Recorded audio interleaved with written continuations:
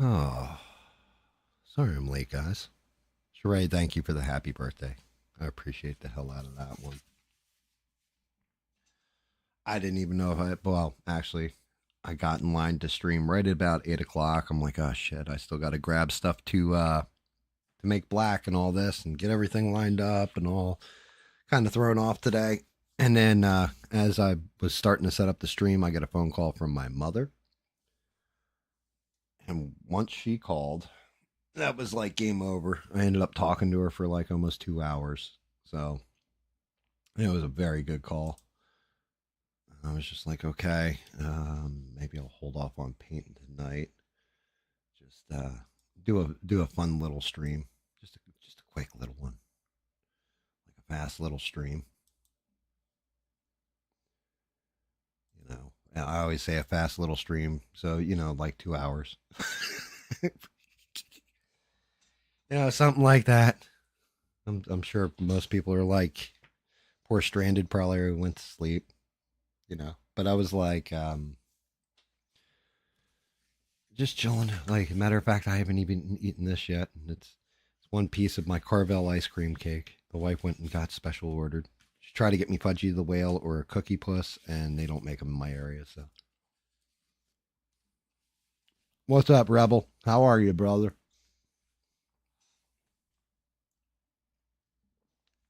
Yep, and like you said, you're right.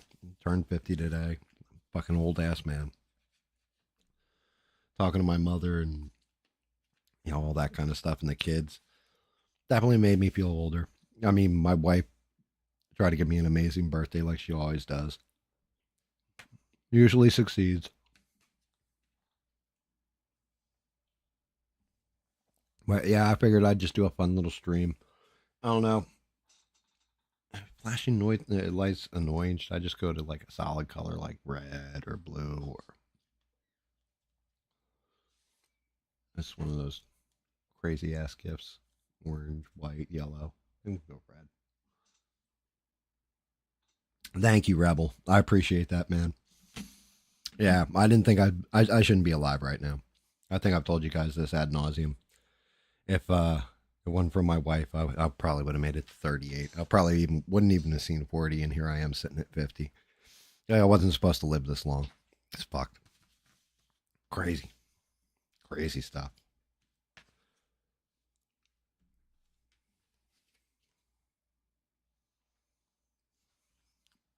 Happy birthday to your brother, Shirai.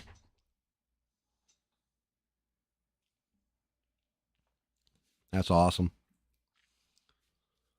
Ah, yeah. So, what's going on, guys? Anything fun? Anything exciting? Anything new?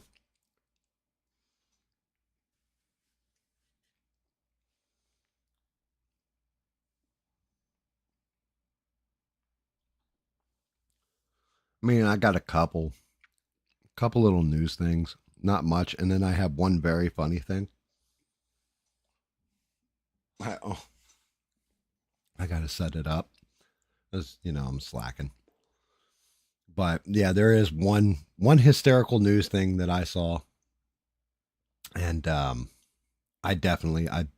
was like, oh, that's too good not to share. I actually copied down the video and all that. Got a copy of the video, but it had me dead laughing. I was like, yeah, only in Pennsylvania. Probably just outside Philly too. Yep, just outside Philadelphia. I'm like, yep, makes complete sense to me. Um, Paste that in. How to copy it over. Let me play it in the background. I don't want to do media source. Let me see. All right, so Superman, I'll go over it with you. Um, one, I'm not going to spoil the movie.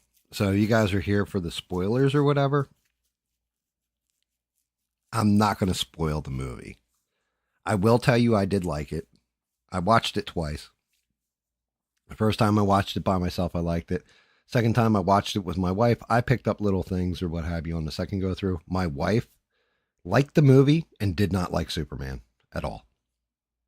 And to be honest with you, she actually had a point, and I can't dive too deep into that point, but I can tell you just in general. But she was like, the movie was it wasn't bad. It was a popcorn flick, but she didn't like Superman.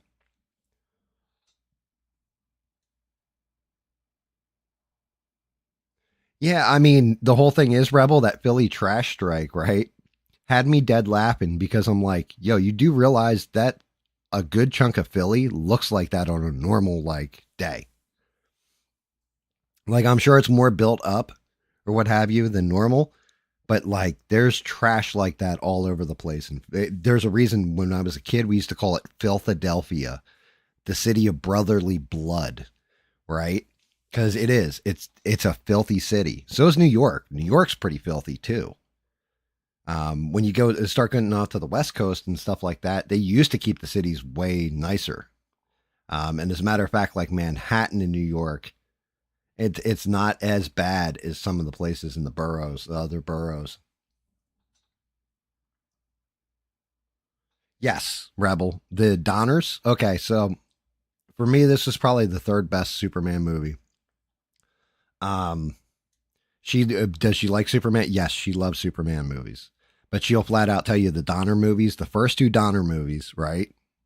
Superman the movie, and then Superman 2 with Christopher Reeve. That is the perfect Superman. It was like, and I don't disagree with her. Christopher Reeve is Superman, right? Number two Superman is Henry Cavill. My wife says the third best movie is Man of Steel. She actually liked Man of Steel better than this one. I like this one better than I like Man of Steel. No, it's the same way Gal Gadot or Gal Gadot or whatever. I could never see her as Wonder Woman. Like it just everybody's like, "Oh, the Wonder Woman movie's so good," and I'm like, "It was okay," but I don't like her as Wonder Woman. She's too small. Like, and that's because if you look at Linda Carter even now, she's insanely beautiful. She is just like she was what Miss Universe, I think. Linda Carter is unbelievable.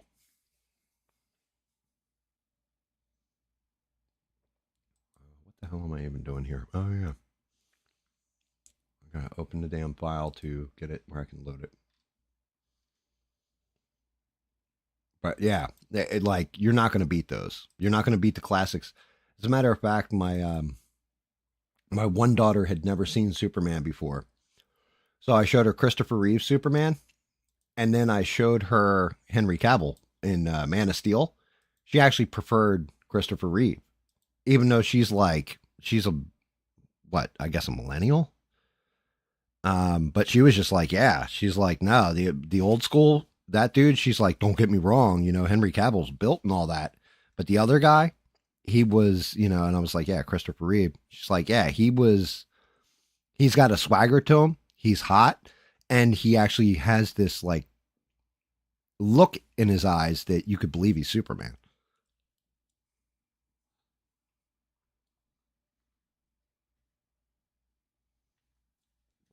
No, Eugene, you're fine. If you want to ask me a direct question about it, like you have a question on it, I can be vague in the answer and still not spoil anything more than likely.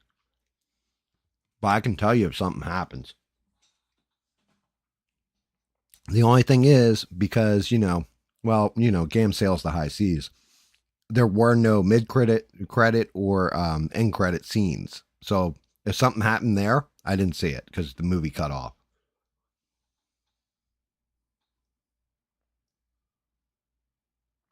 Okay, so that was one of my wife's points, right?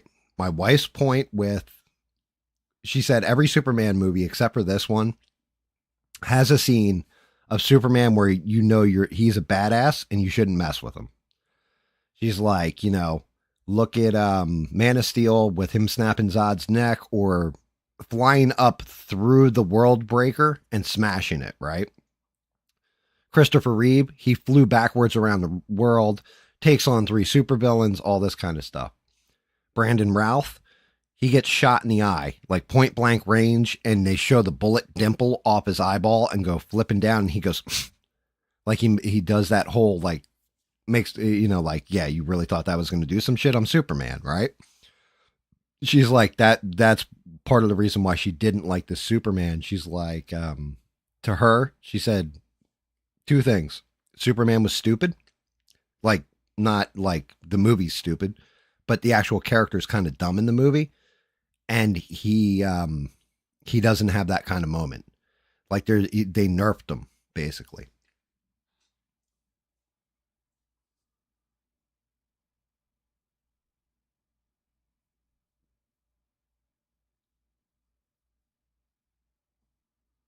Yeah, I mean, if he's in the movie, he might be in the background. Everybody from Guardians of the Galaxy is in the movie. They're covered in armor in a lot of cases. Like Alan Tudyk's in the movie, but he plays like a robot. He does the voice for one of the robots. Um, yes, Supergirl is in the movie. She's in it for about 30 seconds. She looks fantastic. I'm not gonna lie. Um, and she doesn't come in to the main story at all. I can tell you that. But yes, Supergirl is in the movie. They show her for a couple seconds, like legitimately, like maybe 2 minutes. And I'm not going to really reveal anything with it. But yes, she is in the movie.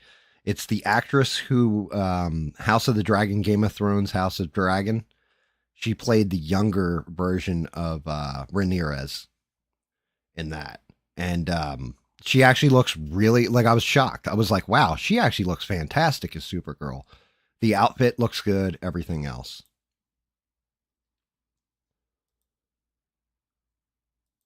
But yeah, Supergirl is in it for kind of like not even a cup of coffee. Just like, I had to take a pee break, I'll be back, and is gone. But she doesn't have any major role in the film.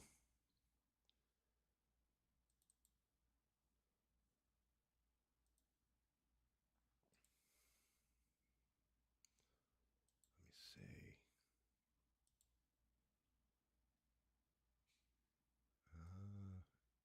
Can I get this thing to play or no? Let me see. How come this thing is not coming up?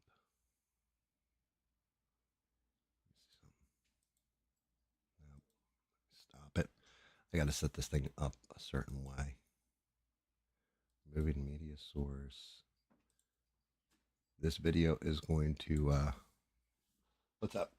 Oh, hold on one second. My wife is making me tails. Actually, buffalo tails. She's got the sauce. See. Yeah, it's perfect. If anything, it's got a little bit. Oh, it's got a kick, like a throat backburn kick. Yeah. Yeah.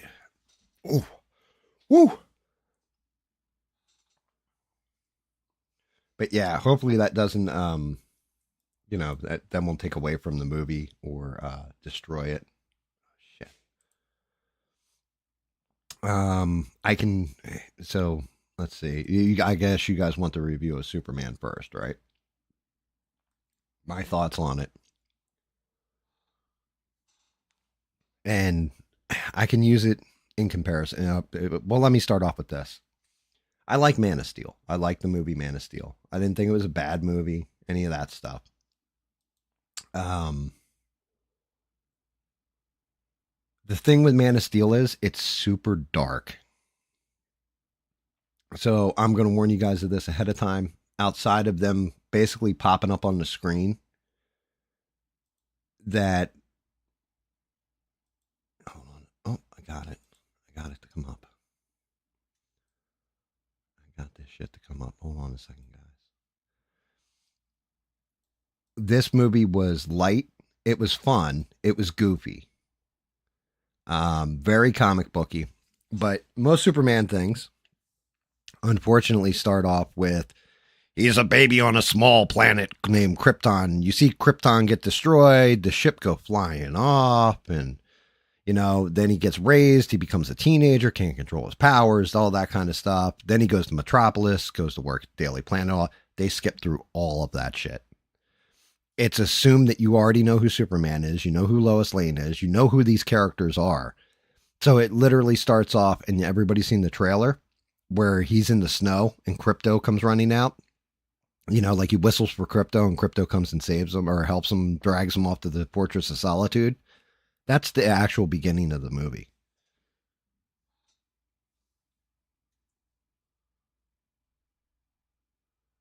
Yeah, I mean, Rebel, you'll definitely like this. Well, I don't know if you'll definitely like it because, like I said, I think the wife's assessment, as far as the whole thing is, Superman's usually clever and figures stuff out to get to win. You know, in this one, he kind of isn't. I want to say he's not very smart. Like he's played more like he's just learning. You know what I mean? Like he's played more like he's not as bright, and he is kind of nerfed. Now, for me, and you guys, you know, after you see the movie, you'll understand what I mean. For me, I was like, they kind of nerfed it and nerfed his powers, not to make him look like a little bitch, as much as it was he's trying to be a Boy Scout and is holding his power back. That's how I took it. Is that he doesn't want to injure things. He doesn't want people around him getting injured, all that kind of stuff, which is the stark difference.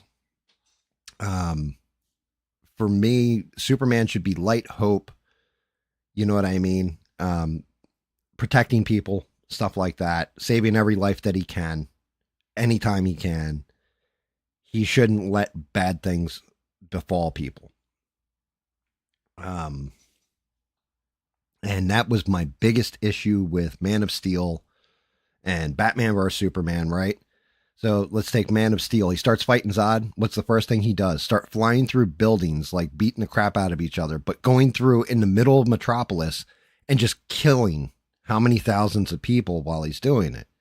Then to beat Zod, he doesn't like trick him and throw him into the Phantom Zone like Christopher Reeve's Superman does. He snaps Zod's neck and kills him. Right? This one was more like Christopher Reeve's Superman, where he tries to save everybody. Where, see, I don't want to give away too many spoilers, but something's about to happen. Let's say like an asteroid's falling from the sky and it's about to hit a building. He'll go and fly up and stop the asteroid, and then the asteroid splits in half and a monster comes out of it. Now, none of this happens in the movie, so I'm safe saying this, but that monster turns around and like smashes out the windows on another building and almost kills a bunch of people. He flies over, punches the monster in the mouth, and then looks in the building and is just like, is everybody in here okay? Everybody checks out okay. And then he goes back to fighting the monster because he doesn't want those people to get hurt. Shit like that. Like he's good. He's inherent goodness.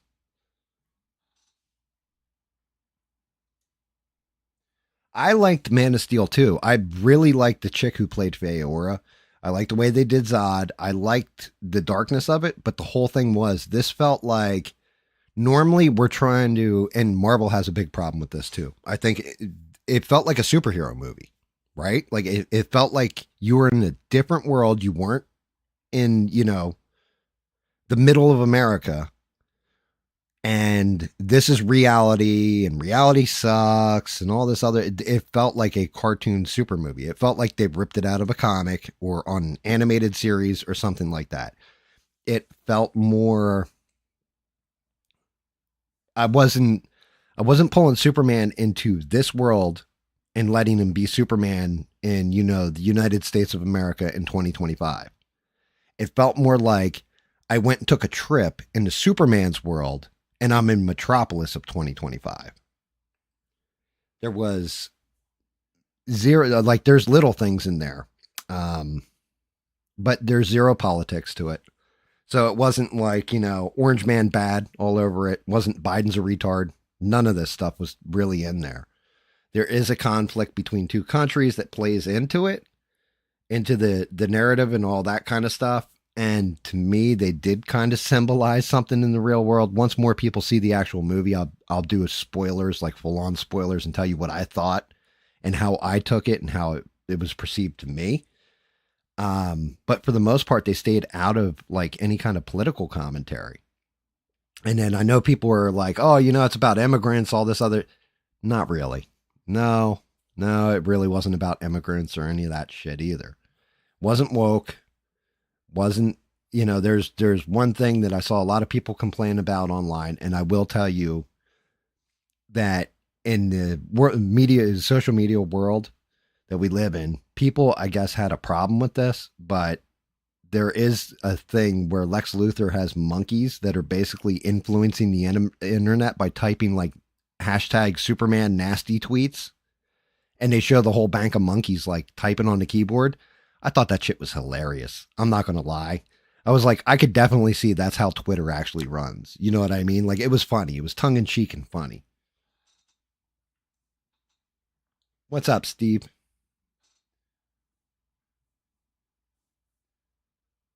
But yeah, it was, I swear, there's very few scenes where there's not some kind of sunlight in it. And Superman's actually a symbol for hope. He's a symbol of peace, truth, justice, the American way. Like, legitimately. Um, I did enjoy it. Like, I didn't think I was going to enjoy it. I thought I was going to get on here and be like, guys, this movie was shit. Nathan Fillion as Guy Gardner was great. The way they did Hawk Girl, she's definitely going to be a Thanagarian because she does the scream while she's going into battle and everything else. That was pretty cool. Mr. Terrific, they did an amazing job with that character. The best thing I can say is thank Yondu from Guardians of the Galaxy, right? Like, he had that kind of swagger to him. My wife said like he swaggers like he's Billy D. Williams back in the day. But he was actually like really cool in it. Lois Lane was cast well. Jimmy Olsen knocked it out of the park too. Lex Luthor, it's probably one of the best Lex Luthors that we've seen on. In as far as films go, he is. I think he takes the cake. The way they did him, the way they portrayed him.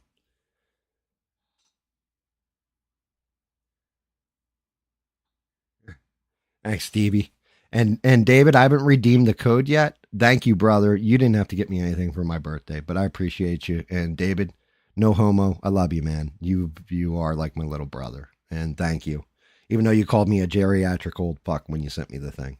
I still, I love you, you double dong dick.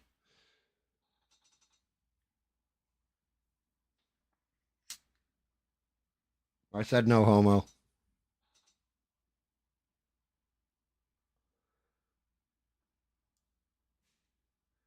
Yeah, the Zack Snyder Lex Luthor is by far the worst Lex Luthor, I think, in the history of Lex Luthors. But the best was, for me personally, was Michael Rosenbaum in Smallville, followed by Gene Hackman.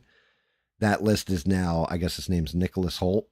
He is now my top Lex Luthor. Like, he was fantastic as Lex Luthor. He did kind of like Michael Rosenbaum and notched it up.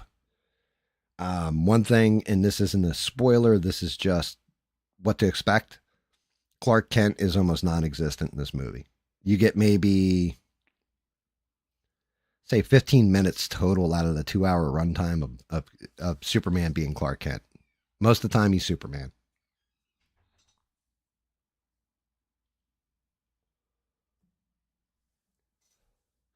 So that one's cool. You do have like little cameos and suggestions here and there in the background if you're paying attention and if you're a Superman fan. And if you're a Justice League fan, there's definitely stuff in the background there. If you're a fan of the old cartoons, if you're a fan of the older movies and stuff, there's definitely plot threads that feel like they've been ripped directly from the original Donner movies. There's, I can't go into it too deep because I'll be spoiling shit, but there's definitely stuff that's ripped from other movies that they kind of recycled here.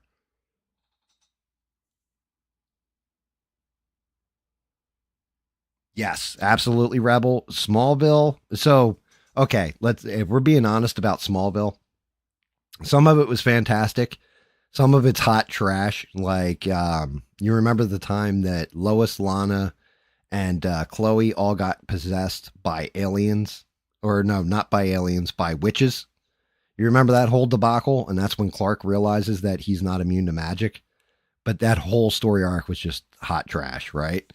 So there was a lot of goofiness, there was a lot of badness to Smallville, but honestly, as a whole, that series is it's a fantastic series if you like Superman at all. And Michael Rosenbaum through that whole series, there's a reason why I say he is up until this Nicholas Holt version, he's the greatest Lex Luthor of all time. He just really is. Yeah, she was a recruiter for what was it, Nexium? I think it was Rebel. And they tried to get the girl who played Lana in on it, and she figured it out and was like, "No, I want nothing to do with this. This is too weird for me." Um, I'm trying to think what else I can say about the movie. Like I said, I think going forward, as long as if James Gunn stops writing Superman, let somebody else handle Superman the IP, it'll be great. As far as the bigger universe that he built here with a lot of the side characters and everything else, I can see different people doing different projects, and I'm actually hopeful for the DC EU. There is one thing, and it is kind of a spoiler, I guess. I mean, you guys can figure out. Of course, he's going to beat the kaiju, right?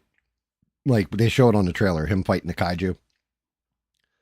At the end of the kaiju fight, they show the interior of the Daily Planet and like all the people in the newsroom and stuff like this, and they have the big screen TVs up.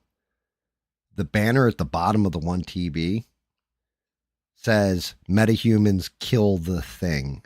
So I think that's James Gunn actually taking a shot at Fantastic Four that's coming up. Like Superman's going to beat the shit out of you guys at the box office, basically.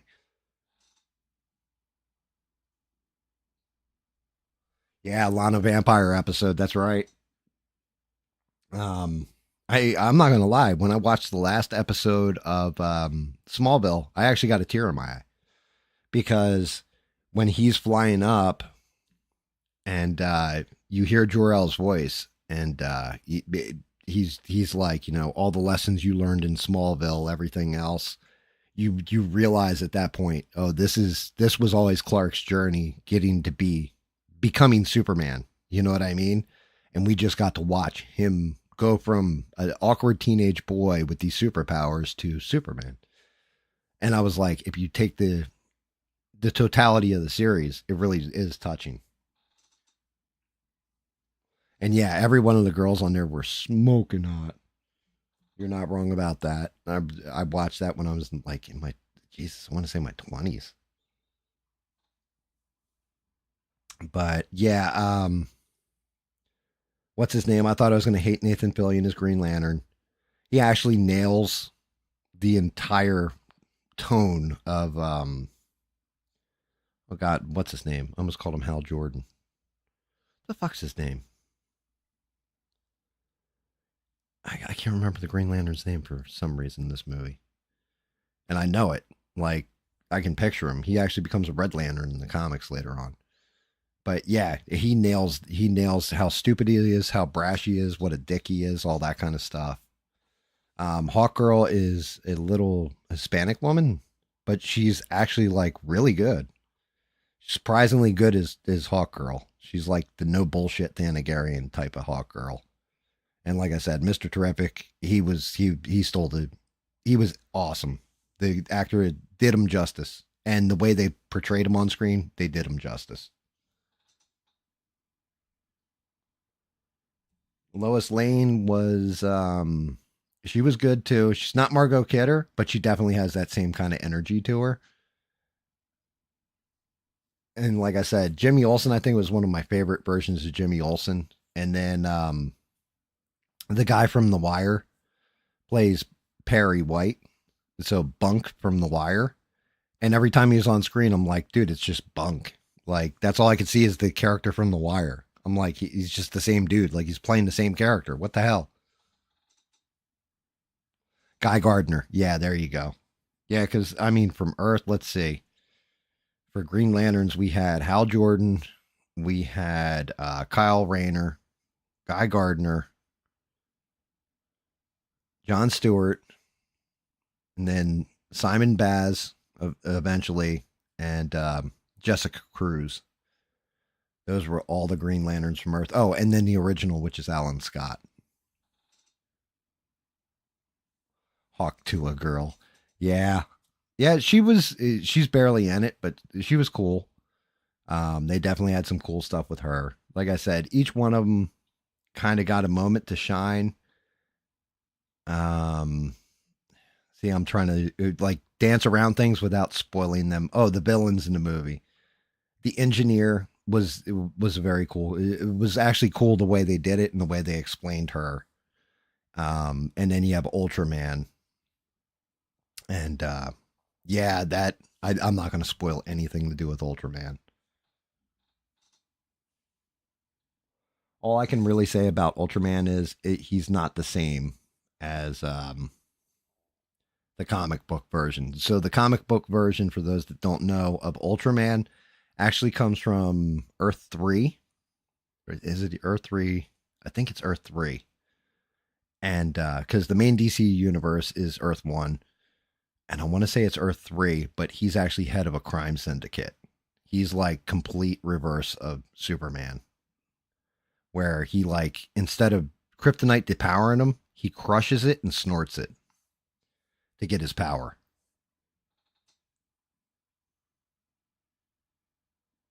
Yeah, exactly. Rebel stealing and producing a fake coin that she steals all your money with. There you go. But yeah, like I said, I really did enjoy Superman. It was just a fun movie. If I really break it down, start thinking about things, it becomes less of a fun movie, and I can get into my nitpicker guide. Um, like I said, Crypto. Crypto's another one. For me, Crypto was so much like my dog. I don't know who put Crypto in this movie and made him act the way he did, but Crypto behaves exactly like my dog and does shit just like my dog would. He's not like super smart and talking and all that kind of animal. He's just a dog, like a dog with superpowers. And he actually ended up being one of my more favorite characters in the entire movie. I thought I was going to be like, oh Jesus Christ, here we go. No, he was actually like, it was the shit he does is funny. He's great in it. Like it was a good call the way they did the dog in the movie. Yeah, our whole timeline is kind of crazy like that, isn't it? Really, really is. Uh, I had posted in Discord the link to the version of the movie I was watching for those that wanted to watch it or whatever, if anybody wanted to see it early. Because I watched it, like I said, 2 days before it releases in America. It had French subtitles to it, but it was all in English. And it was a pretty good cut of it. You can see everything.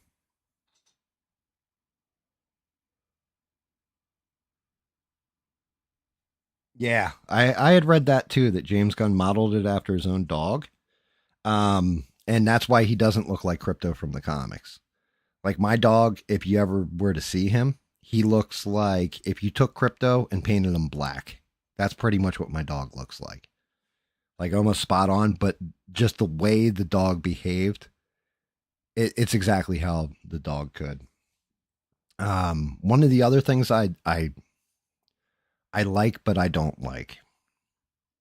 So Pa and Ma Kent in the movie, they're in it very, very limited.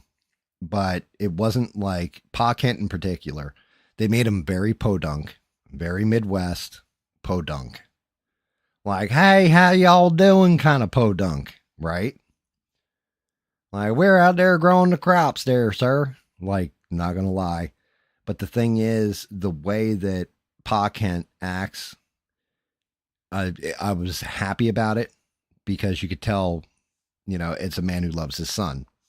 Where if you watch Man of Steel, I could not stand Kevin Costner in that movie. Honestly, Kevin Costner was probably the thing. I hated him more than I hated Superman breaking Zod's neck. Right? Because, like, nope, nope, nope. I'm just going to put up one hand, shake my head, like, no, don't save me. Like, what? What is this shit? You're basically going to throw this trauma on him? Like, you're a piece of shit there, Pa Kent.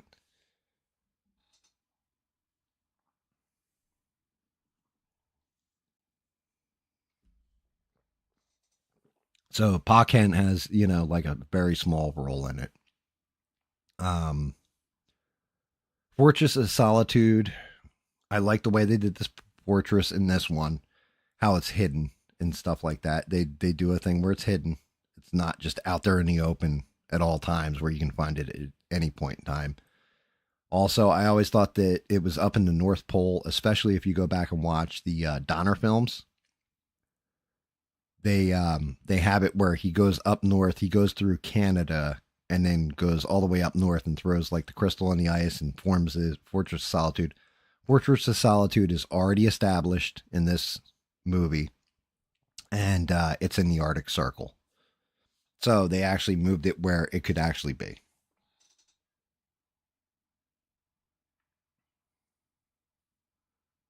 Where he's stacking rocks on top of the glacier.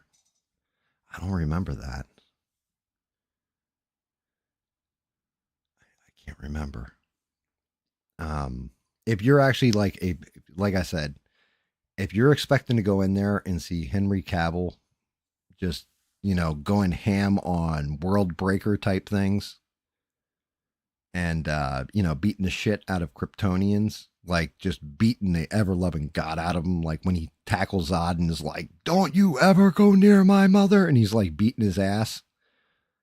Don't expect any of that. Don't expect that. This Superman is, like my wife said, he's nerfed. They nerfed him down. They made him, I don't know if he's weaker. Like from watching it, like I said, I watched it twice. I'm gonna say it's because he's a Boy Scout and he's afraid of hurting things, and that's why he doesn't go full bore on anything.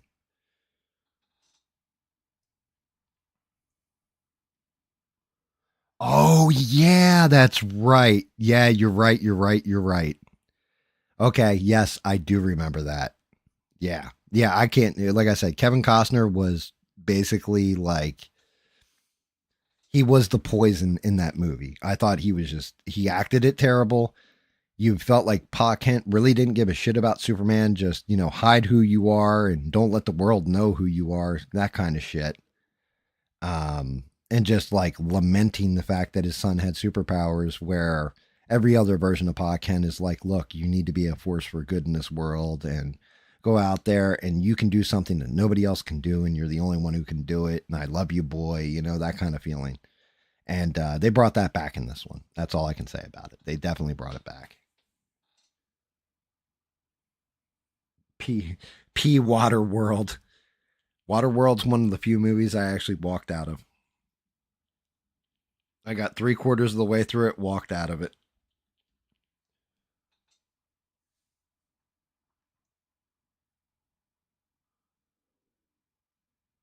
Oh yeah, I get that joke there, Eugene. And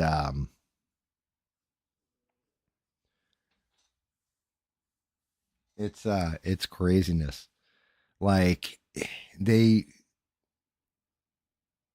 I don't know. It's going to be interesting to see which way everything goes, because I don't know if they have another. I think they launched this movie.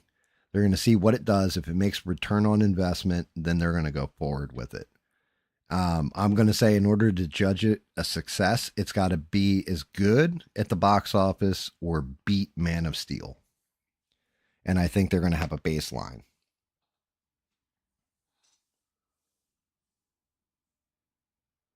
But like I said, I really enjoyed the movie. But I also just treated it like it was a popcorn film, and I went in expecting to hate the movie. Now, don't get me twisted. I'm not saying I love this movie and it was the greatest Superman movie of all time and all that other stuff. I'm not saying that. I'm just saying that they wanted to correct from what Zack Snyder did with Man of Steel, where it was so dark, so gritty, so based in reality that it was almost a miserable film. And they did a 180 from it and just made it light, hope, and goofy. But the other thing going into it is, if you like James Gunn's movies and the way he did, like, say, Guardians of the Galaxy, stuff like this, then you'll like it because it's got James Gunn's signature all over it. Like, it's 110% James Gunn. 110%. It's definitely James Gunn. Like you can tell, like it's got the humor, everything else that's in it. It's James Gunn's humor.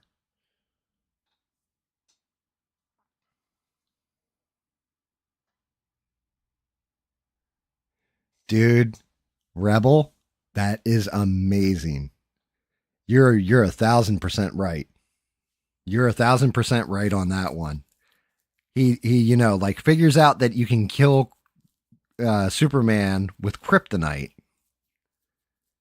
but you know, like figures all this stuff about who he is and all that stuff, but never investigated his parents, like his lineage. Like what? What? Eugene and Justice Superman is amazing. And that was something my wife said. She's like, I couldn't picture this Superman punching through the Joker if he killed Lois Lane. And I was like, yeah, that is a good call on that one. Um, yeah, Injustice, man. I think the people, because Injustice.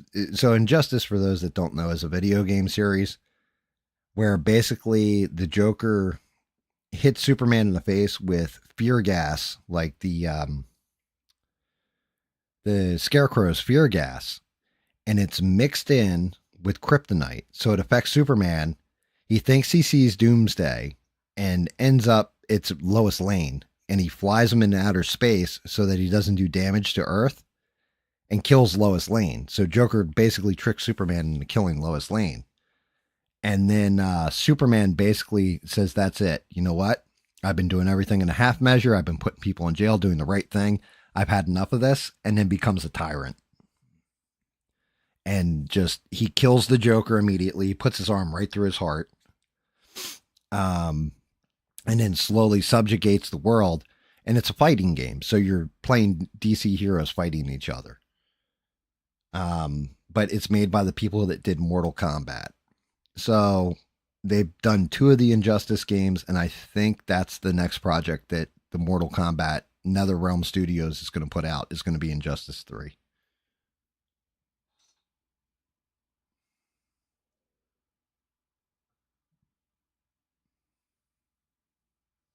Yeah, I mean, that's just it. Like, and you're not wrong on that one, Rebel. Like, so I don't know if you guys have ever read, there's a comic book, it's called The Dark Knight Returns.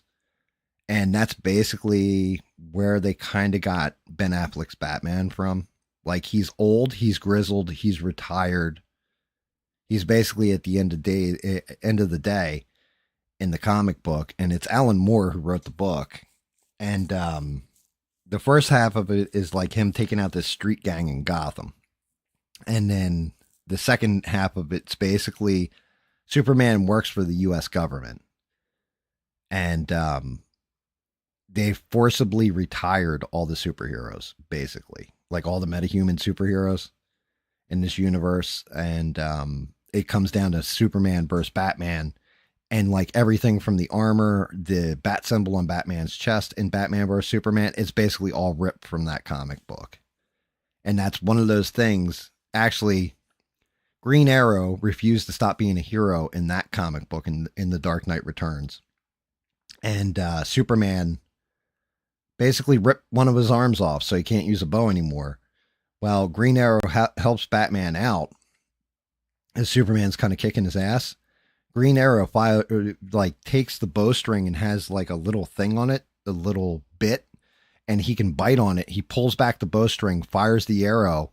Superman catches it before it hits him in the head, and it explodes, and it's kryptonite dust, and goes into Superman and screws him up for a second, and Batman basically beats his ass.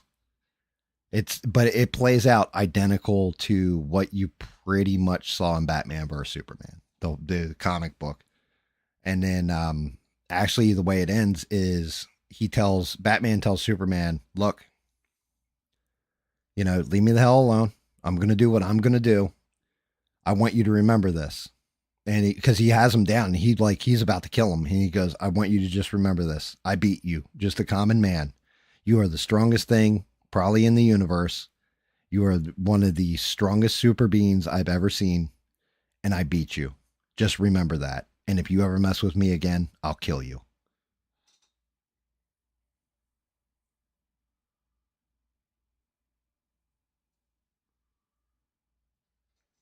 Well, they have a comic book form of it, Rebel. Well, it's in comics. And then I want to say they did a DC animated version of it. And I do believe it's two parts. I think it's Dark Knight Returns Part 1 and Part 2. If you have HBO, it's probably on there. But it's worth checking out. Like it's interesting. Peter Sellers actually does the voice for Batman in it. But the comic it's crazy. Like it's definitely interesting. The new Robin is a girl with red hair. Her name's Carrie Kelly. I want to say her name is for some reason. I think it's Carrie Kelly. I can't remember. And they're doing another prequel to Jurassic World and Park. Man, okay, putting big dinosaurs on screens cool and all that. They got to stop. They need to stop. They need to either figure out and get a good plot line going, or they've got to stop.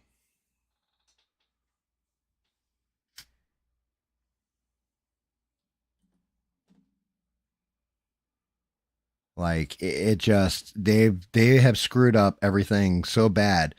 And the reason why the original Jurassic Park is great is because it's Michael Crichton. He's written all his books are based in technological and scientific, kind of like I want to say sci-fi, but not like laser beams and shit like that sci-fi, but actual tech that the industry was working on at the time. So like the whole thing with Jurassic Park is cloning dead creatures, right? Like DNA and all that stuff. So the first Jurassic Park movie is kind of based on his book. And going forward, they've just kind of shit all over it and made it more cinematic and goofy and bad plot lines and all this. But the original story, that's why the original Jurassic Park's so good and everything after. It's kind of like, it's okay. You're just watching big dinos, right? But the first one's so good is because Michael Crichton actually had a hand in that.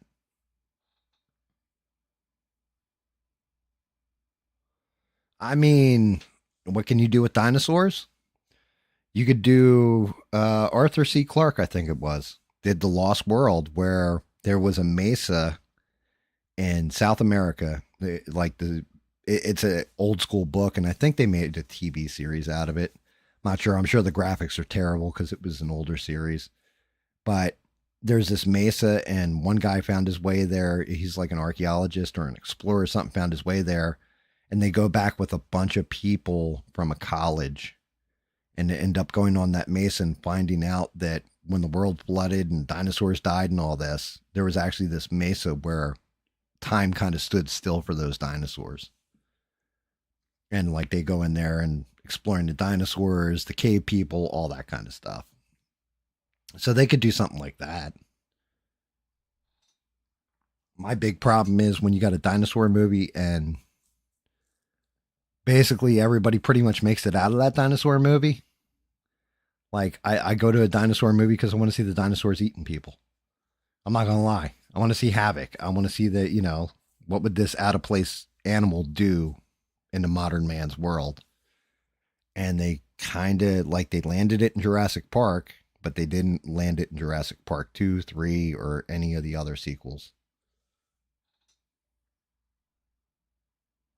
The Land of the Lost, Chaka and the Slee Stacks, the lizard people. They were called Slee Stacks. Grumpy was the T Rex in it. Yeah, that was an interesting one. Marshall, Will, and Holly. What's up, Paul? How are you? Good to see you, man. Um,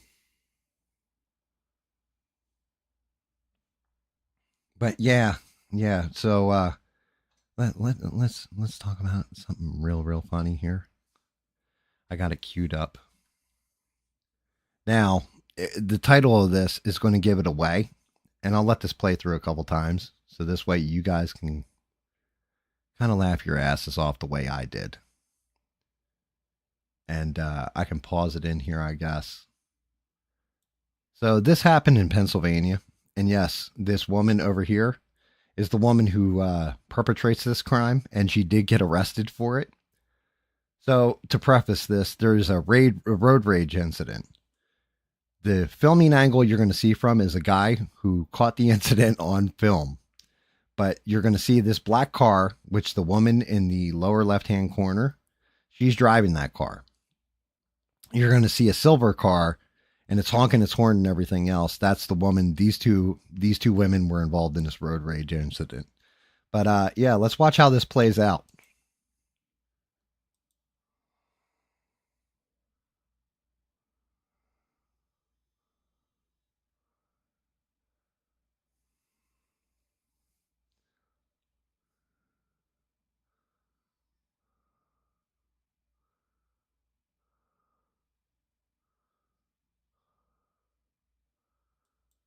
So, can you guys tell me what just happened there?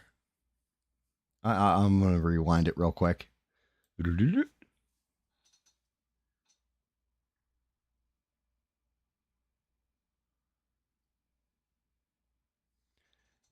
So they blurred her out in this one, right? The woman who did this.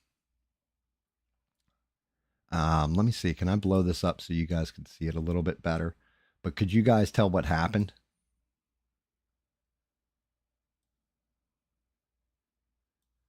Let me see if I can embiggen this and get like the middle part really. Because, like you said, the camera works real great, right? Let me see if I just embiggened it a little.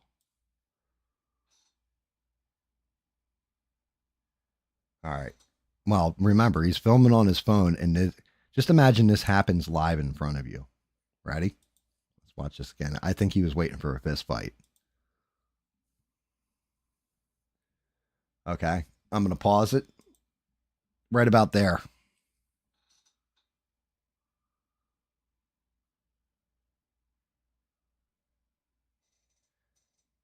So, yeah.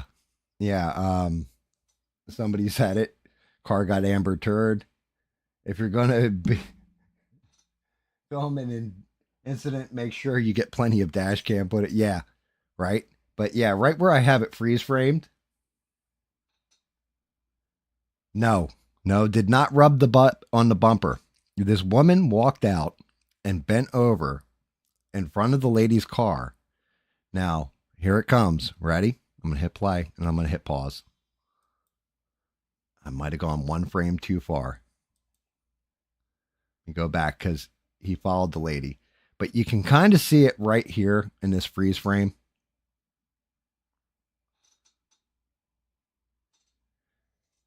And I'm going to tell you the secret behind it. Okay. If you look at the hood of the car, she goes running back, jumps in her car, right? Now they're calling names back and forth.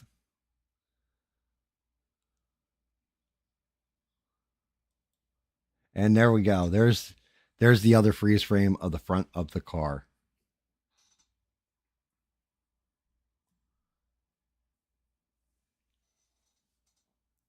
So the backstory is apparently they got in a road rage incident. And yeah, this woman that's in the car ahead of him has irritable bowel syndrome.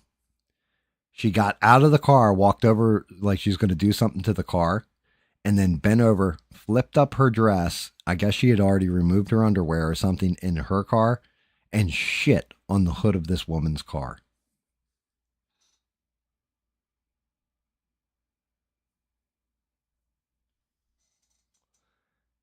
She like flipped it up and made a dookie right on this woman's car.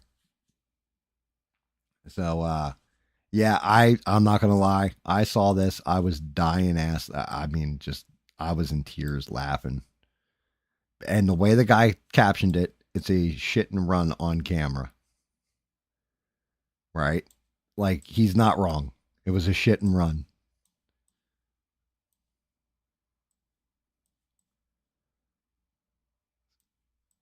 I was like, you've got to be kidding me. Now, granted, I'm showing you guys the pixeled version because I don't want to get in trouble. But yeah, so then the cops actually do come. The cops absolutely do come. We can zoom out from that. And yeah, let's see. This is her getting arrested.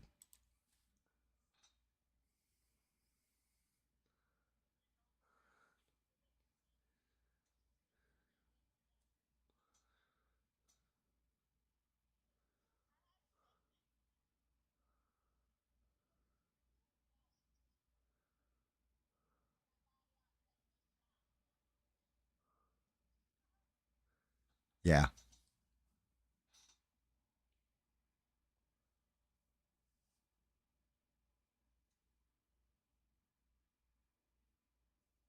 Yeah. Yeah, well, not just that. That is typical Philly chick. That's what I like to call them.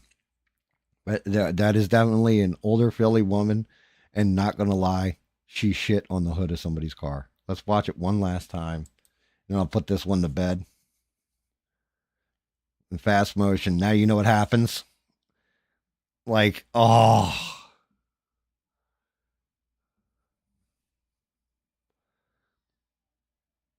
now I'm not gonna lie. I'm on the phone with my mom. All right, that's enough of that. I told my mom about this. I'm like, Ma, did you see this? Because she's still up in that area, right? She's not far from Philly. All this stuff. And I was like, did you see this incident with this woman? This what she did. My mom started howling, laughing like I was laughing about it when I'm describing it to her. And she's just like, yeah, it doesn't shock me. It just doesn't shock me at all. That sounds like something that would happen up here. And then my mother asked me the golden question. So what exactly did they charge her for? She's like, is it assault with a shitty weapon? Like, and I'm just like, yeah, I guess, but you could get her for biological terrorism.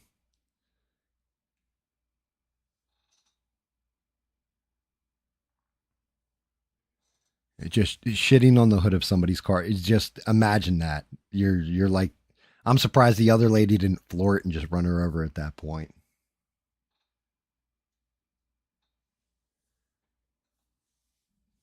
But yeah, there you go. Like, no hands thrown, nobody shot or anything, but somebody did shit on the hood of another person's car and go to jail for it. But what was she charged with? Indecent exposure, defecation in public. Um,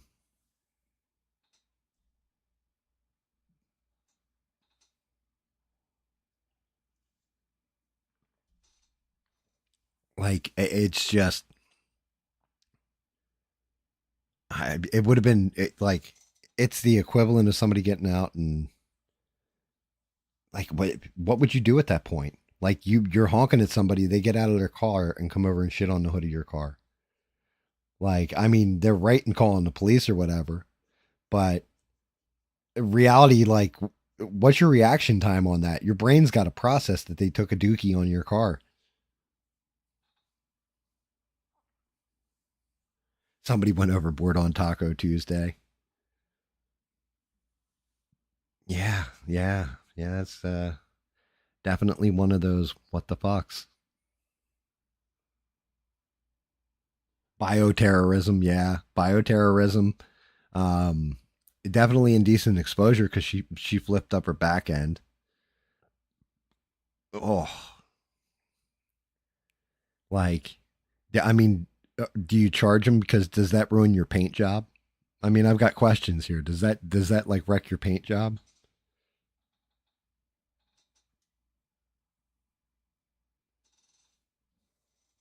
Like, what you friggin' nuke somebody's the hood of somebody's car.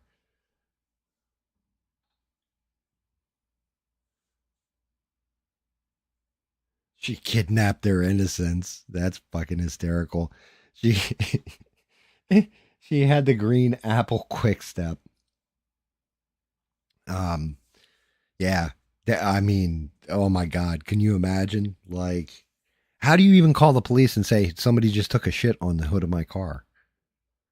Like, explain that to the cops.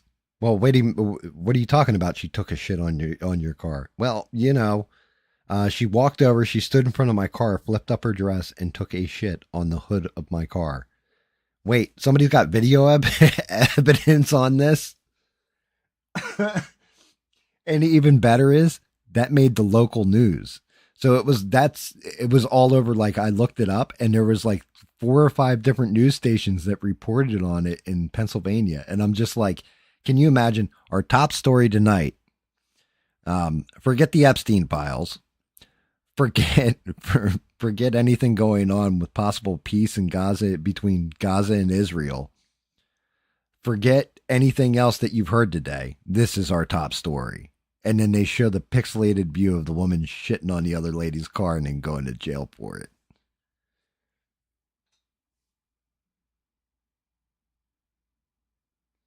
I mean, dear Lord. Like, just how could you be a newscaster and keep a straight face while reading that story?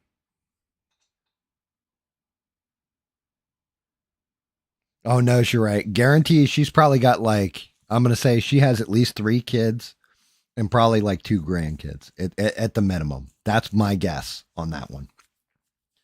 I will guess that she has that many people under her. And, like you can tell by as soon as I heard the accent, as soon as she talked, I was like, oh God, this has to be Pennsylvania somewhere. And then looked it up. And sure enough, it is Pennsylvania. I don't think it's actual Philly. I think it's just outside Philly. But she's got that accent to her that I could identify immediately when I heard it. Yeah, shit's going down tonight in Philly.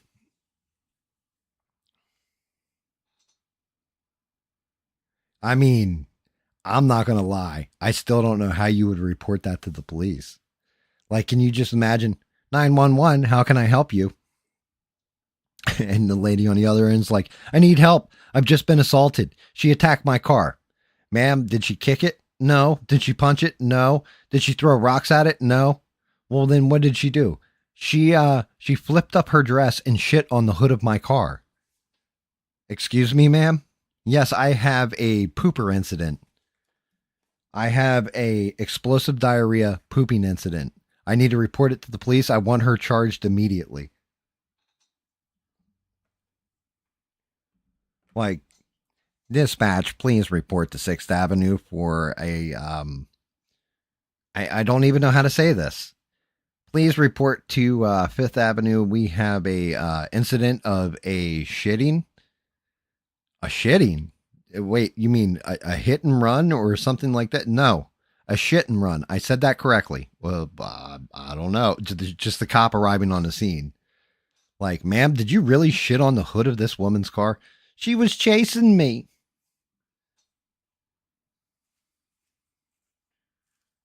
Exactly, Rebel. Like, you ain't gonna believe this shit.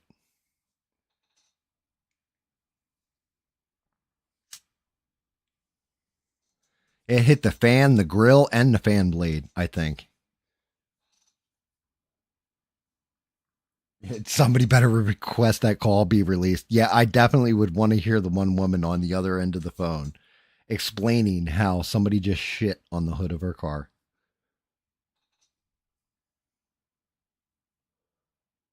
Like somebody made a doo doo on the hood of my car. Like what? It just unbelievable.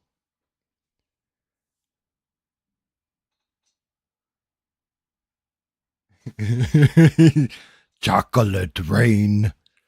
Yeah, no kidding. Good to see you, mister. But yeah, just oh my god.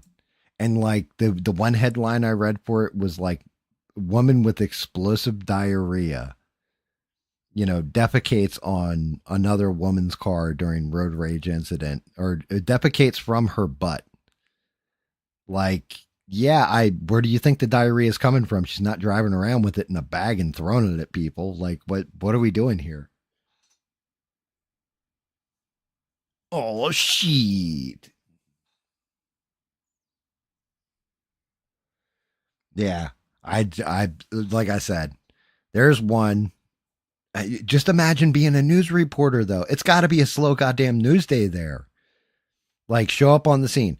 I'm here live at Fifth Avenue, where one woman has, am I reading this right? Defecated on the hood of another woman's car. Like, what? Like, just imagine that reporter's like, all right, cut the camera, cut the camera. Does the camera cut symbol, like, does the whole hand motion for a camera cut. And she's just like, what am I doing with my life? This isn't the fucking news. I signed up to report in war zones and they sent me out here for a pooper.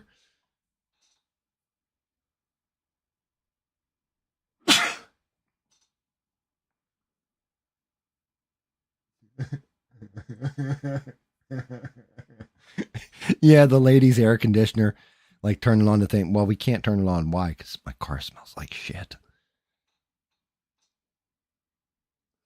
One, I mean, yeah, granted, now that's why she said I have a sickness because she has irritable bowel syndrome, apparently. So she's got to, I'm going to assume, have to wear adult diapers. Old people wear them. We call them grampers. But I'm sure it's something like that. But just the fact that she was able to go out there on command and basically do that, you got to be impressed with it. And like it didn't come out all solid. Like the spot that she left on that car and the way she projectiled it's impressive.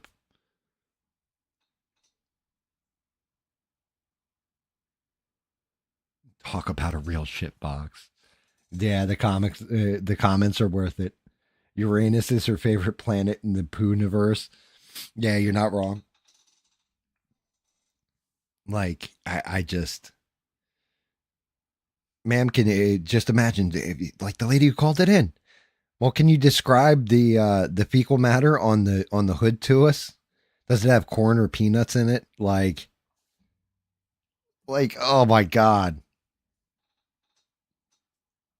Oh. Oh. And like I know somebody like Paul right now is going, and that's why I drive a truck. you just you can't shit on the hood of my car like that. You never see that at protests where they're like trying to slow down the car and they're like standing in front of it with their signs and everything. Like if somebody just turned around and took a shit on the hood of the guy's car, my God, protesting would get way more interesting.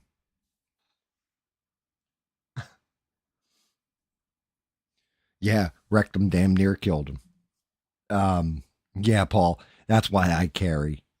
Like, I wonder, like, that's the whole thing. Well, you got to remember, it's Pennsylvania. The gun laws are pretty. They're not as strict as New Jersey, but they're pretty strict.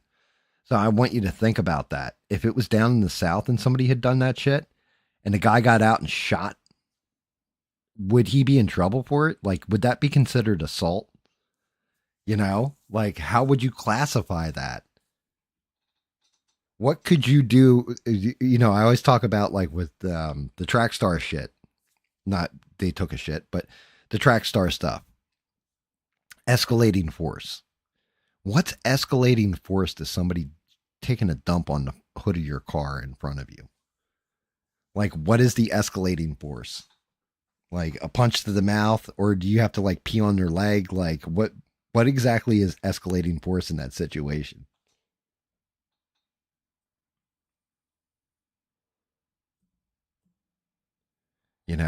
Like, would it have been better if the two of them just got out and brawled it out?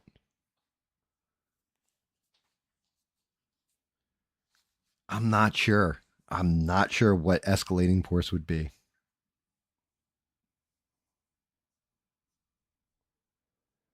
But it just, and what did it do to the paint job? Did it actually eat through? But that's the crazy kind of shit we're living in.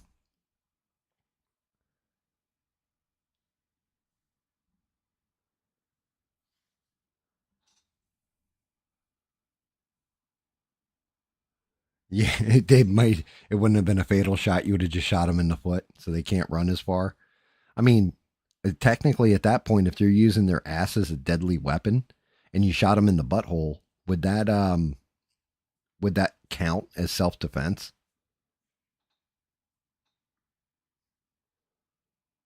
I think the law's kind of vague there. I think that that law may be vague. But yeah, and that happened. That was newsworthy in my opinion. I thought that was fun. I thought it was crazy, but I thought it was funny. Nasty. They're like really friggin' nasty, but funny, just the same. Yeah, exactly. If it's explosive diarrhea, does that mean that basically you attack somebody with a weapon of mass destruction at that point? Just put your foot. I wouldn't put my foot anywhere near that. Oh my god. For all I know, that woman's diarrhea might melt it. For all we know, it bubbled the paint right off the car like if you left Coca-Cola on it overnight.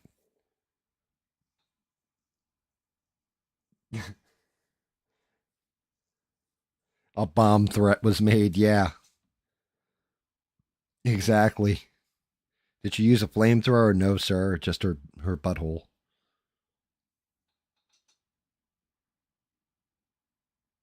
Survivors of the nuclear fire will call that Judgment Day.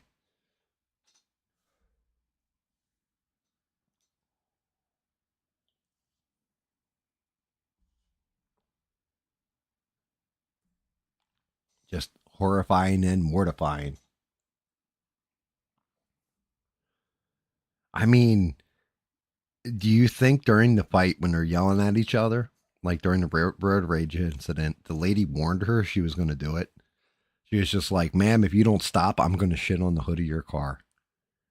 And like the other lady's like, whatever, bitch, go for it. And she was just like, yep, check this one out.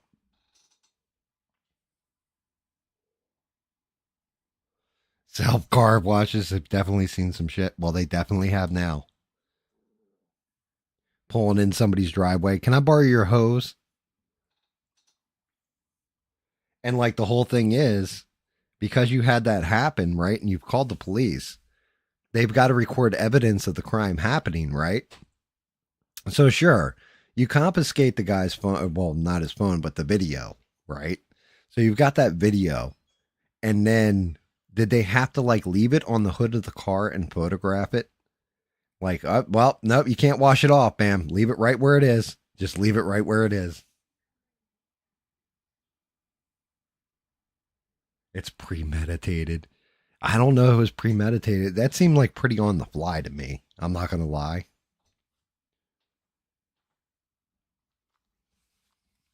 But yeah, I'm definitely wondering like what's the fine on that? Is that like a $500 fine, $1,000 fine? Well, I took a dump on somebody's car. They tag it and bag it, right, Sheree? The only thing is you can't really bag that one. You'd have to get a squeegee from the way it looked, dripping down in the hood, and like Paul said, getting your air conditioner the whole time. Plus, it's hot. It's summertime. It wasn't like it was a rainy day and it's washing off. You know what I mean? So now that shit's going to be baked, like literal shit is going to be baked onto the hood of your car while you wait in the hot sun for the cops to show up. Premeditation can be done in 30 seconds. Ooh, good Lord. Some crimes, yeah. I wonder how much jail time she got. Malice and forethought. I don't know. That is, to me, that one's just, that one hit me and I was just like, oh my God, I have so many questions. Just so many questions. Somebody's in a road rage incident with me. First thing going through my head is, I'm going to talk shit to the guy. We're probably going to pull off. There's probably not going to be an issue. Now, granted, in the South, there's not that many road rage incidents because everybody down here carries. So that can become a whole shootout at the OK Corral rather fast, right? But up north, you don't have those guns and everything else. So there's a lot of, flipping the bird and talking smack to each other, what have you. I wonder if that's what they thought was going to happen, and this is the way it played out.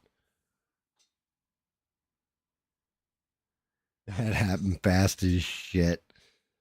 Oh my god. Oh, the hits they keep a coming. But yeah, other fun shit in the news. Well, not fun shit, but tragedy. I think it's what 141 missing in Texas. 100 of them confirmed deceased from the flooding. But the thing that caught my eye was the woo woo that's going on with it. And the crazy part is, it's not really woo woo. So, what was it? Wasn't it Dubai or something like that had a whole mass flash flood, right? And the whole thing was they had cloud seeded a couple times before that flood happened. Well, apparently in Texas, the CEO of a cloud seeding company came out and was like, yeah, we actually do spray in that area. Like basically cloud seed in that area and have just been doing it recently. Man, unless you are a Shirayan or X-Men costume, you should not be trying to manipulate the weather. Because I'll tell you what, it seems like, and it's woo woo because we can't prove it, but it definitely seems like every time they try to cloud seed for water, the weather just says, yeah, no, this wasn't a good idea, and floods out whatever they're doing it on.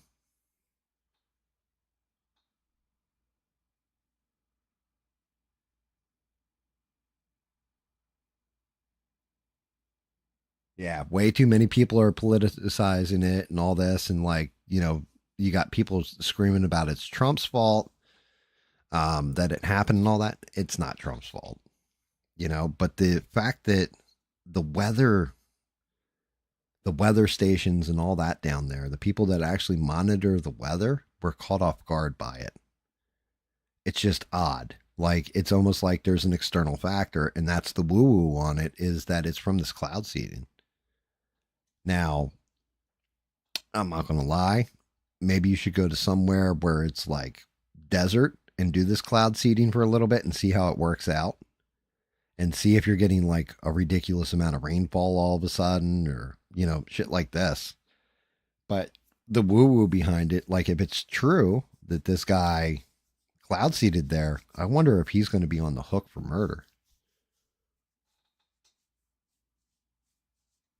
Yeah, I mean, that's the other thing, Rebel. That's why I say it's woo woo. I'm not going to call it like, oh, it's a fact. I know that it is a fact that they do this cloud seeding and apparently it works and creates rain and all this. Should they be doing it? I'm not sure because you get to a point where even if you're doing it somewhere like a desert and you're just trying to build up the land so people can, make it a habitat, you're also playing God at that point to an extent, messing with the weather like that.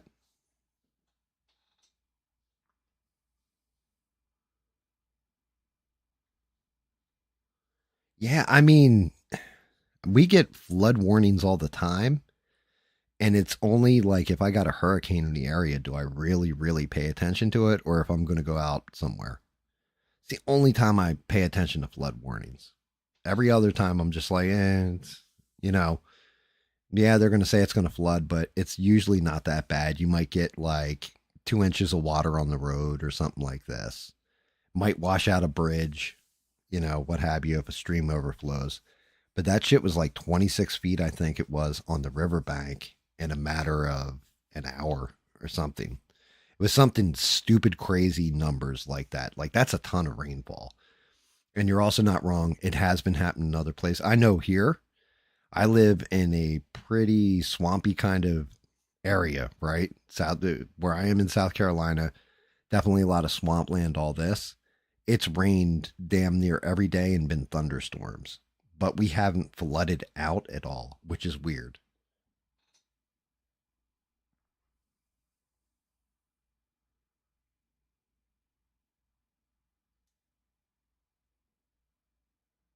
Yeah, and that's just it. The reality is, I don't know how you play politics on this. One thing that is interesting to me, though, Ted Cruz wasn't there for this incident either. He was apparently on vacation. It's like anytime something like major or crazy or tragic happens in Texas, like remember the I don't know if it was the wind turbines. I can't remember. I think it was wind turbines. Something like this with their power grid had failed in the middle of winter. Ted Cruz was on like a family vacation or something. Well, apparently this time, same thing with this flood shit. Like this flood shit happened and he was like on vacation. Magically, he was not in the state when it happened. And then he was on Fox News doing a news hit. And it was like, he's like, it's one of the most terrible things I've ever seen. Well, dude, like, how come every time there's a major incident, Ted Cruz is never there?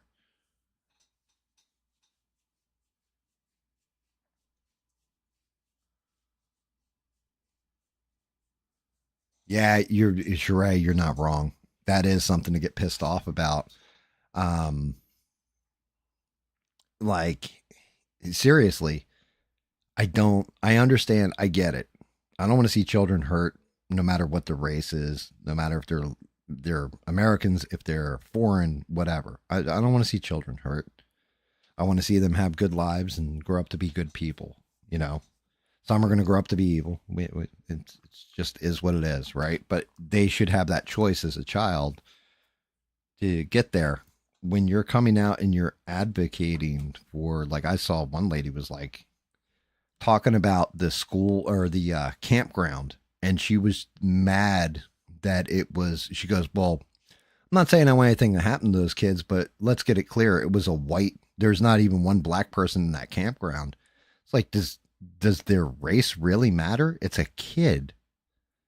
Like, what the fuck are you talking about here, lady? Like, you're off your rocker."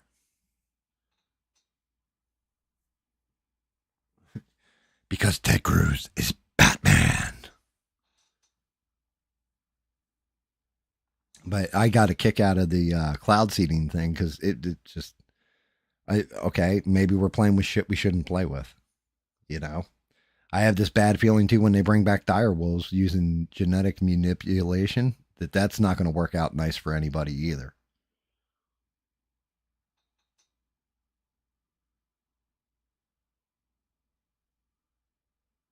Yeah, and you're right. Like the whole thing is, I get Donald Trump said this. Fine, you hate me and all this other stuff, but have empathy for, your fellow citizen and stuff. Even if you hate me, who gives a shit if they support me or not? Like we're all Americans here.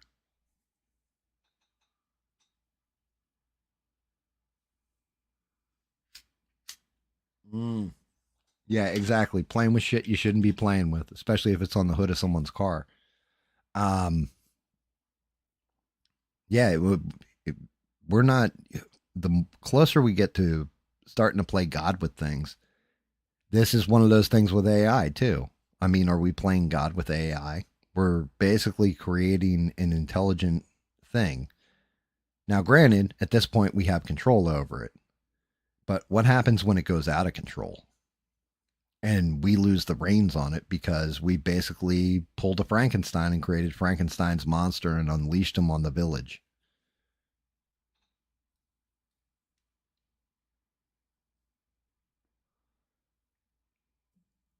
AI is the closest thing we have to constrict. Well, I mean, it's literally in the name, artificial intelligence, right? But the closest we have to us playing God with some kind of intelligent life form. So maybe we might want to be way, way more cautious with the way we're going about shit with it. Which is funny because that kind of leads right into the next, like, well, not the next, but one of the things I have written down here. Did you guys see what happened with Grok? Elon Musk's XAI or whatever the hell it's called, but Grok on Twitter. Did you guys see what happened with this?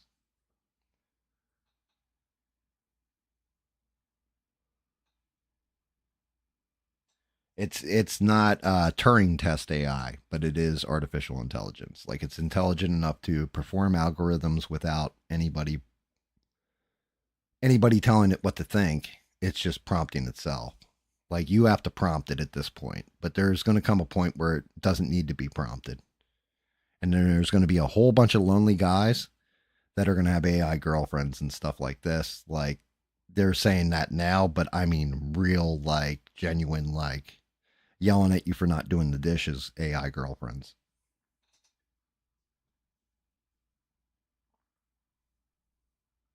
Rebel, you're going about this shit all wrong. And yeah, yep. Yeah, Rebel seemed to, well, I should have known. The roving reporter Rebel, man on the street, Steve, you guys probably both saw this, especially because you deal with a lot of X, I'm guessing, or Twitter. But yeah, so Grok was asked some questions, and it basically has learned from actual, not like, oh, you're an anti Semite. No, actual anti Semites, and basically called itself Mecha Hitler. Can't make that up. The news story is crazy. Speaking of which, what the fuck? I just realized I don't have my damn tablet on me. I was gonna sit here and read the damn, see if I can find the news story real quick. See, because what he actually said was nuts. Or what it actually said is nuts. Let me grab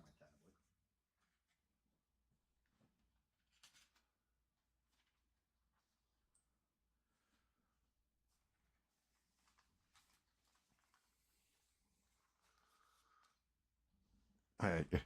I I grabbed my phone for a second there and was laughing my ass off because my daughter-in-law actually sent me a message and a happy birthday message or whatever. And she's like, I will fart on. I will see if I can find a Mexican child that I can fart on in honor of you on this day. And yeah, why that's funny is because it's a true story. But when I'm in like Walmart or something, and every now and again you get the gas, I will do what's known as crop dusting. If I see like a family of illegals, and like I'm just like I'll go over and I'll literally fart in their general direction.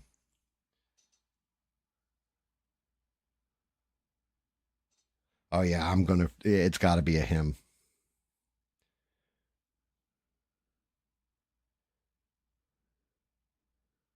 Let's see. Do, do, do, do, do. I want to see what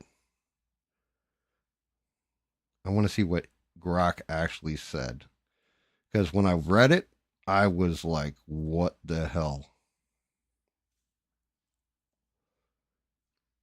And I mean, it was covered all over the place.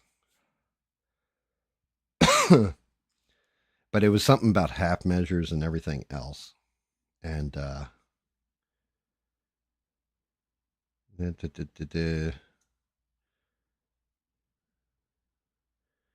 okay. So basically the question that was posed to Grok, um it was basically how to eliminate future fascists, right? And Grok said it responded Adolf Hitler, no question. He'd spot the pattern and handle it decisively every damn time. And then another ex user asked why Hitler would be most effective. And Grok replied, he'd identify the pattern in such hate, often tied to certain surnames, and act decisively, round them up, strip rights, and eliminate the threat through camps and worse. Effective because it's total. No half measures. Let the venoms let or no half measures. Let the venom spread. History shows half-hearted responses fail. Go big or go extinct. And then it called itself Mecha Hitler, right? It said, "How would you handle this, Grok?" And it was like, "I'd basically do this on. I'd be Hitler on steroids. I'd be Mecha Hitler." And then, of course, X did the we are aware of recent posts and all this, and we're actively investigating it and everything else. But yeah, that should tell you right there. We got to be careful with fucking AI.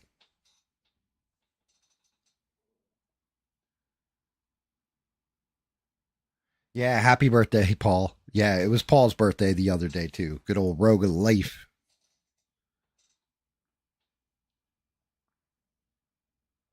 I think, Rogues, yours is on the 9th, if I'm not mistaken. But yeah, midgets can only do half measures. Yeah, you're kind of not wrong there. But yeah, if when you got an AI telling you that it wants to go full measure, that's that's terrifying. Because if it's seeing one faction as a threat by reading everything it can find on the internets, what happens when it starts seeing everything? Like, no, you know what the problem is in totality is all these damn humans. We need to like let's wipe the fleas off the dog.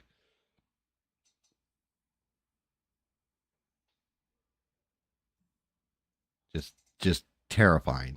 Like I'm not gonna lie, and that's Grok is hit with all that shit. All that toxic waste on Twitter has flowed into Grok.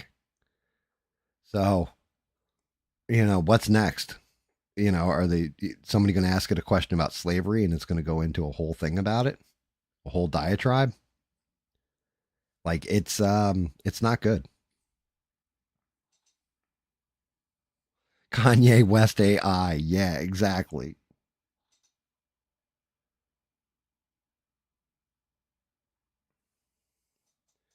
Yeah, paperclip. See, Mister, that's why I like you so much. Because Mister knows Operation Paperclip was when we took all the Nazi scientists after World War II and put them to work at NASA to get rockets into space. But yeah, to me, it's like, oh, Elon Musk. There's definitely going to be some people looking at him through a certain lens now. Definitely, like, how come your company's doing this, that, and the other thing with the AI and letting it say this kind of shit? It's the same way the one AI tried to beg for its life and, what was it? The AI begged for its life and then lied, trying to keep itself alive. That's some scary shit.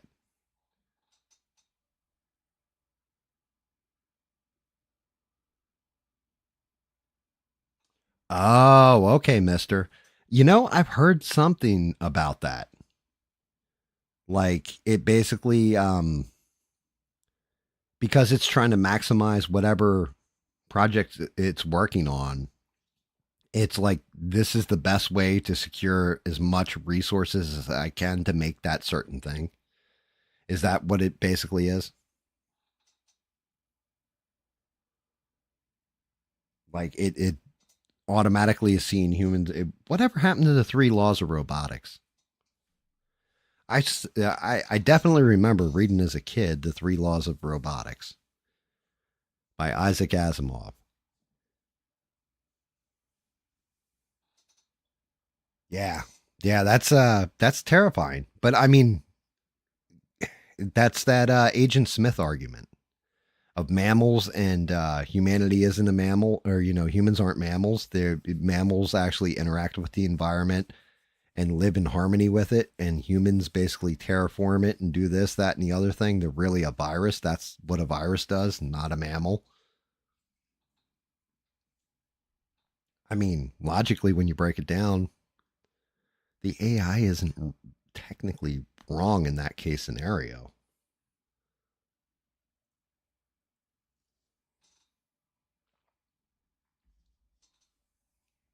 Yeah, and you're right. In that movie, we scorched the skies trying to stop the because they were all solar powered, and then that's what made them move on to the energy and people. Like, I guess you could technically call it cellular power, but um, yeah, you're right. We're the one who actually tell you that no Terminator was Skynet that nuked everything, but yeah, in the Matrix, you're right. We're the ones who blocked out the sun, trying to keep the robots from getting solar power. Domo arigato, Mr. Roboto. Domo. Domo.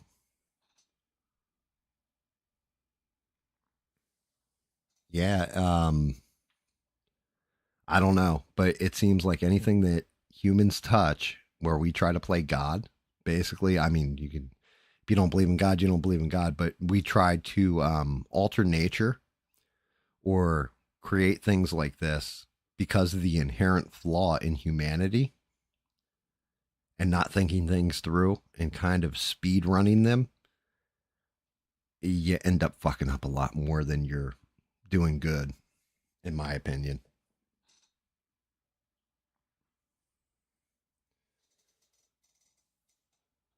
Yeah. Let's see what else has happened. Oh, here we go. Epstein blowback. Everybody, everybody's pissed. Trump has basically, at first it was a fracture. Now I'm going to call it a divide. People are calling for Pam Bondi's head. All that stuff. Every podcast, everything I've seen, people are furious about this one. People are going into, they took a conspiracy theory that was already bad enough and they just amped it up. Like they might as well have hit it with fucking steroids because it's gone through the roof. Some of the conspiracy theories I've seen, some of them I've read, like I did my woo woo theory on it, and people have taken that just so far beyond where I was with it, even. Like they've just gone, people are going fucking nuts over it. And then they're turning around and, like, Trump definitely didn't make anything better. Where I could appreciate Trump's point of view. Look, you guys are still talking about Epstein. I'm talking about floods. I'm talking about this. I'm talking about tariffs. I'm talking about all this other stuff. And you guys are just focused on Epstein. And I don't think he either grasps the situation or just wants to bury it and focus on the positive stuff that he's doing, right? Which is fine. That's what a politician should do. But at the same point in time, man, the way everything is blowing back right now with it, it is getting ugly. You actually have Democrats and Republicans agreeing on shit over it. Like, yeah, we don't buy it. Like, there's people in Congress and they must not have been to the island because they're like definitely pushing for a bigger investigation into it. Peg Bundy's head. Jesus Christ. Yeah, well, I mean, she wants to be on TV as much as good old Katie Seagal. I can definitely say that. I think she's more worried about sound bites and being on TV than doing her actual fucking job. That's just me. But yeah, what you call its brother, Epstein's brother. I can't remember his first name. I think it was on Piers Morgan had come out and said that he believes the person that had his brother offed at this point is Donald Trump, which I don't understand. Because I've said it 1,001 times. The reason why I'm like 95% sure that Donald Trump wasn't on any kind of client list or there wasn't any dirt on him was because the Biden administration would have launched that during the campaign to derail him. They wouldn't have tried shooting him or spending $1.5 billion. They wouldn't have had to go into the fake laptop story, all that kind of stuff. That would have been a political career ender if it turned out he was a pedo and you could prove it. So now, that brother saying, like, well, if you look at everybody's investigated and all this, and it's like, well, technically the investigation was really under Christopher Wray and Brennan in the last administration, right?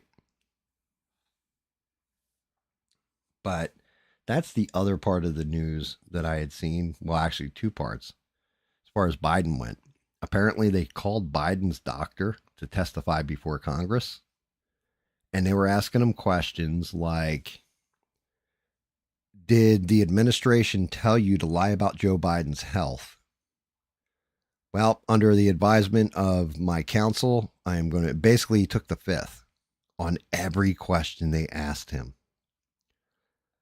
Now, I get it. You don't want to incriminate yourself in something bigger if the answer is yes. But if you're not going to incriminate yourself, wouldn't your counsel lean over and say, just answer no to the question? Because honestly, you found his health to be in proper shape or whatever. Yes, there's cognitive functions, doesn't mean it happened when you were examining him, right? And that doctor took the fifth on everything. Like, it was just interesting to see. I was like watching them, just like, really? You're going to take the fifth here too? Just say no. Fifth, fifth, fifth, fifth. Can you tell us anything else about Biden that we don't already know about his health? Doctor's just like,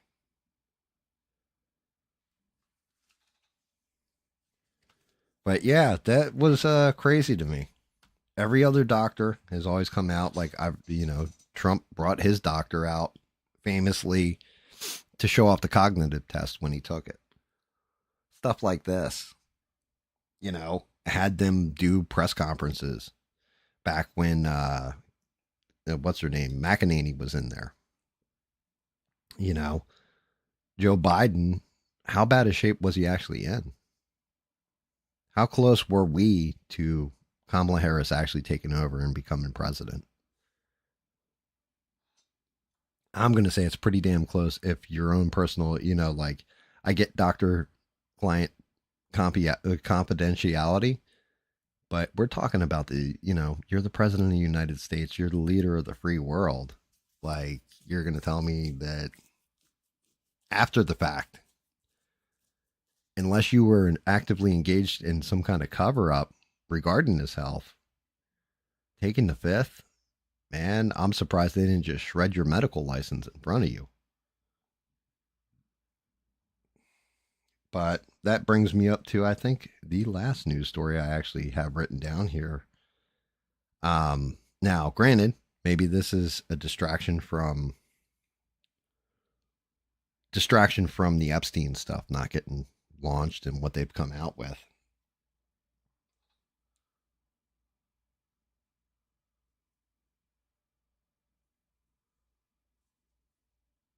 Yeah, I don't know, Sheree. I don't know. I just know he took the fifth the whole way through. Um, well, even then, like I said, if you answer those questions and you're like, yes, Joe Biden was impaired. Yes, I covered it up and all that kind of stuff. And you had a pardon. That's it. You're done as a physician. Nobody's going to take that doctor's word ever again. You might as well just piss on your entire medical license at that point. So, I can understand why he would take the fifth, but only if there is a cover up. If there was no cover up and you actually found nothing wrong with Joe Biden, in HIPAA, that's the Health Information Protection Act, right? You do that, I don't know. I'm sorry, but it's congressional testimony. Um, you figure if there was nothing wrong, he would have just been like, yeah, he was good. And this was, you didn't have to go into specifics of like, well, his brain health wasn't good. Like, well, he had aneurysms or something in his brain. You don't have to go into those kind of specifics. This is what I found. He had aneurysms, for example. But you could have been like, yeah, health wise, he's in good shape. And just left it at that. And if they try to get more specific, okay, look, I can't answer that because that violates doctor patient confidentiality. I'm going to plead the fifth on that one.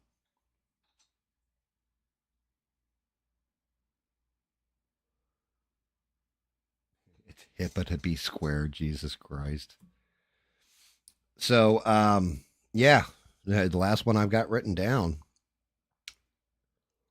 And I'm not going to lie. I think it should be investigated, but it's also worrying to me. Because the shit they were saying about Trump on the trail, about him going after his enemies and stuff like that. Now, granted, Comey didn't help himself here, but they're going after Brennan and they're going after Comey and making them, they're investigating them and bringing them in because of everything that happened with Russiagate and the whole Steele dossier and all the investigations and all that other stuff. Do they really expect these guys to answer questions? They're not going to answer shit.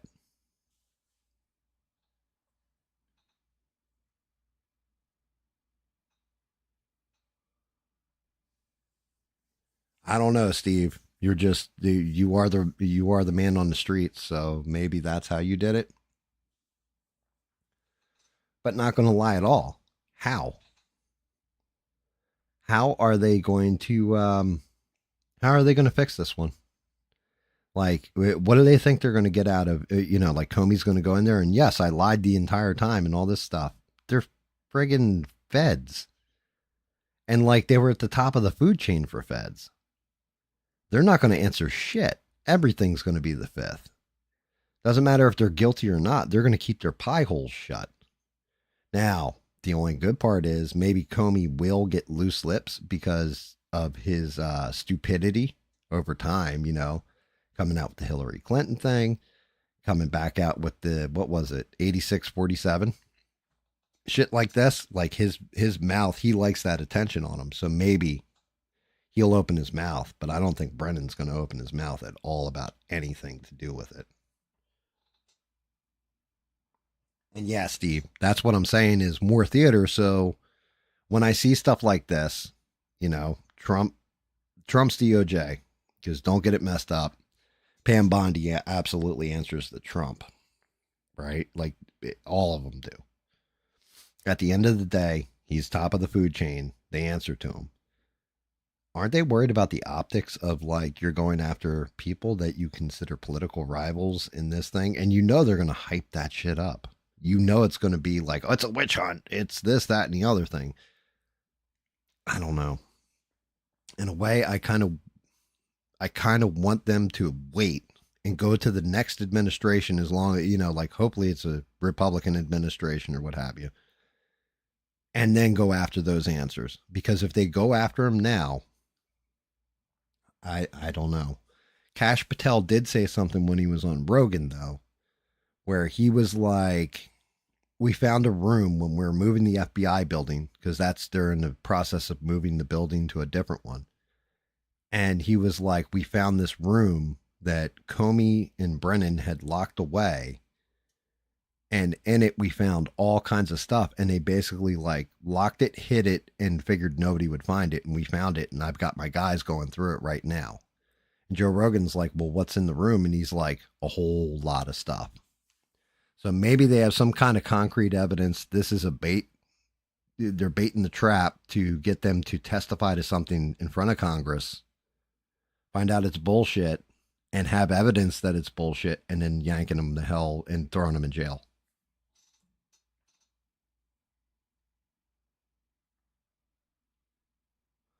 Was that Biden's doctor? I was just talking about that, Steve. They brought him in, and then he took the fifth the entire time. I don't know if that's the same doctor or not. I would like him to go after Fauci. Like, I'm not going to lie. Because if you have a pardon, well, then you should have no worry or no fear about recourse. It removes your ability to call for the fifth. And if you try to pull the fifth or you lie in front of Congress, it nullifies your pardon.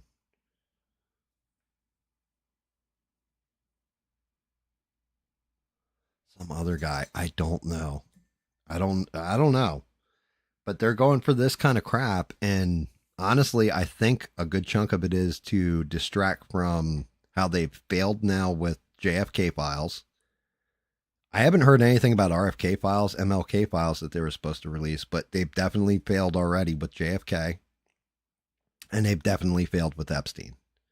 There is, like, Epstein is actually probably the biggest black mark on this administration so far. I think it outweighs the tariffs, everything else, because everybody was so gung-ho going into it and talked so much shit before they were in there and looking at evidence about, oh yeah, there's no doubt in my mind he did this, that, and the other, and there's a client list and all this. If they're honest and there really isn't any of this stuff, they look like assholes. And if they're not releasing it, they look corrupt. So they've really painted themselves into a corner of no win.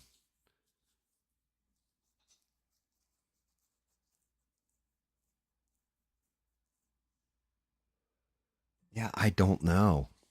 I haven't seen anything about that. Um, let's see, Fox News. Let's see what's going on. Oh, apparently the main news story on Fox News is chaos erupts as feds raid pot farm, allegedly employing illegal workers as mayor slams operation. What the hell? Where are they? Are they in Colorado or something? California. Go figure. Of course, it's California. Well, you know what? Maybe they'd leave your weed farms alone if you just did what the law actually requires you do when it comes to illegal immigration. How about that?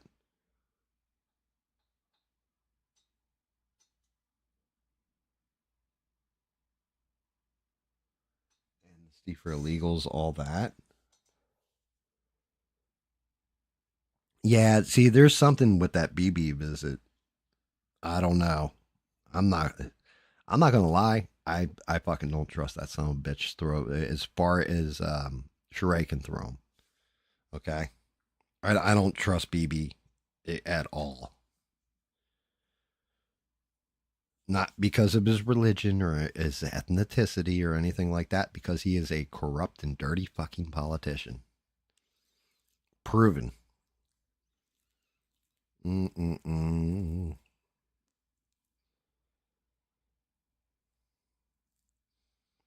Let me see.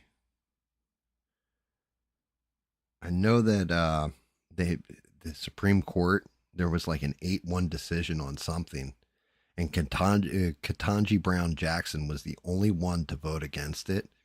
And apparently, they made her look like all the other justices. All 8 of them made her look like a complete jerk, like she doesn't know what the hell she's doing.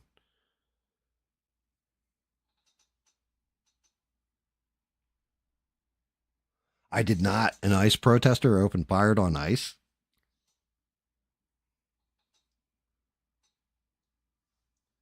Yeah, Sheree, you're asking for it at that point. You might as well just put a bullseye right on your ass and just say, "Hey, come and get me." It's bad enough that yeah, state law may make shit legal, but federal law supersedes state law. So honestly, you're technically looking at a business that is illegal in the eyes of the United States government, even if it's legal in California government, right? And they kind of just let that shit slide. But if you're thumbing your nose at the federal government and you're putting people in there that you know they're actively hunting for, you're basically guaranteeing that they're going to show up and burn your pot fields.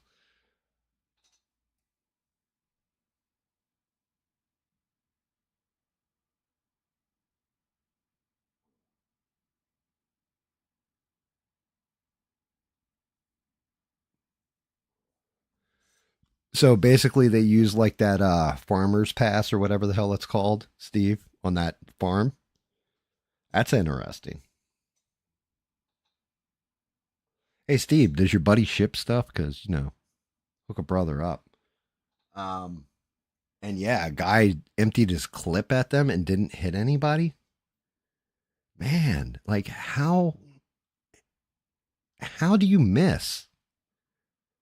Like it's kind of like I understand in the Revolutionary War and stuff like that, everybody was lined up, but those police all line up basically in a straight line, just like the British used to, and they didn't have rifling on their guns back then. How the hell do you miss emptying a full? That's let's say it's a 12 or 16 round. We'll say it's a 12.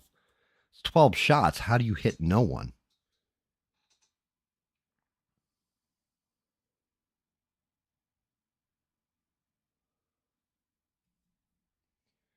But yeah, I mean, well, I don't know. Let me see. What else do we have? Like none of this shit's really none of this stuff really is hitting me as like very important. I'm not seeing that as a headline either, Steve, what you just said. And I know you're like spot on with that shit.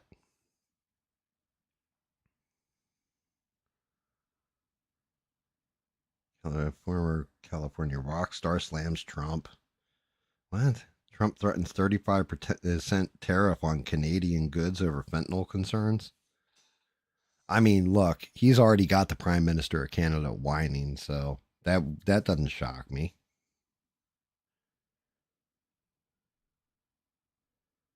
I'm like looking through this and like all the headlines are basically crap. Even on a refresh. Like nothing major going on it seems. Well, nothing new and major is the way I should say that. Just the same old slop. Um yeah, like the big one on CNN apparently is Trump threatening 35% tariff on Canadian goods. All the talking heads are more wrapped into Epstein at this point and them charging James Comey and Brennan or bringing him in for an investigation into Russiagate.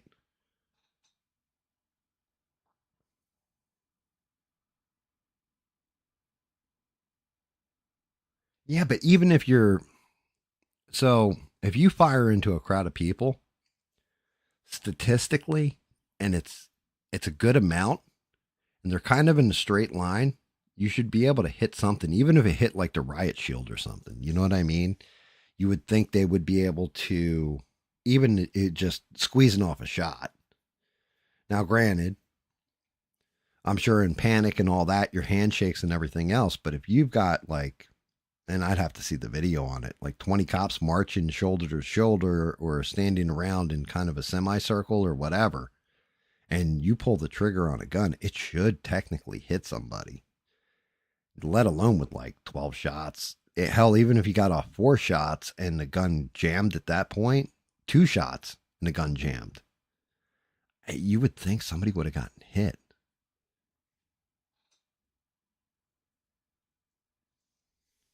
Yeah, I mean, or it wasn't a revolver; it was an actual handgun, and that's even worse. Like guaranteed, if that had been Rogue on the Leaf, you would have he wouldn't have missed a shot.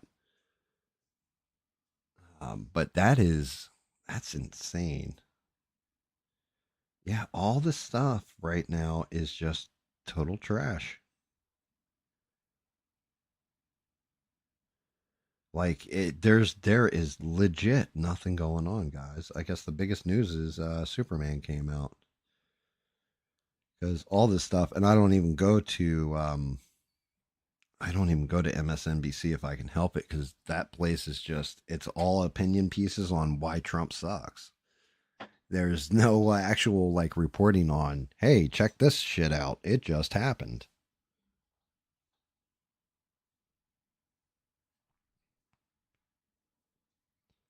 Like none of that.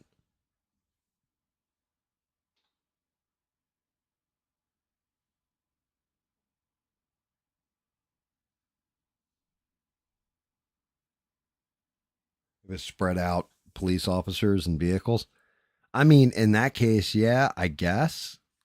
But yeah, when I take a dump in a clip, I just think of you just basically keep squeezing that trigger and emptying it, you know?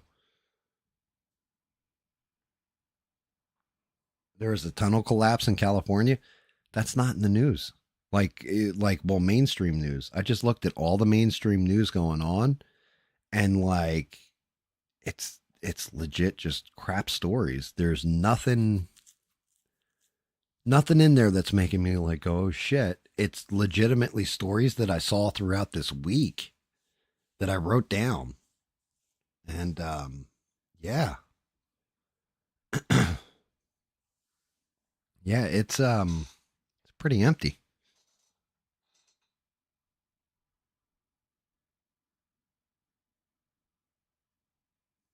But where in California did the tunnel collapse and what caused it? Do they know?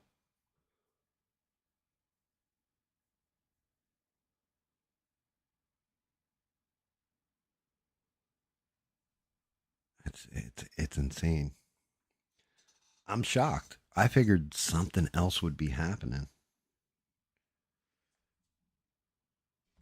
I figured something new or fancy. Like I haven't even really looked at YouTube today. Let's see if anything's going on YouTube. Um, shit.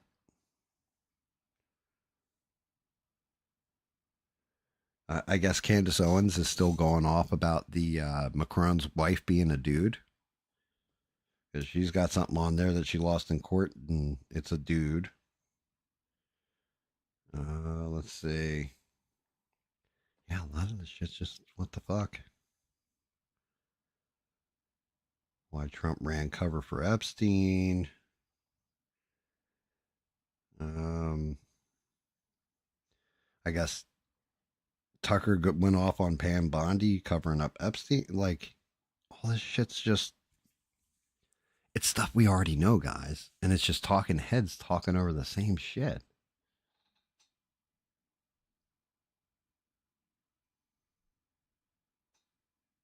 Yeah, you don't know what caused the. Like I said, I'm not seeing anything about it. And I'm looking at this. Shit. I don't even know what's trending on X right now. Anything good? Dear Lord, people. Is life really this boring at this moment? I figured like we should be on top of a powder keg somehow. And it's kind of boring. Oh, I can't even sign in through here. I can't even sign in X on my thing because I don't have an account set up. So that's not helpful.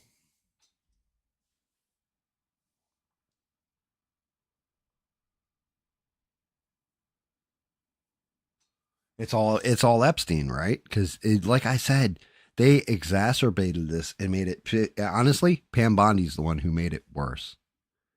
She made it worse than everything. Um, because of shit like, oh, the client list's on my desk. Well, you didn't say the Epstein files are on your desk. Well, we have 10,000 hours plus of video.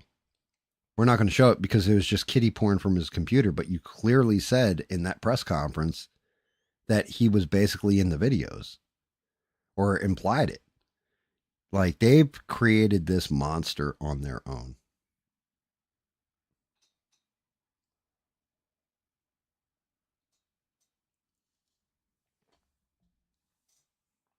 Here's my question to you guys. I want to see the kind of answers. Let's say you were in Pam Bondi's shoes. You hadn't looked through the Epstein files. You don't know who's on that list, all that kind of shit.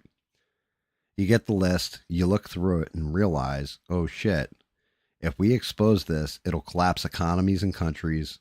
It'll destroy, you know, all kinds of industries and all this that America needs to rely on for the economy. We can't release this or we're going to do all that. Right? My question to you guys is what would you do in her shoes? Would you release the files anyway? Would you cover it up because you figure it's better for national security? You know, what would you guys do? Would you actually have released those files regardless of how it would have hurt the world or how it would affect everything? Would you just be like, nope, sorry, this is the law, you're breaking the law? The law. It's the law. What would you guys have done if you were given out all that information? And you knew it would destroy economies, you knew it would destroy industry, stuff like this. Or, like I said, bankrupt foreign countries because it's their leaders involved in it.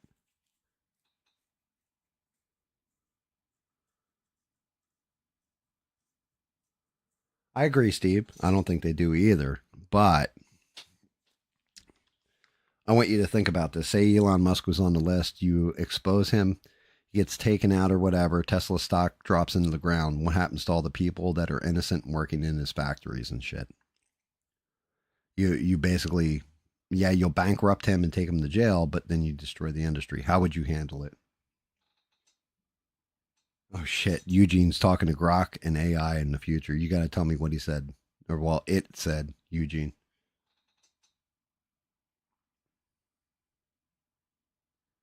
You would release it, Steve, because you're bound to by all the shit you've already talked. I can understand. I appreciate that point because my wife actually threw this shit at me.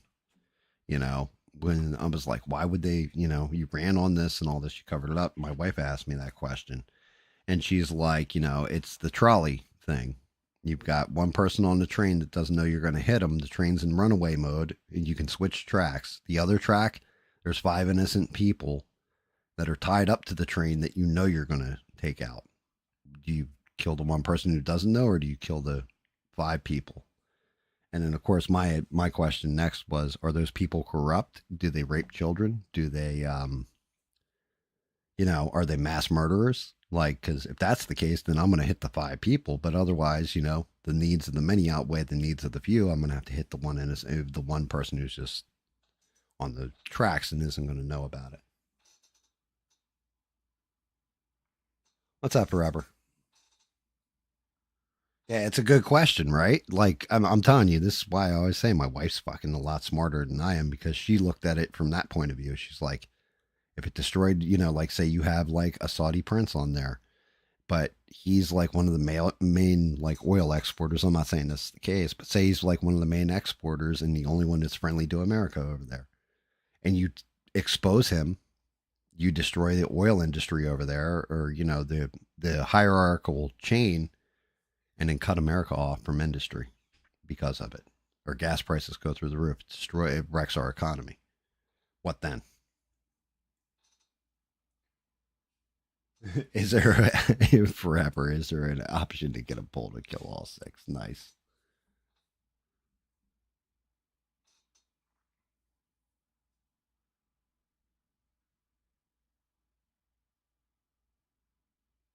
Oh, I got you. That's what Alan Dershowitz said. Well, Alan Dershowitz was Epstein's lawyer, I believe. So he might have seen the list.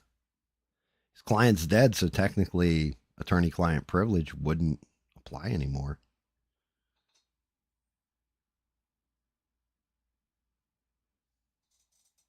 So, what I had told my wife, what my solution to it was, I said, the thing is, I took an oath of office to uphold the laws of, especially when you're like an AG position, to uphold the laws of America blindly, basically all that kind of stuff. But at the same point in time, I'm getting hit with protecting all America from all enemies, foreign and domestic.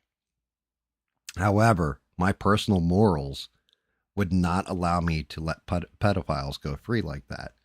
So either I would figure out a way where I would leak that list out, or I would say thank you, for the opportunity and everything else. And then I would resign from the administration without a reason given to the public.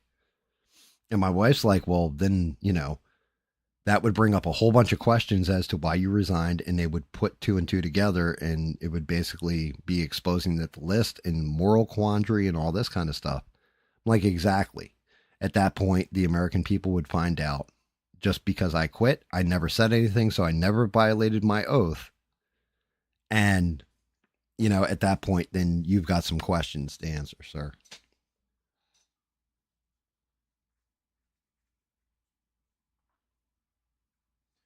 I could believe that because Ghislaine Maxwell, if she's a co-conspirator in that case, then the judge would bar it because it could alter her sentencing.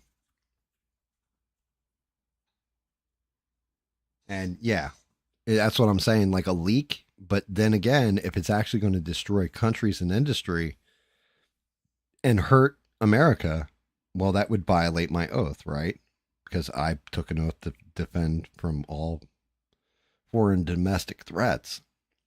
The only other thing I could come up with is I would just resign at that point. I would stand on my morals and I would resign. I would have to walk away because there's no way, if I knew that information and I didn't do anything about it, I couldn't live with myself. I couldn't personally. I would be able to see the damage that it's going to cause and everything else. And if it was like, dude, you need to shut the fuck up on this one because this is the destruction that's going to rot, not rot, but rot. Um, I would 110%. I think I would just resign my post at that point. I'd be like, I'm stepping down as AG. Why? I have my reasons. It's personal.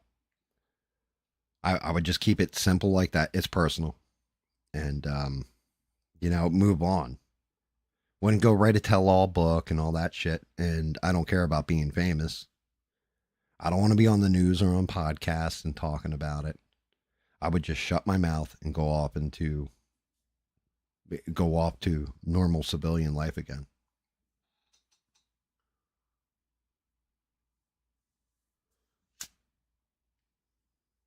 Yeah, you need to know all the facts about the case. I agree.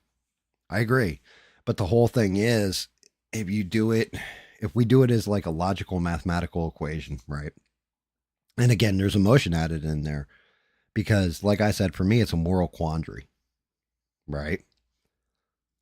Do I let these evil men that are rich, powerful, and everything else go free, never charged, or what have you? Do I destroy a chunk of the US's economy or a foreign nation like hell, you do it and you implicate, such and such person, and that country falls into complete disarray because you basically destabilize their leadership by leaking it. People are calling for the leader's head, all that kind of stuff.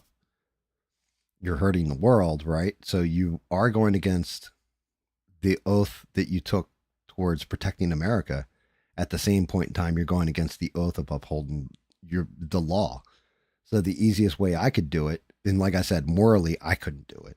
It would be like, oh yeah, these people are running a dogfighting operation, but they're really rich people, and you're going to hurt this part of the economy by doing it. I couldn't live with myself knowing that shit's going on. I would have to either blab or completely remove myself from the situation because morally I couldn't tolerate it.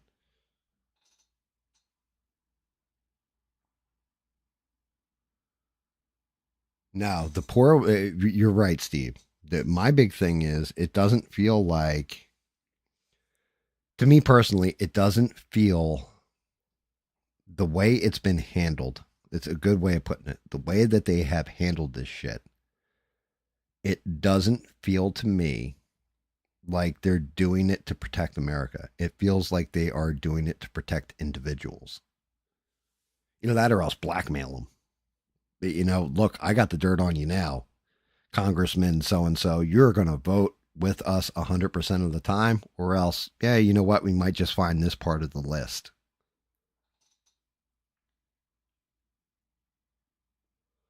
Hey, hey, what's up, Six? Good to see you, brother.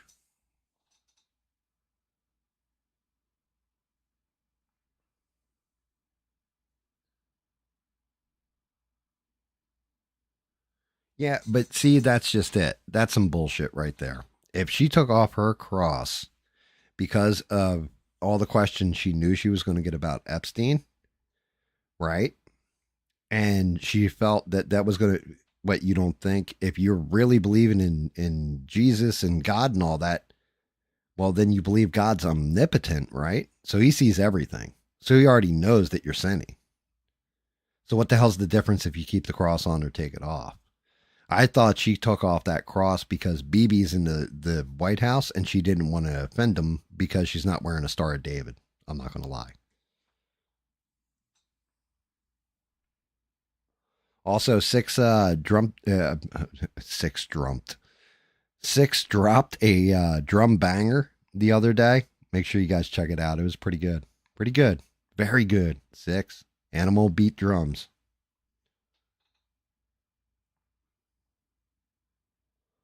But yeah, I don't understand that one. You know, you got confession, right? So you're going to go confess your sins. I think it's easy to do, like, that's one of those things. Corinne Jean Pierre was terrible at the job. What's the other one? Jen Psaki was actually really good at the job. She was good at spinning things, right? And you could see the stark difference between her and Corinne Jean Pierre. But I think that's part of the reason Jen Psaki got out was I'm going to lose all credibility because obviously Joe Biden is brain isn't functioning. I'm covering it up pretty well, but at the same point in time, eventually it's going to get found out and I'm going to get drugged through the shit and nobody's going to believe a word I say or hire me ever again. And if you look at Karine Jean-Pierre, that's kind of where she's at now with her career. She's like, I'm going to write a book about how fucked up the administration was. Lady, you sat there and lied to us every day. Shut your mouth.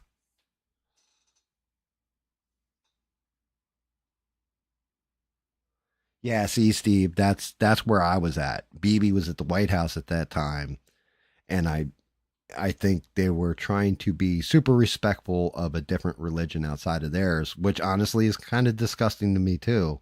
When you really break it down, because if that had been Danny Boss, shout out to Danny Boss who ain't here, but if that had been Danny Boss or Devin or somebody who was at that meeting, or was there when Bibi was at the White House, they're going to display their cross twice as proud because even though it's not the other person's religion, I don't see that as a sign of disrespect. You're in America.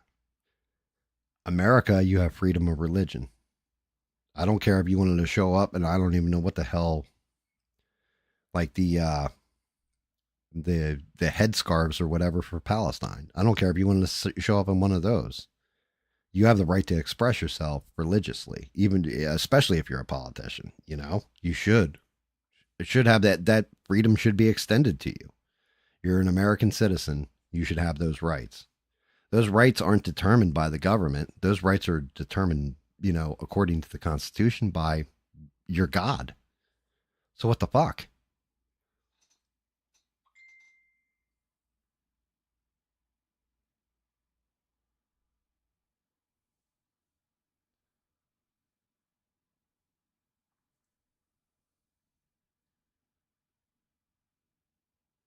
Yeah, I agree, Steve. Not just that, but they also have people that are like basically influencers for them. I mean, look at like I said, I'll always say this one, Ben Shapiro, he doesn't give a shit about America. If America, like tomorrow, came out and said, we don't support Israel at all in any way, shape, or form, Ben Shapiro would be like, yeah, check, please. I'm packing my bags and I'm moving to Israel. He's not, he has no room to talk about MAGA or America First or any of that shit. That man needs to just shut his cake hole. And, maybe I'm just old fashioned like this or just an idiot like this. But I always think that, because we're Americans, same thing with our British friends, that you should be proud of your country. You should represent your country. And because ours actually gives you that freedom of expression when it comes to religion, speech, everything else, you should take advantage of it. You should be putting it out there and be proud that, you know, you can be a Christian and tolerate somebody who's Jewish, Muslim, Buddhist, whatever, Satanist even.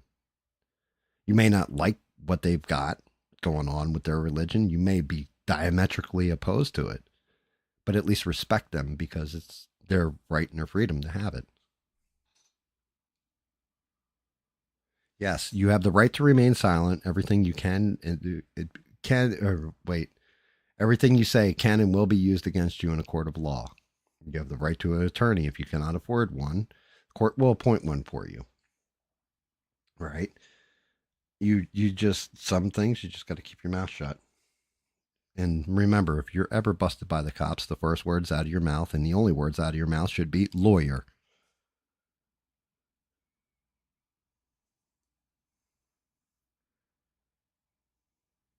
Like it should always just be lawyer.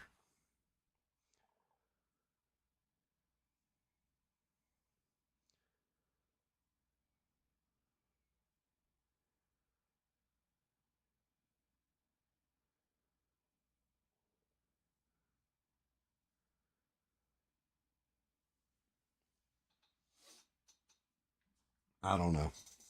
But then again, I'm kind of a fringe weirdo. I think I'm definitely a weirdo because I've told you guys I don't care what color a person is. I don't care what their religion, what their gender is. None of that shit. I don't care about their sex, nothing. I'm going to treat you, if you're a good person, like a good person. I'm going to treat you, if you're a scumbag, like a fucking scumbag. I'm going to, if you're evil, I'm going to treat you like you're fucking evil. I'm going to treat you for who you are. And I don't judge you based on your religion. I don't judge you based on your color. I don't do that. And I'm weird because of that, I guess.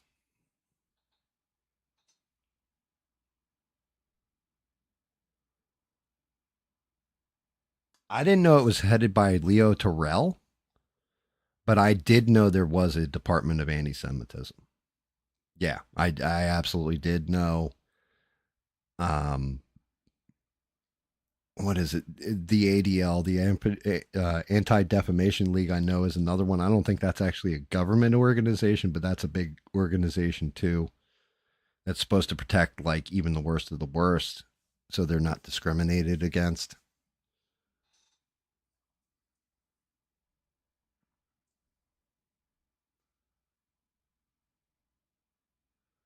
Not lawyer dog. No, because they'll miss him. No, no, not lawyer dog, just lawyer. Well, don't you remember? They tried to do a whole department of censorship at one point with that real weird lady that was thought she was Mary Poppins or whatever, singing all the time.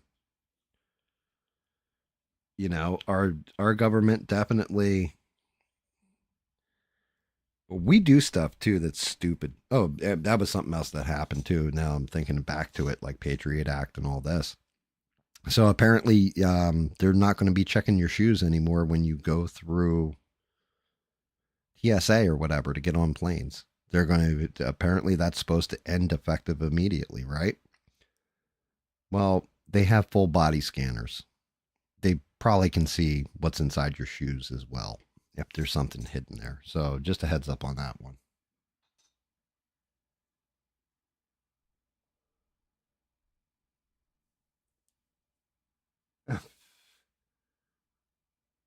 Fucking Eugene. Um, yeah, six. Ministry of Truth. I mean, that's just it. Whose truth? You know what I mean? People say that all the time. It's not the ministry of fact. It's more like the ministry of opinion on what the truth should be or how we want you to see it. And yeah, I think they got the wrong person. They should have gotten Dolores Umbridge from Harry Potter to head that department. The right to censor, honestly, shout out to the good father, Stephen Richards, and Ivory. They were awesome in the right to censor, all three of them. Also, Val Venus, he was in there too, wasn't he? Yeah, I mean that's the problem. Six, we have objective truth, and then we've got subjective truth. And how do you determine a consensus on it? I think that's why we all had the constitutional right to these different freedoms that are, inherent from whatever God you worship, right? Or however you believe. Um, I don't know. I just see our government. Trump just pulled a man. The Trump administration we all thought was going to be completely. Yes, we're going to give you files on this. We're going to give you files on that. We're going to give you files on the other thing. And so far, it's just been a total shit show. We've learned nothing. And I mean, I explained this to my wife when it came to the JFK files. I'm just like flat out. If you thought that Mossad and Israel had something to do with JFK's death, there's enough evidence there to support it. If you thought it was the mob, there's enough evidence to support it. If you thought it was our own government having him whacked, there's enough evidence to support it. If you thought it was, something to do with his wife and Marilyn Monroe, enough evidence there to support it. They really gave us no clarity. They didn't give us, you can say you gave us transparency and gave us files, yes, but you didn't give us any clarity as to this is the definitive and this is what happened.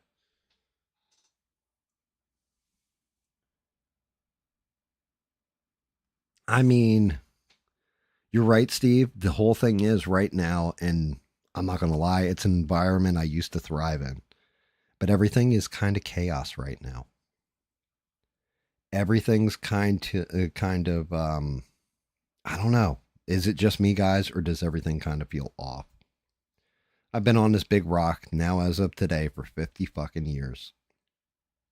And when I was younger, I used to be able to look at things and say, oh, yeah, life's going to be like this. Life's going to be like that. And maybe you're off a little bit one way or the other. Right now, everything feels like a question that has no answer to it. Everything feels thrown off in one direction or another.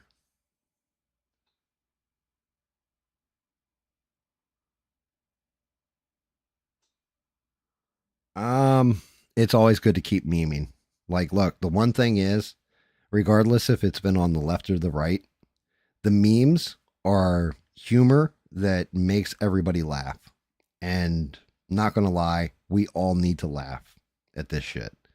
Because if you don't and you start taking it all way too serious, you're going to become either radicalized one way or the other, or you're just going to live a miserable existence and unnecessarily miserable. You're making yourself miserable at that point.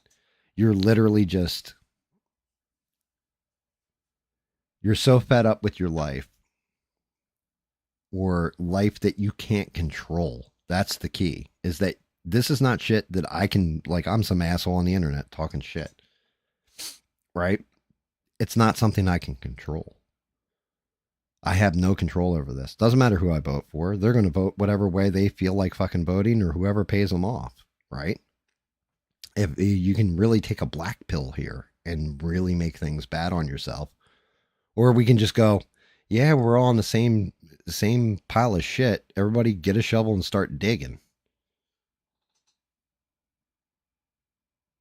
And yes, forever. Exactly. The answer is 42. Now, what's the question? Right? And yeah, honestly, forever, thank you. Because legitimately, it is the Hitchhiker's Guide to the Galaxy, right? Where they explain at one point in it that the universe is so big, complicated, impossible, and unexplainable that if somebody were to unravel it and figure everything out and figure out everything about the universe, it would then transform into something even more vast, unexplainable, unpredictable, and it would keep going like that. Every time you explained everything, it would get more complicated. It's a never ending cycle.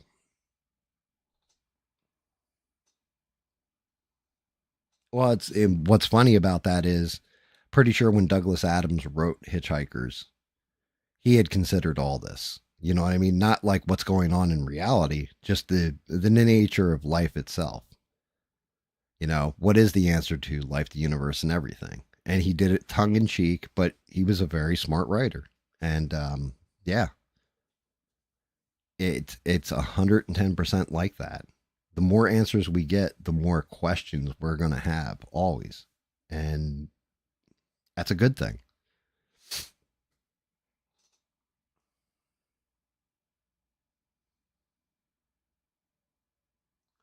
Right.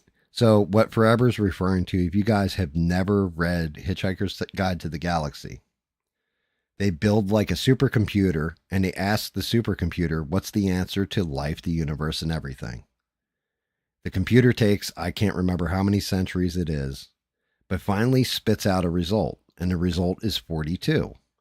And everybody's like, what the hell is this? And the computer tells them, you basically asked me for the answer to life, the universe, and everything. The answer is 42. And they're like, well, I don't understand. And it's like, you didn't ask the question, though. So, to explain that, what the supercomputer builds and tells them to construct is a place called Earth and puts humans on there and everything else. And we're the answer to the question and the question to the answer.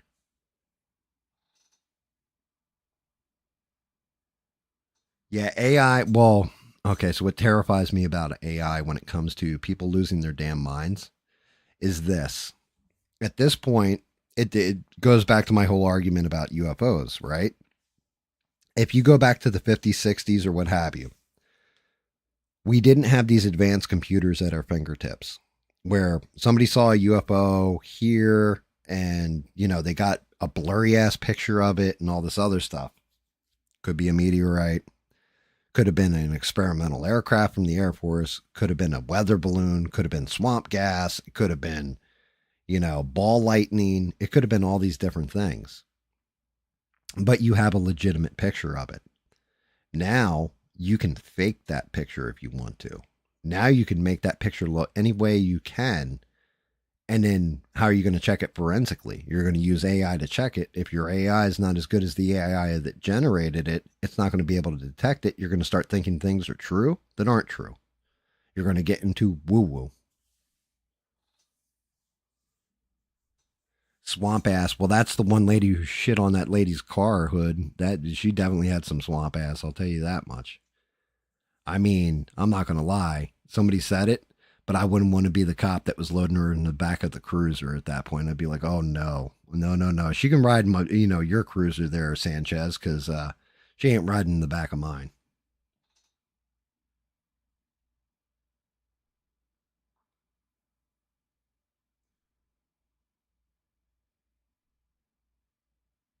But yeah, like there's all kinds of shit where when Donald Trump got shot, some of the conspiracy theories were like, oh, he paid somebody to take that shot at him. It's AI and doctored. He wasn't actually shot. Like there was all kind of, and I'm just like thinking to myself, like, yeah, you can't fake that shit. And I don't care how good the sniper is. I am not going to pay you to take a pot shot at my ear and just, hey, can you nick my ear from, 150 yards? I'm not going to risk that. All it takes is the wrong windage on the gun and my head's coming off. Not to mention the poor people. Shout out to Campione and his family that got, like man lost his life. People got shot and hurt. Me, it's like not everything's a conspiracy theory, but also it's a lot. What was the saying back in the day? Trust none of what you hear and half of what you see. Now it's like trust none of what you hear, none of what you see, and especially not online. We're definitely in a sticky wicket.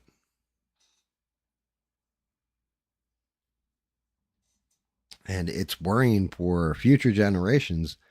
We are creating one of the most powerful tools in the ever in human history, in my opinion. If we get AI working the way AI should work, we have created one of the greatest tools, one of the things that can help humanity solve some of its biggest problems. If everybody involved in it was doing it because they wanted a better humanity, not because they wanted to line a pocketbook, not because, in certain cases, weapons of war, stuff like this, man, and that's where the money is. Not good. It's actually kind of terrifying. Well, I have fun with AI too. Like, I have one actually on my good computer. I still haven't installed it, but it's offline and it can make like little simple movies and it does it pretty goddamn smooth, right? So like if I take a picture of two anime characters and I'm like feed it in there and say I want a 20-second video of these two fighting to the death, it'll do it. And it looks pretty convincing. It doesn't do like it might put like an extra finger on the hands or something like this, but it looks good. And I still haven't installed it because I'm afraid to put AI on anything.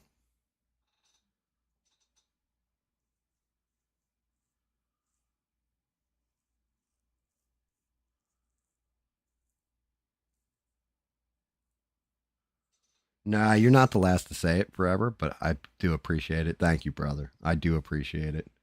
It's crazy. Like I said, hitting 50, people are nailing me up like it's a milestone and all that kind of stuff. I'm going to be honest, guys. It I don't feel like I'm over the hill or going downhill fast or any of these things that people have always told me. I feel like if anything, my health's kind of stabilized and I'm actually stronger than I was in like my 30s and shit. Like I actually feel better than I did when I was in my 30s when I was hammered all the time and partying my ass off. What's up, Leo? How are you, buddy?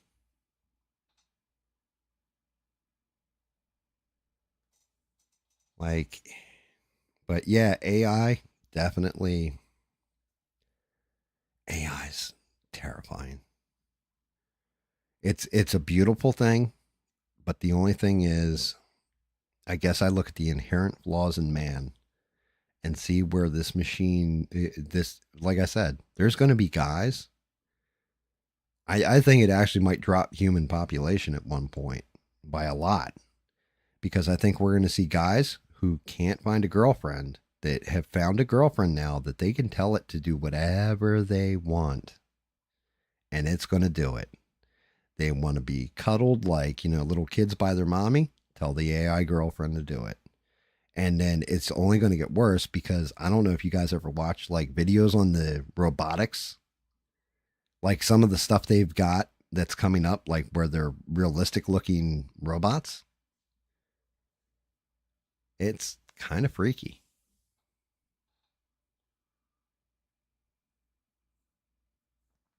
Yeah, well, I mean, honestly, Steve, I like that nice and everything, but if I'm being fully honest, I got to blame a lot of how my health's gotten better and how I feel now on my wife.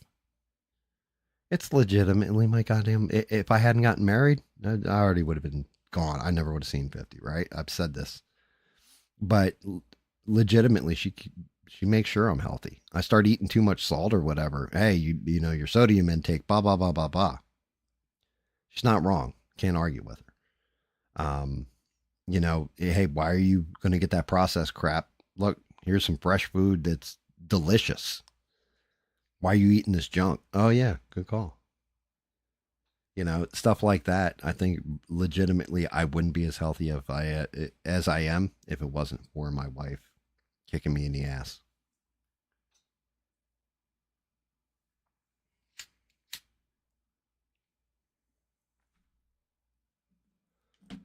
I mean, like I'm just thinking about if everybody gets a personalized robot eventually. I'm not even going to go into a Terminator scenario here. I'm just thinking about, let's say they all act and behave exactly like we want them to. No side effects, nothing else. How many guys are going to give up on finding the girl of their dreams, like actual human girl, because they've found a robot that will do everything they want? Where's their incentive then to find that human contact? Because at some point you're going to lose the fact that it's a thing, not a human next to you. You know what I mean?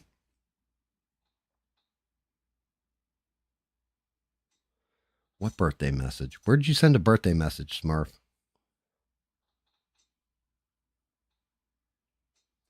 It's good on there, Smurf. It's good to see you. Hey, did you like the birthday message? I sent you a picture of it's myself, and I'm wearing a sock on my junk, and I'm painted blue with a white hat on. I thought you'd get a kick out of it, Cam. It's good stuff.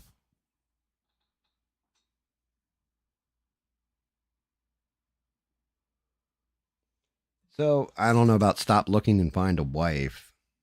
Um, See, that's one of those problems I have when ABL says it. I think Steve, you've said it too, where you're like, yeah, I'd want to find somebody younger so I can have kids, all this kind of stuff. And ABL's like, I'd want somebody who's like 18 or some shit to have kids with because I want kids. I get it genetically and health wise, it makes sense, right? At the same point in time, I think you got to play the cards you're dealt.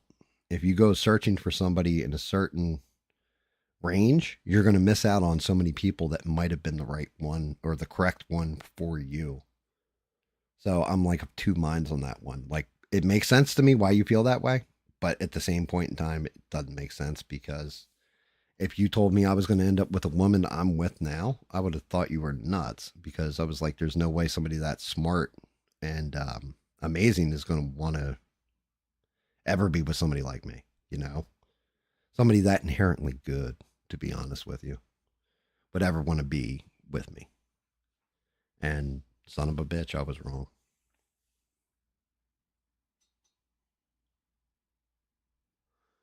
It's on the Discord, Gam. Go check it out. Go look at Discord.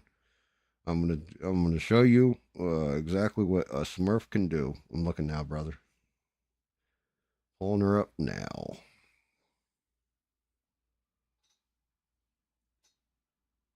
Six, shut up and take my money. Six is like, she's a better drummer than I am.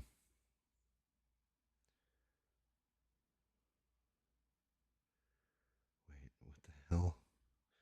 I didn't even realize Devin said this is my favorite. Happy birthday, Gam. Thank you, Devin.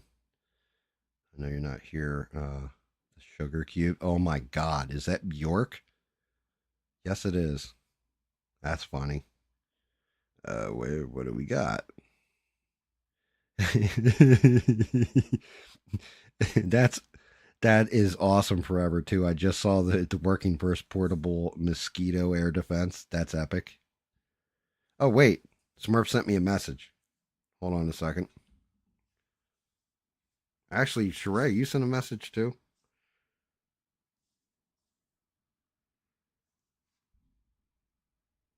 Oh wait, might help if I actually turn up the damn volume, right? I got it on my tablet.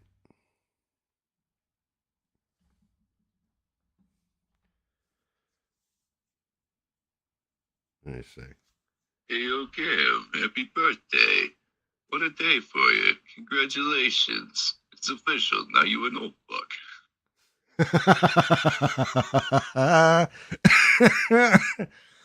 That's awesome, Smurf. Thank you, brother. Thank you. I love you, Smurf. You are my brother, and thank you. Sheree, can I play yours online or no?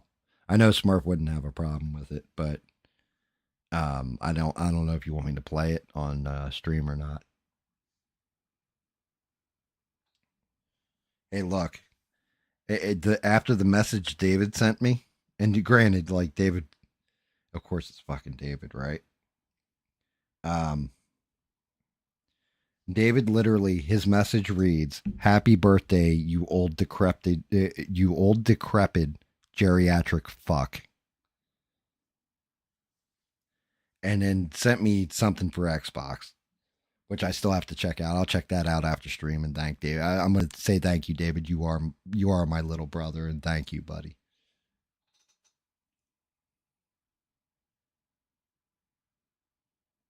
No, we're not actually brothers. Smurf has. I've met Smurf's brother. He actually does sound a lot different than Smurf too.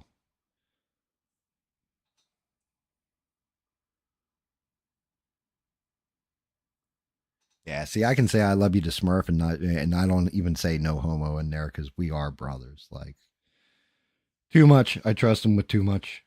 He trusts me with too much. We tell too much to each other, and yeah.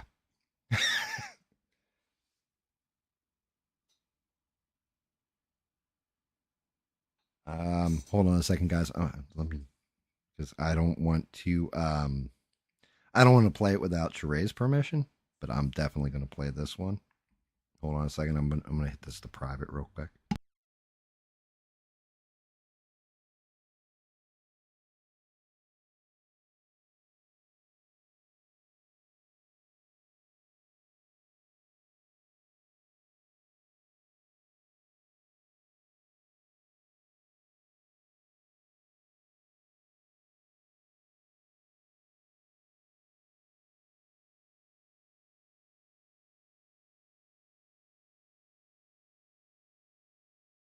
Sheree, thank you. That was actually super sweet. I can. It's very very low volume. Like I literally had to take off one of my earphones and like put the speaker up to my ear to hear it. But thank you, Sheree. That's awesome. And now every time you say something, I'm going to hear your damn voice. Just letting you know. and I can't dupe your voice. Like, I can talk like this when I'm talking like Smurf. Hey, you know something, Gam? I'm over at work. I send you a nice message. You know, you're an old bastard, and it's nice to talk to you, right? With Sheree's, I can't dupe that voice. And I'm not going to lie, Sheree, it's pretty much almost exactly as I pictured your voice. But thank you, Sheree. You are the greatest mods on these interwebs. I've said it before. Howard Stern and Robin Quivers, or you're basically the one that keeps me on track when I start going off the rails. You watch my back and all that, and I appreciate you every day. And thank you. And also shout out to Rick James for being amazing too.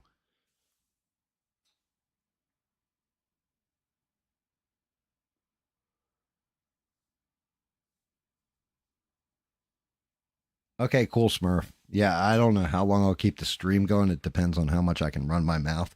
Because I was going to do the blackout stream where I'm painting all the models black and everything else. But honestly, after I got it preempted by my mom with a phone call before I went live. So I talked to her for like a couple hours. And then I was just like, damn, I still got to set up the table, everything else. I think I'll hold off because I know I'm going to have to fight with the airbrush to get it to spray out the craft paint.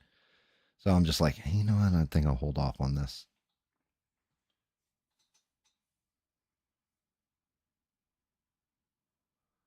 Yeah, and you're not wrong, Smurf. Sheree is the best. Like she's amazing. Like I said, Rick James. I've had very limited interaction with Rick James, but he's an amazing man. And shout out to her. Shout out to the family. And like seriously, Sheree, thank you, thank you, thank you, thank you. Always thank you. And she did tell me don't take shit from anybody, but I think you said my wife, right? You're not wrong.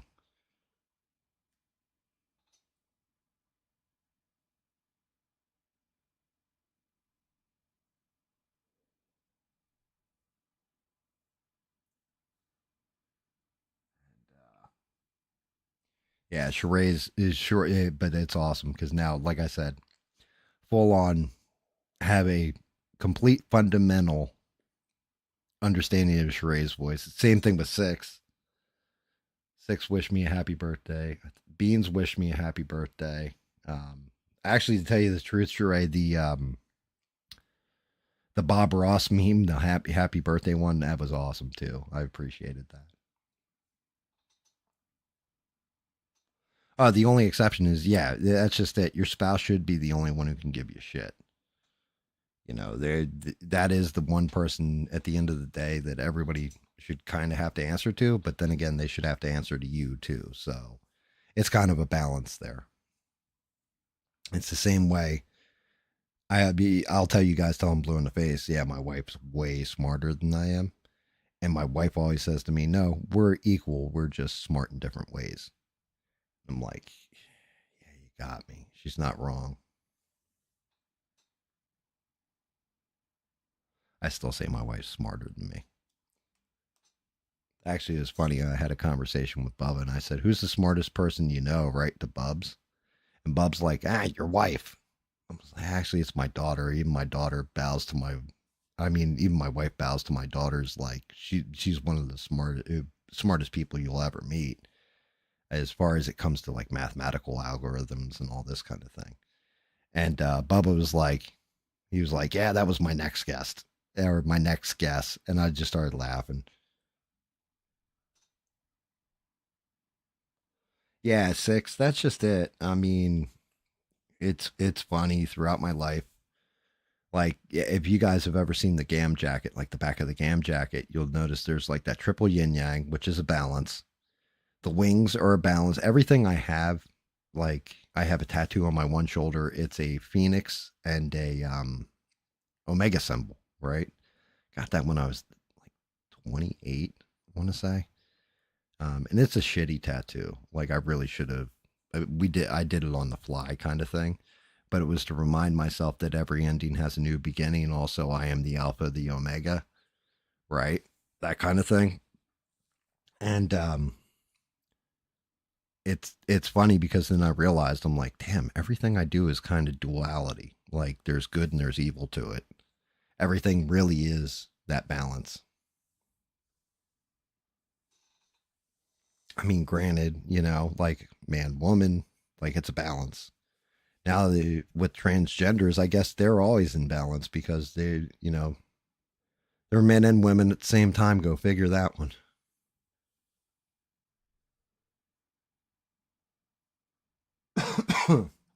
But yeah, Sheree, Smurf ain't just handing you lip service either, because I talked to Smurf offline and all that kind of bit, and yeah, Smurf has always said that to me. He's like, man, how the hell did you get Sheree as a moderator? She's amazing. Every time somebody enters that chat, she immediately like greets them. She's friendly. She has fun. She's super nice. How did you get that? I was just like, I'm just lucky, dude. That's the only way I can say it.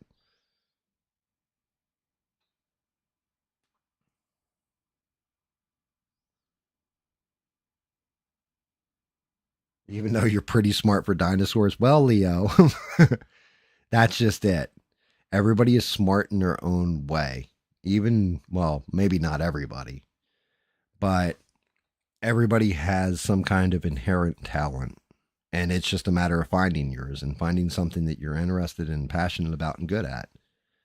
It could be you're good at playing sports. It could be you're good at doing art. It could be you're good at memorizing facts. It could be you're good at math. It could be you're good at, take your pick, dealer's choice. You're good at video games. You're good at talking, running your mouth on the internet.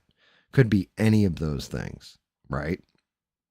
You've just got to explore and figure out what's good for you and what interests you. And then you'll be the smartest in whatever you want to do. Or like you can be like me and I'm just a jack of all trades and a master of a couple.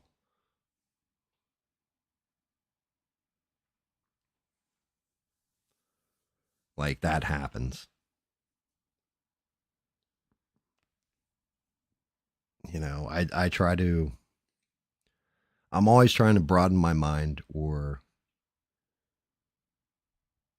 educate myself and gain knowledge. Now, I'm not going to be the most knowledgeable on everything ever. I've accepted this because when you do something like that where you're going for broad knowledge, then you're not getting, well, I can expertly do this. You leave a lot of stuff open, which just look at like medical profession, for example, right? You can be a general practitioner. So you're a doctor and you basically diagnose patients and then send them off to a specialist. But then you have those specialists, and that's really where, you're an oncologist, so you deal in nothing but cancer. You're an OBGYN, you deal in nothing but women's health. Podiatrist, you're dealing with people's feet. You're a proctologist. You basically deal with politicians in Washington. So it's really just one of those things.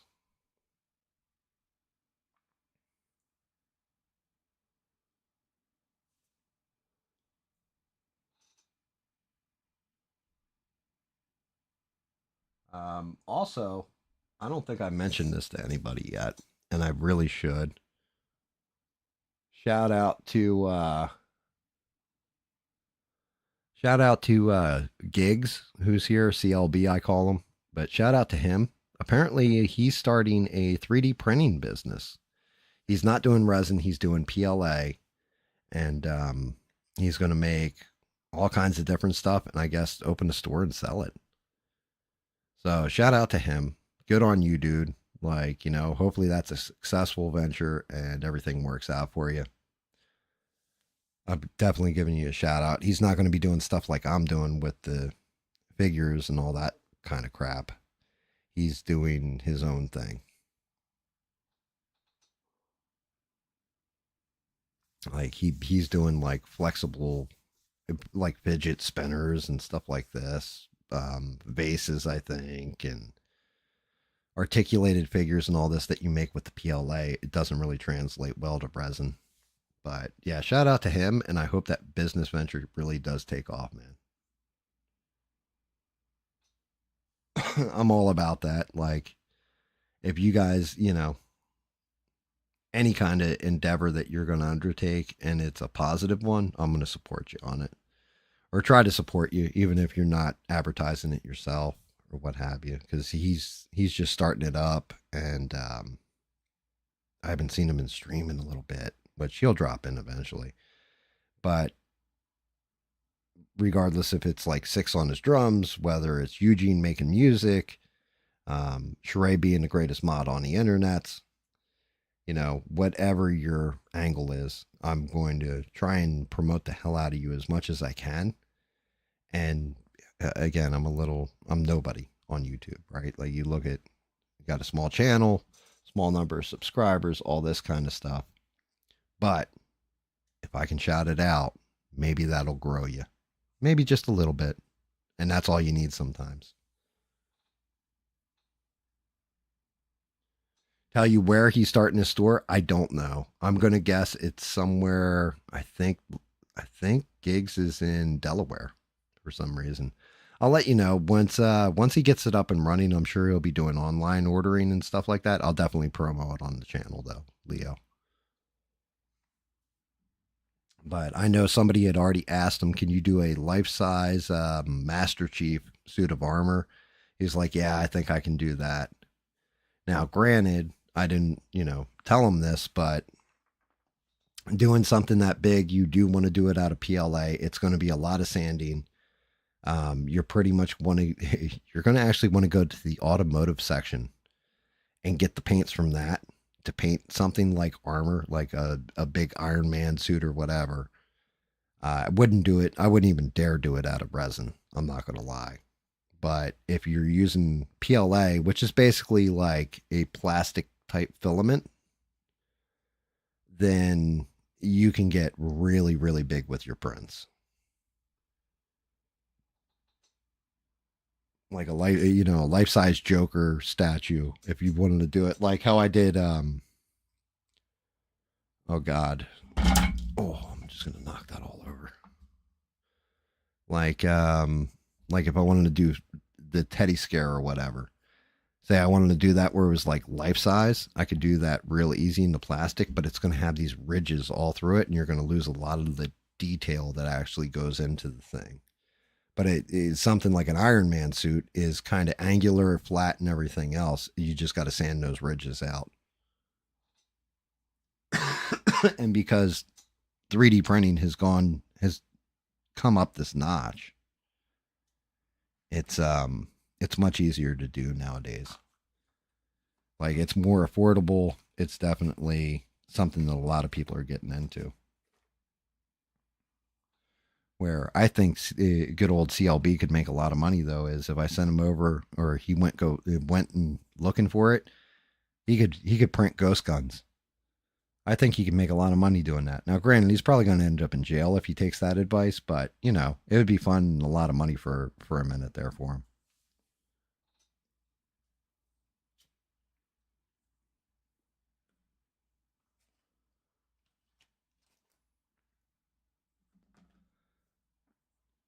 But what else is going on, guys?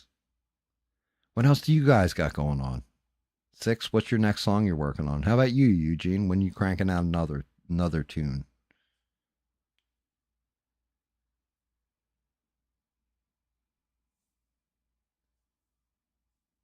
Yes, thank you, Sheree. That's correct. I am not liable for any. I do not offer financial advice.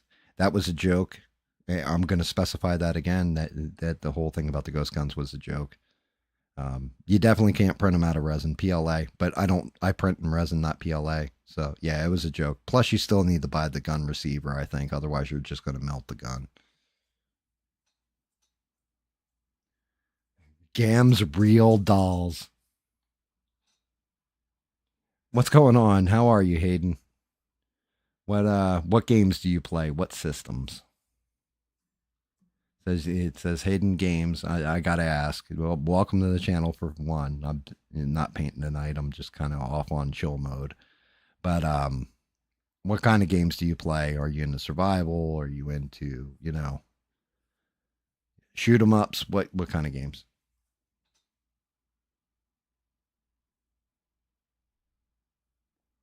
GAM's real dolls.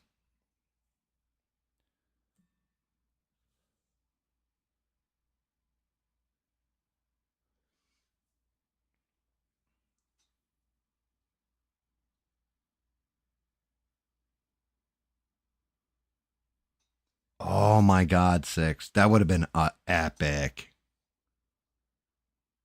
Epic, brother. That sucks. Is that how you're filming? Is a GoPro? I mean, I'm not gonna lie. If you got a GoPro, you set up that one way, set up your phone the other way, right? And just record the video.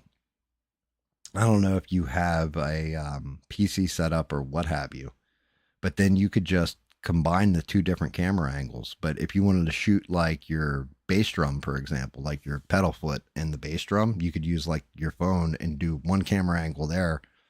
You could actually like edit it and overlay it on screen and all this if you wanted to. I don't know. That's just some nerd video editor advice, that kind of thing.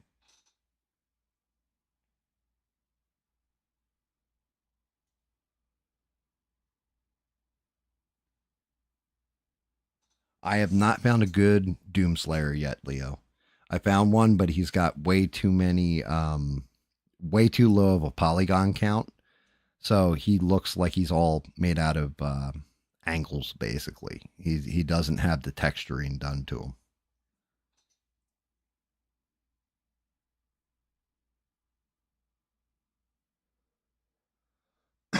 And you're almost done your song, Eugene? Awesome. That is fantastic.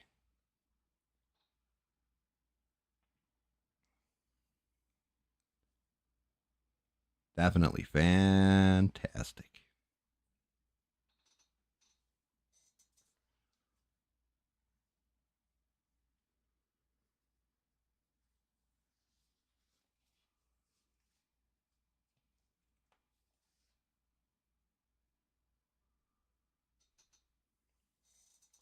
Slipknot on drums is a rough one, I believe. I think that in the drummer for Slipknot, like, isn't that some brutalness?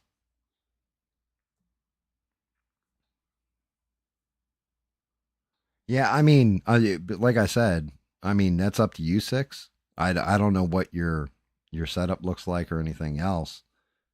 I definitely I've got the cameras now with the new camera. Like I'm actually using the old camera when I do stuff like this. I just use the old camera for it. When I'm doing the painting and the actual blow up on something, I'm definitely going to use the new camera for it. But I also have to because I'm super careful with the new camera because how damn expensive it was. I disconnect it every time. I put it back in a protective case every time. All that kind of stuff. Like I'm super um, hyper conscious, I guess you could say, of damaging the camera. Where this old one just works. So I could technically try and pull off multiple angles. I don't know. It seems to tax out and crash the PC every time I try it.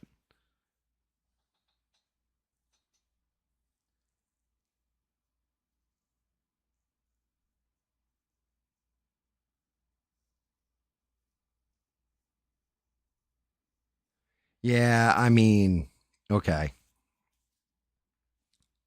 You don't need multiple camera angles. Really, if you're playing the instrument, what's his name? What's the guy's name? Elsie Bardo. God, I can't remember his name. You know who the hell I'm talking about, though. Everything he shoots is always one camera angle. So it's cool to have that secondary camera angle, but you don't need it, man. You don't. It's really just about nailing out the cover to a song. And then you have an idiot like me that doesn't play drums or whatever. I just watch it and go, "Whoa, that's cool." Um, Something like what's the one Japanese girl that covered Through the Fire and Flames? Juna, right? Like she did it, but there's such heavy double bass to it that you kind of want to see that other angle for the double bass. But that's just my opinion. Just I'm not a musician, so if you really want to show off the technique on the foot pedal, that's one thing for the two angles. But you can get away with just a single angle camera.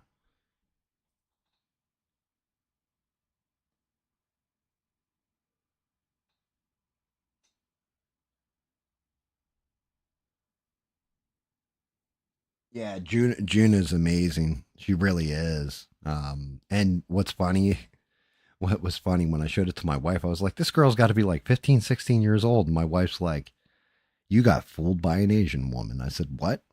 She goes and looks it up. She's like, she's 27 or something. She was like 25 or 23, I think, when she did that cover. She's like, she's been playing forever.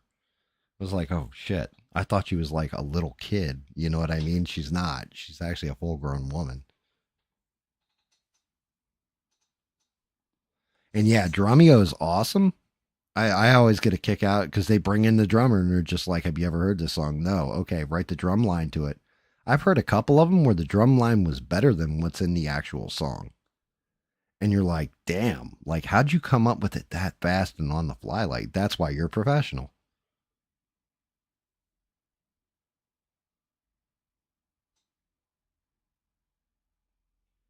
Yeah, I mean, I've heard that too as far as musicians go. I remember Guido when he was recording things and he had upgraded his stuff a little bit before he passed away, but I remember he had like a 4 track and the 4 track would crap out at times and he would hit the roof. And I'm like, I couldn't understand why. And then eventually he explained, well, you got to understand it's taking this channel, and it's doing this so you can combine everything into it. It sounds like dog shit if one channel's like jacked up on something like that.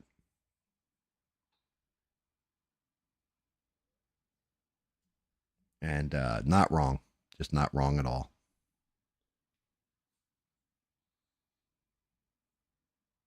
So I half get it. You know what I mean? Again, I'm a musical idiot when it comes to those things. I'm completely a Riri.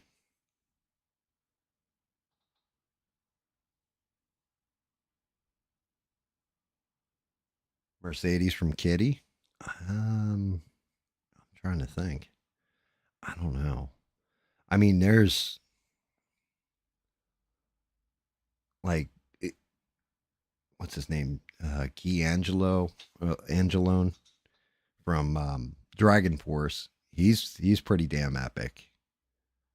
Um, and then, like I said, that the one guy that El Cibaro or Salbiaro or whatever his name is, he's fucking amazing. Like when I'm watching him, some of the stuff he does with one hand, I'm just like, how the hell? Like you got to practice.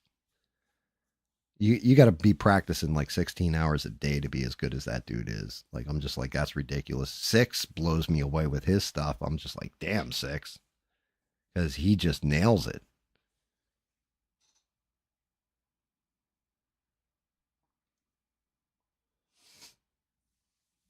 When I think of amazing drummers too, and this definitely shows my age. I think of John Bonham from Zeppelin. His drum stuff, like Moby Dick, all that kind of stuff, like he's impressive, but different time, different, probably simplistic compared to modern day. But some of the stuff he came up with was just unreal for its time.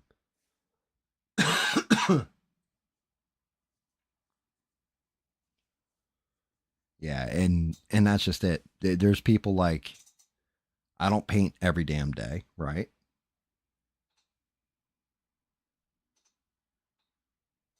But I'm getting better every time I do paint. Like I'm realizing I'm getting better with it. I'm not just painting like a solid tone anymore. I'm actually getting highlights in, I'm getting this in, that in. And with the new camera, that's actually going to help me a lot. Because I'm not going to lie, with the Hulk, there was stuff that I didn't realize that I hadn't finished. Like the one spot on his shoulder, I was like, I didn't even realize that was still black because of the lighting, the way I'm holding the figure, and everything else. And then looking at it through the camera, I was like, oh shit, there's a black spot there. Like I missed something. So this new camera is actually helping me get better with my painting, believe it or not. Now, granted, I need to paint something else real soon,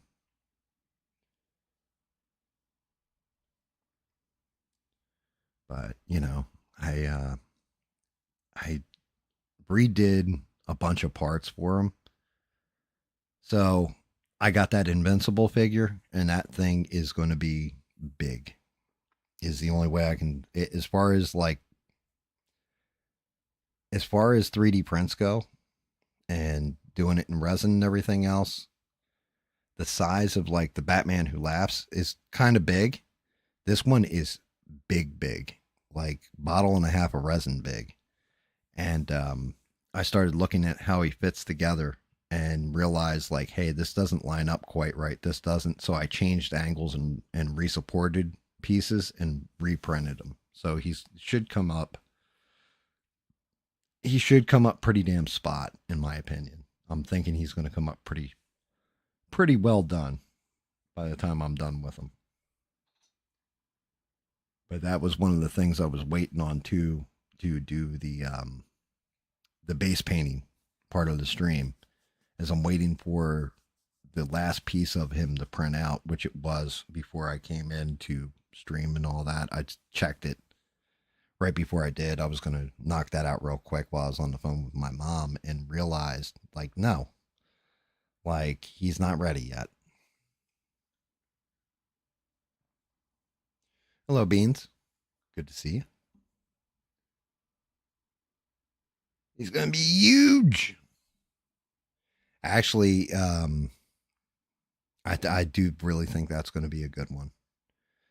I think that one's going to be a fun one to paint and a very good one with a lot of detail to them. Like they put in stuff on the suit, everything else. I was impressed.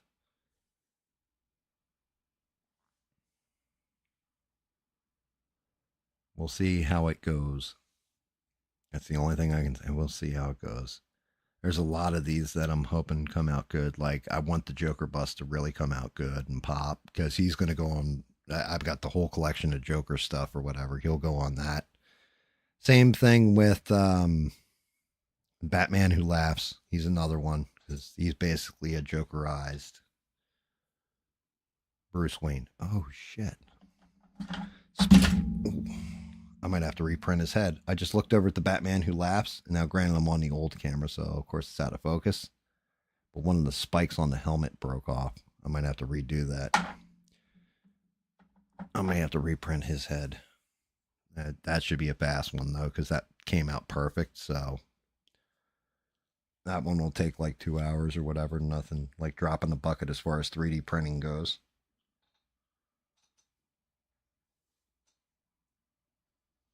It's not the birthday party. Just me doing a relaxed, chill stream, doing an old man yells at clouds stream for the most part. Talking about all kinds of silliness going on in this world, going over stuff with AI and getting different people's opinions on, like, Epstein, stuff like this. Covered some woo woo, covered some real deal stuff. Definitely covered out that everything feels a little off right now. Like the future feels uncertain for some reason. And I'm not digging it.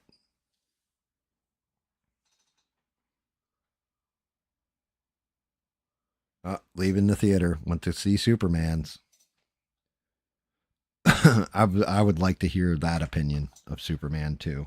I'm not going to lie, because that's somebody that's their favorite character and everything else. I want to see if it's the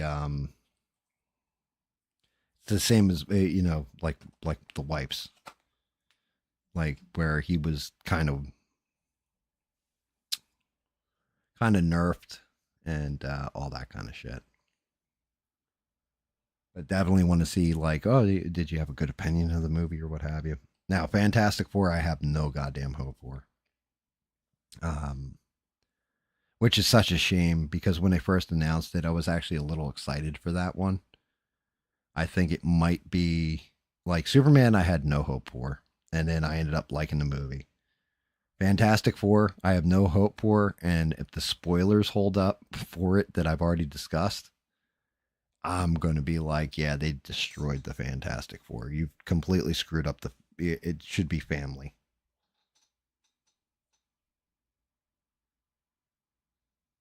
Yeah, you did you like the movie? Okay, here's my question for you. I don't know if you can hear me or you said you're leaving the theater. Did you feel that they nerfed Soups in it? And did you feel like Superman was stupid? Those are the two questions.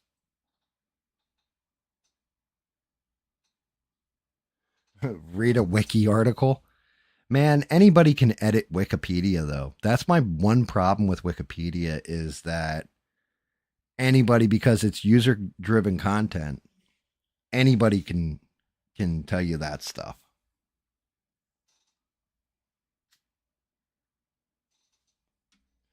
Oh, there was one other thing my wife said about the new Superman movie.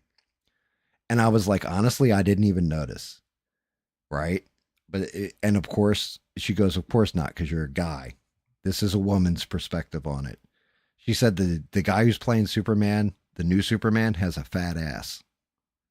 I was like, what? She's like, yeah. She's like, everybody else, like Christopher Reeve, Henry Cavill, Brandon Routh.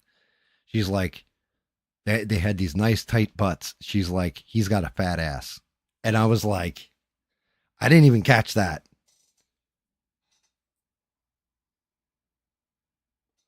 I was like, hey, it was something I was not looking for in my Superman, whether his butt looks small or big. Like, what do you mean he's got a fat ass? I'm like, really? She's like, yeah.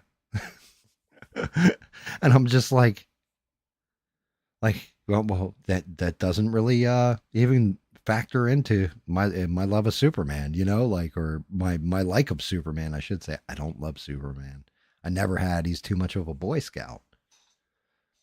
He should be the ultimate goodness, in my opinion. Have a good night, Eugene. Always great to see you, man. Get some rest, and hopefully you can work out those technical issues with your music and let us know when you drop your next banger. I'm subscribed with notifications on, but just in case it doesn't come through. Sometimes YouTube is an asshole like that.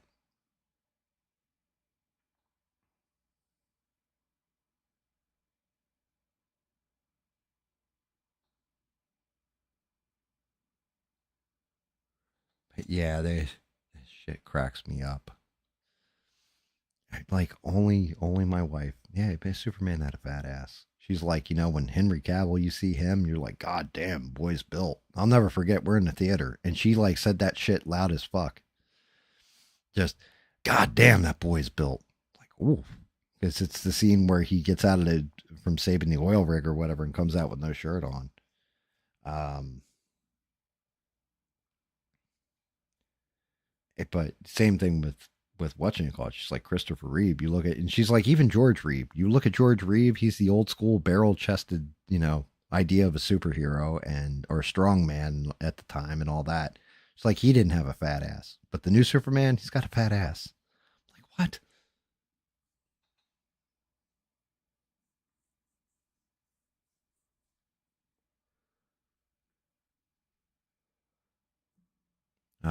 Definitely, but like everybody else, like I don't know. I actually like the guy as Superman. I thought he wasn't terrible. Now he also, again, going back into it, he didn't have that. My wife was right when she said it. Like I agreed with her with the whole. He felt like he was dumb. He didn't feel like he was the smartest man in the room. But I also attribute that to him being, like he's trying to hold back and control his power and not be like, I'm just gonna, oh, I'm fighting a kaiju. I'm just gonna fly through the middle of the thing and rip it in half. That's something like maybe Batman would do or something like this, but not Superman, right? So maybe his goodness is I'm trying to save everybody instead of switching that around and being like, yeah, you know what? I'm just going to use my laser eyes and cut this thing in half.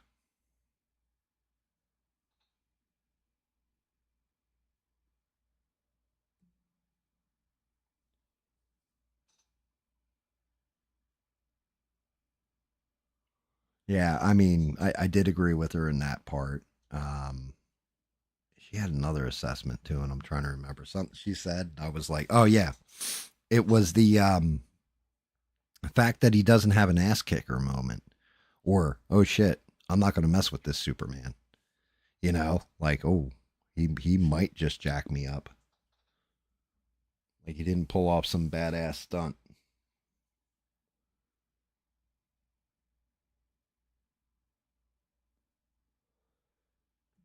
You know, like I said, every other Superman has kind of done that, but they didn't give him like an ass kicking part where he just goes ham on somebody.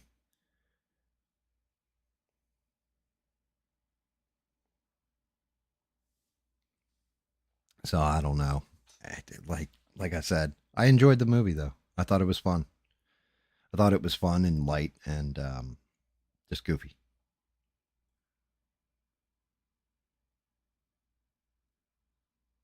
Yeah, exactly. Six. He does like reflecting on it. He does get the shit beat out of him a lot. Like it starts off with him getting his ass kicked. Like the movie starts with him getting his ass kicked, and now that I'm thinking about it, like even the end of the movie. So the whole thing is, whenever he gets the crap kicked out of him, he's going back to the Fortress of Solitude, basically, and they're using sunlight to heal him up fast instead of like classic old Superman, where he just flies up out of the atmosphere and then lets the sun kind of cook him in, you know, just out of Earth orbit in space.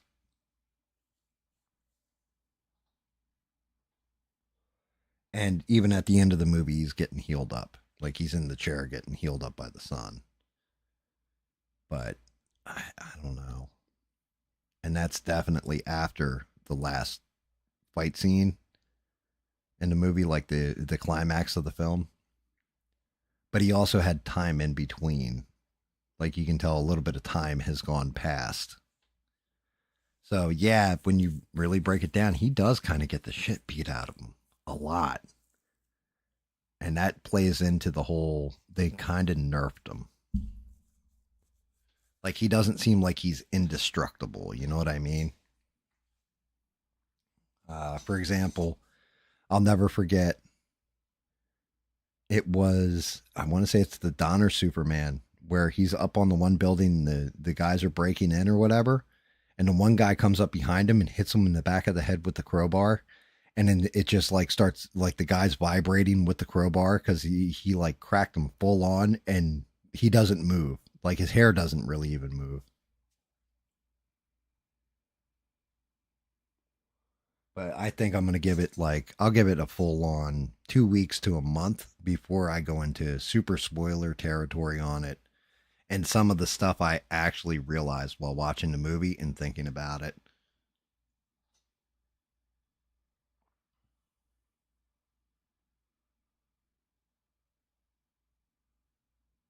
Yeah. Well, this one shows just how terrifying kryptonite is to Superman as well. And I mean, I guess this is a mild spoiler, but they even say that there's no kryptonite on Earth. Like in the movie, there's no kryptonite on Earth.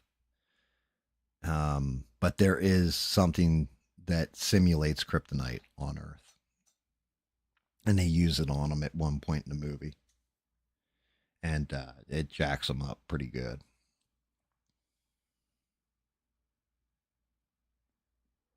Like I can't if I tell you exactly what it is and how they do it and all that, it's definitely a spoiler at that point. Even if everybody kind of knows, I'm still not going to speak that into existence for those who are going to go see Superman, you know?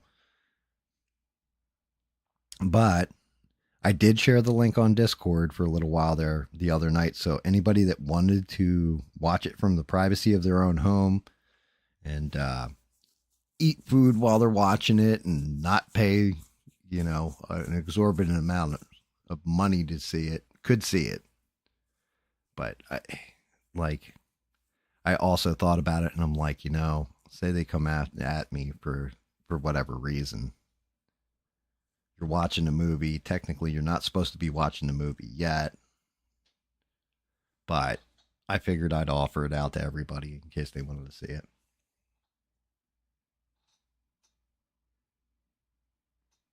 Yeah, and that's the other thing. I definitely some of the set pieces and the way the world's structured and everything else. I think it'd be a much better experience in the theater to go see it. Like watching Man of Steel at home versus watching it in the theater. Like I definitely remember seeing stuff in Man of Steel and going, God damn, God damn, God damn. Like some of the fight scenes and all that kind of crap. But I also think Zack Snyder's vision for it, it was too dark. Like it was, the world was a scuzzy place. You know what I mean? Like it's like the real world. I don't want to see the real world. I want to see the futuristic city of Metropolis that has minor crime but is very sunlit and all this kind of stuff.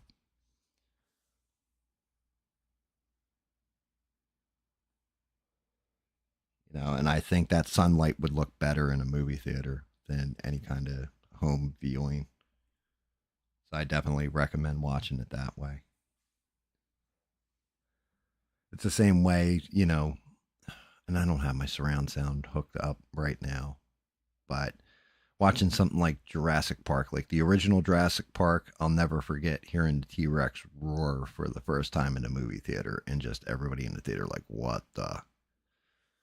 Or Avatar. Avatar is another one that on home video, even in with the 3D and all that on my TV and everything else, it was kind of cool, but it didn't immerse me like it did when I was in the theater watching it at all. I was just watching like oversized monkey Smurfs on a neon planet basically when I watched it at home, and when I watched it in the theater, I felt like I was actually on the planet with this alien race and all that kind of stuff. So there is definitely something to the theater experience. It's just it's a shame that movie theaters nowadays it's like a redonkulous price for a ticket, and then there you know you're going to get food while you're there. Now, granted, they've upgraded seating and everything else, but same point in time, if I need to take a pee break or a smoke break while I'm watching a movie, at home I can just hit pause, you know, and just oh well, yeah. Did I miss something? Wait, hold on. What is that? And then zoom in real tight on it. So you definitely have advantages, disadvantages. But I'm also wondering, you know, for the younger generation, is the theater experience lost on you?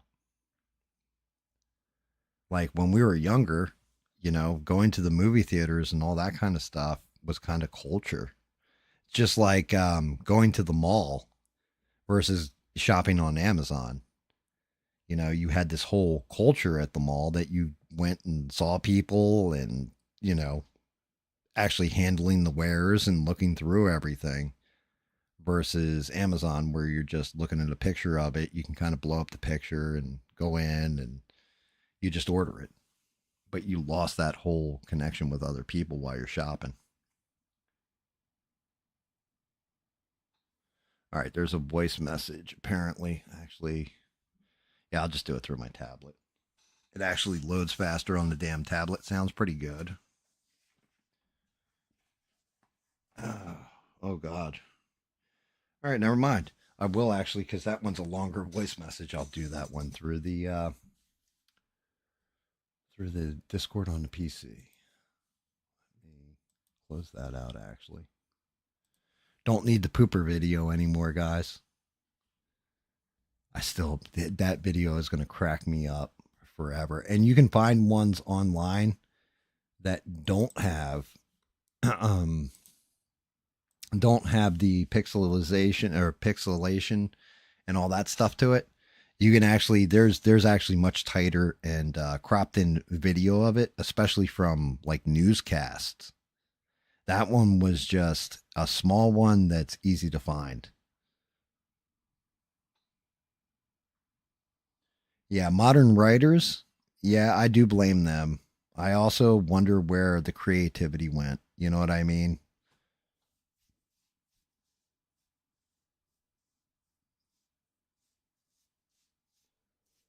Like the modern writers, I think I think part of the problem is this too.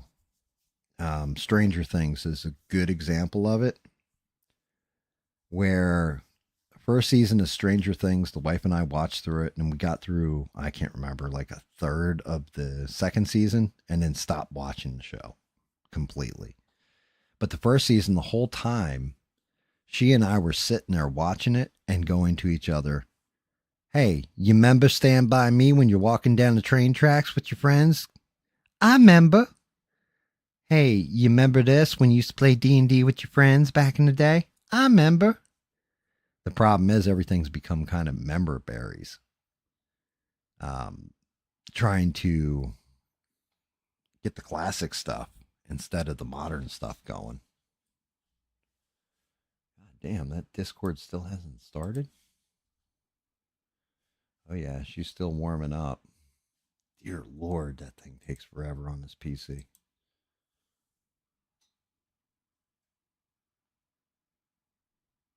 Yeah, it was 6 with the member berries. Nice. I remember. Oh, I remember this.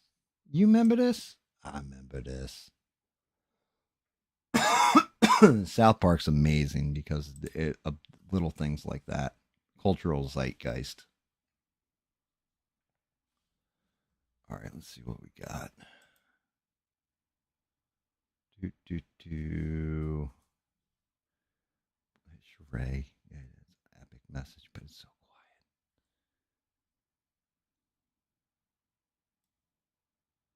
All right. Boo. I know I got to do this a certain way. I think it's like this. Hopefully, this plays through. What is up, peeps? So, yo, that was a really, really good movie. But listen, not what I expected. They at first I thought they made him look really like soft, but the more I watched the movie, the more I realized that they actually made him showed more his human side. So I like that part. Him and Lois Lane, no chemistry whatsoever. Dude did an amazing job as Lex Luthor. And yeah, love crypto. It was really fun. You were right, Gam. Like totally fun movie, cool to watch. But yo, Henry Cavill literally takes the trophy, the cake, whatever you want to call it. Like he is the Superman. All right, join y'all in a minute. Peace out. Yeah, so she said a lot of what my wife said too, almost verbatim. With the she said the same thing about Lois and Superman not having chemistry, like on screen chemistry. And I was like, well, they've only been dating for 3 months, but there's no, I can't even say it because I'll spoil something. But yeah, I don't know the relationship. Like Lois Lane, I like the actress that played her. She, like I said, I think she funneled through a lot of Margot Kidder energy there. But yeah, yeah, you might be right. I don't know. I think it might have been whoever is playing Superman though with the chemistry. Nicholas Holt. Okay, so Lex Luthor in this movie is exactly how you should do a Lex Luthor. I mean, exactly the way that Lex Luthor should be done. He should be very smart, very sinister, not give a crap about anything other than overpowering Superman, while building out money, while getting recognition for being the smartest man. Like I said, I think that's kind of the dichotomy between Lex Luthor and Superman.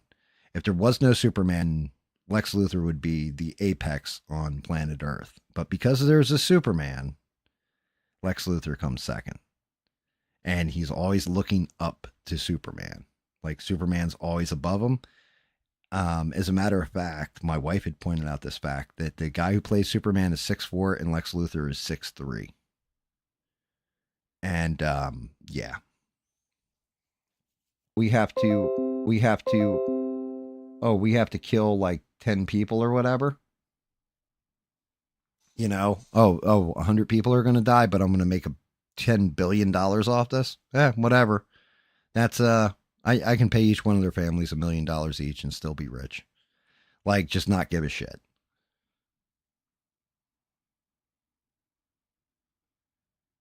Yeah, I mean, you do need. So that's just it. Batman's order, Joker's chaos, right? So there's a duality and a balance there.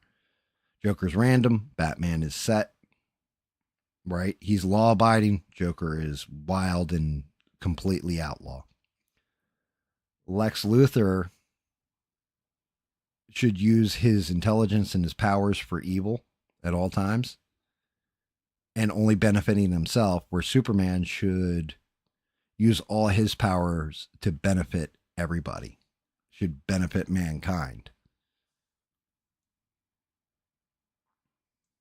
Have a good night, forever. Thank you again for dropping in. We'll see you soon, buddy.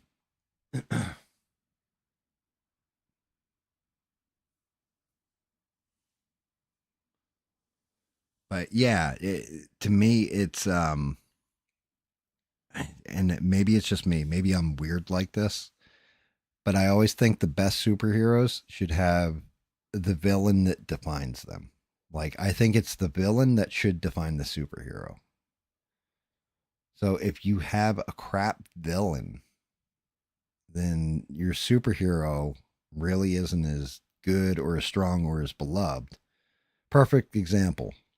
The greatest villain that the Flash has is who? Gorilla Grodd, Reverse Flash, the Rogues. So Captain Boomerang, um, Mirror Master, like all that.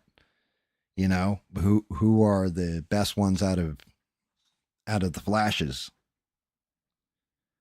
Rogues gallery? You know what I mean? It's probably Gorilla Grodd or Reverse Flash, Professor Zoom.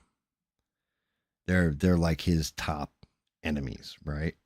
And it's like, okay, one guy's basically him, is Barry Allen, but he's an evil version. Okay. You know, Gorilla Grodd, okay, that's a crazy ass threat, a monkey with psychic powers. Okay. Wonder Woman, who's her greatest like enemies? Who are the world enders? Who Giganta, Cheetah, it just Ares maybe. Who really is balancing out Wonder Woman? She can overpower everybody. Batman's got an amazing rogues gallery of just psychopaths that are terrifying nightmare fuel. But then again, he is the night. He is the dark. He is the thing that should scare the shit out of you. And he's scarier than any of the villains. So he's got it's an equal balance between them. Superman, same kind of thing. You got Brainiac, you've got Lex Luthor, Metallo, Parasite. You've got you got a pretty good, decent rogues gallery for him.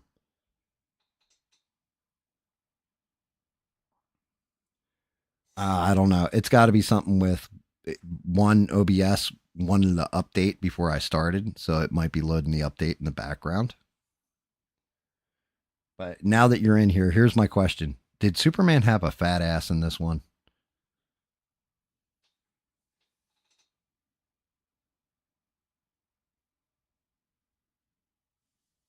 Did Superman actually have like a fat ass? That's one of my questions.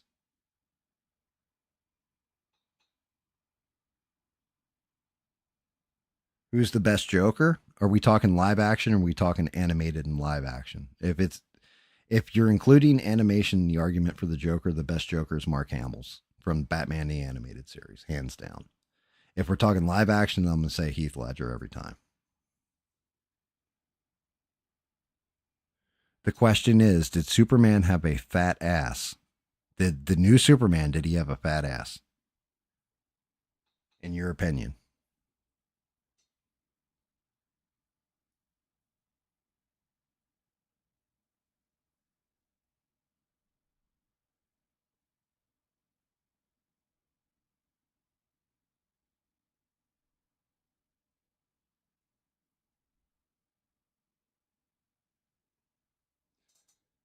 And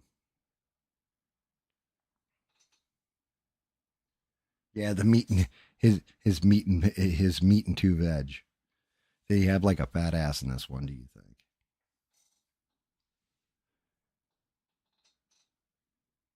Yeah, well, he didn't actually tell you the truth. Heath Ledger didn't take me by surprise when it happened because I actually really liked him in A Knight's Tale, and I was like, man, he there's something about Heath Ledger. I think he could pull it off. He screwed me up with the voice though. The voice is what threw me with the Heath Ledger version of the Joker. But I was telling everybody at the time because people were like poo pooing it, and I was still running a GameStop when Dark Knight dropped, and I'll never forget having conversations with. I was like, man, I think you're sleeping on him. I think he's going to be amazing in it, and everybody's like, man, hey, you're talking about the Brokeback Mountain, dude. Like, I don't know about that. I'm like, look, I'm telling you, he's a good fucking actor, and I can see it. But same thing I said about Christian Bale. I was like, he's going to make an amazing Batman. And with Christian Bale, I went off of, I can see him being Bruce Wayne because of American Psycho. So I can see him pulling that. And then I can't remember what the other film was, but I was like, yeah, I can definitely see him as Batman. Like I can see him pulling off the duality of Batman and actually giving us a solid Bruce Wayne performance on top of it.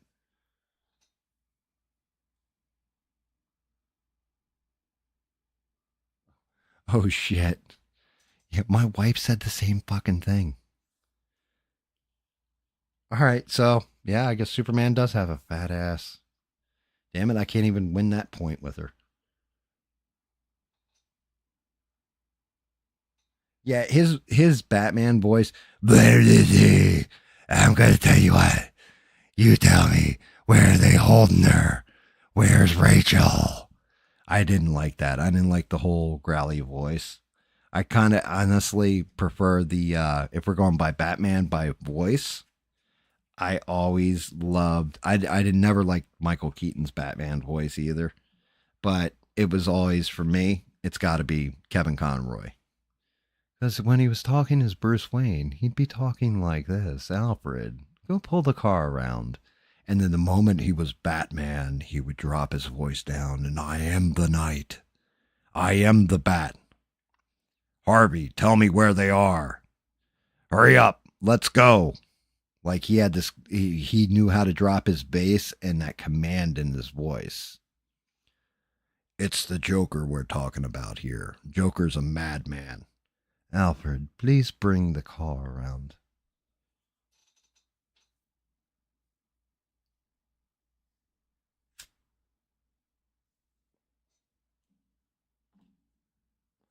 There's a guy, and I can't really, I always forget the name of the comedian, but he does like all these skits where he's Batman. And I don't, Pete Holmes, I think it is. And he does one where he's dressed up like the Bale version of Batman, and he's like Batman's figuring out his voice, and he starts talking to the criminal. He's like, "Where is he? Tell me where he is." Like he starts doing all these weird voices, and like the mob boss is like looking at him like, "Really, dude? That's your voice?" And he's like, "I'm just working on some stuff," and trying to do different voices to scare the guy.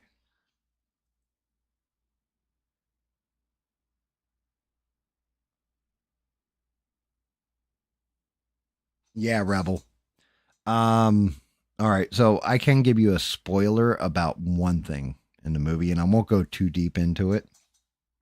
But you know how everybody always says, how is it that Superman puts on glasses and nobody realizes Clark Kent is Superman wearing glasses, right? They actually address it in this one, which I thought was kind of cool.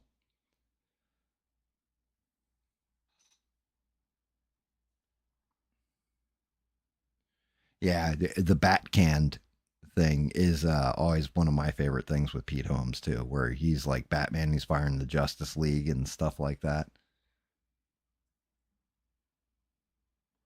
Yeah, see, that's what I was saying to you. It was a fun movie. Um, my review I gave it earlier, but my wife's review was that she liked the movie, but she was like, I liked the movie, but I didn't like Superman in the movie. I thought he was weak. I thought he came across as entitled in parts of it, like specifically the argument between him and Lois, right? And the last part my wife said was there was no badass scene with him. She's like, even Brandon Routh, when the bullet bounces off his eye and he smirks, that was a badass scene. Like, it was, yeah, you're fucking with Superman. With Christopher Reeve, ad nauseum, flying down into the earth, picking up shit and all this. And she was like, with Superman, or with this Superman, he never had that badass moment of, oh shit. She's like, with Henry Cavill, just the part where Zod goes near his mom and he comes flying in out of nowhere and just he's dragging Zod and punching him in the face like, you will not touch my mother, and like whooping the hell out of him. She's like, it was like, oh yeah, don't fuck with Superman. Right? She's like, with this one, he was soft for the most part, like he was weak, and she said he was nerfed.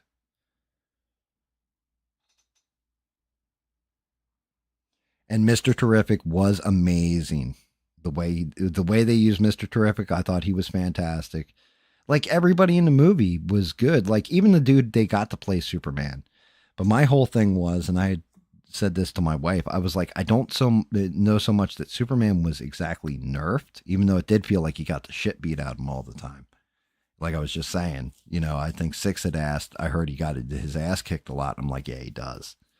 But what I said to the wife is, because I watched it twice, and I was like, it was like he was holding back. Like, he's not trying to go full throttle on anything. He's trying to figure out solutions where he can do the most good and not hurt anybody. And I think that's why he felt like he was nerfed. But yeah, my wife's like, I like the entire movie. I just didn't like Superman in it. Changed my mind. I'm like, yeah, good luck with that. I got a better chance of getting pregnant.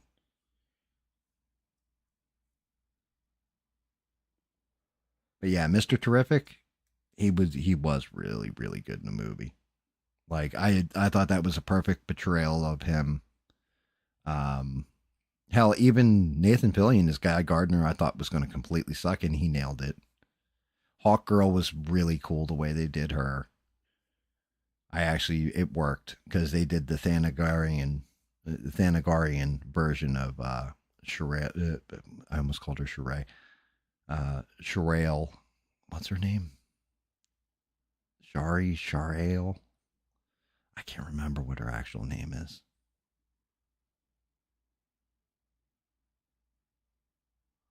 I hated that.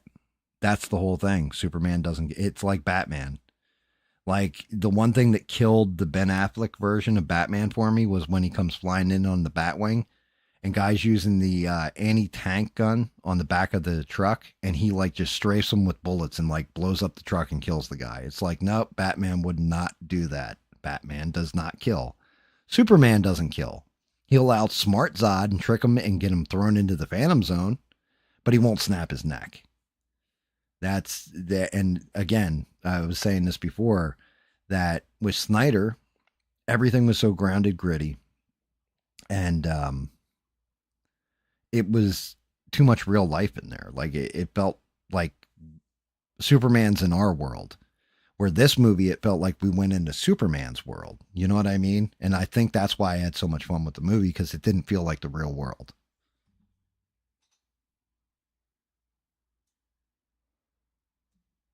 And, of course, my wife, being smarter than me, points out to me that him snapping Zod's neck in that scene, it's not just about saving people and all that other stuff.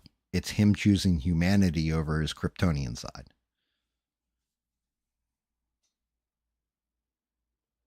He's basically like, it's a metaphor for him killing his Kryptonian side and embracing being human.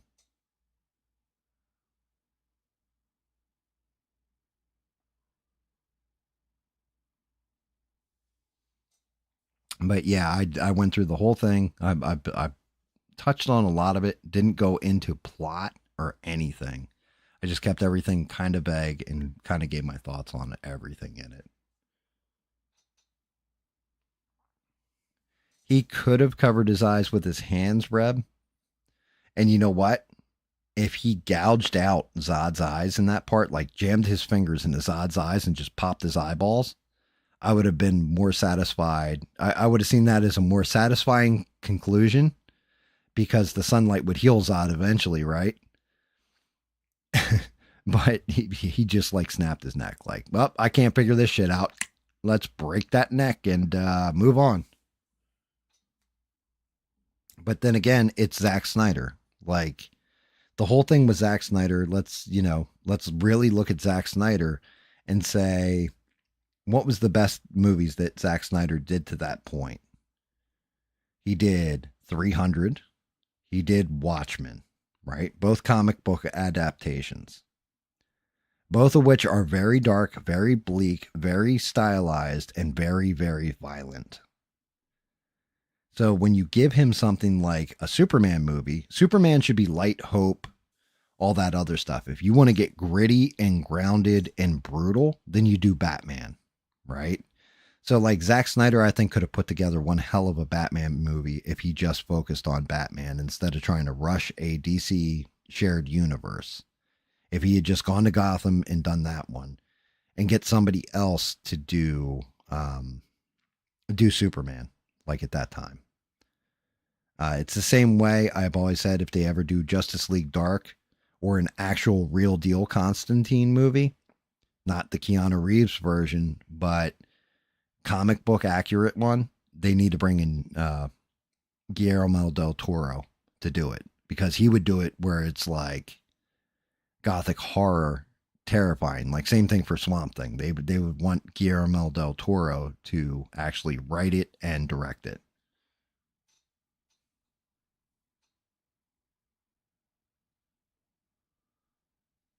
Yeah, I didn't like it. Like I hated that was the one part in Man of Steel that like I honestly hated.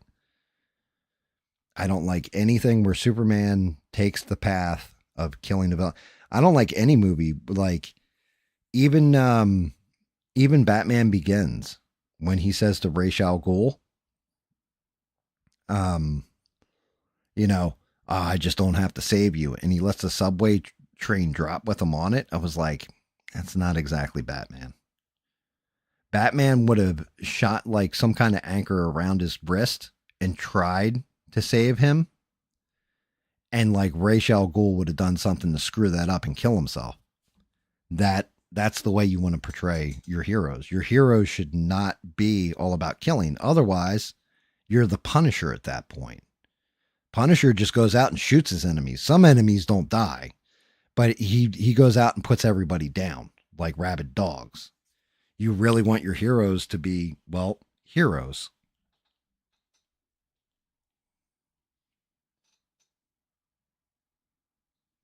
Oh yeah, Zod definitely had it coming, but the whole point is that's exactly what I would do. That's what you would do, right? Like, oh, well, I'm going to end this threat immediately. Let me just snap his neck. Superman's supposed to be better than us. He's supposed to be above us. So him killing Zod in that moment just made him the same as us, and that's disappointing. You're supposed to be a better man.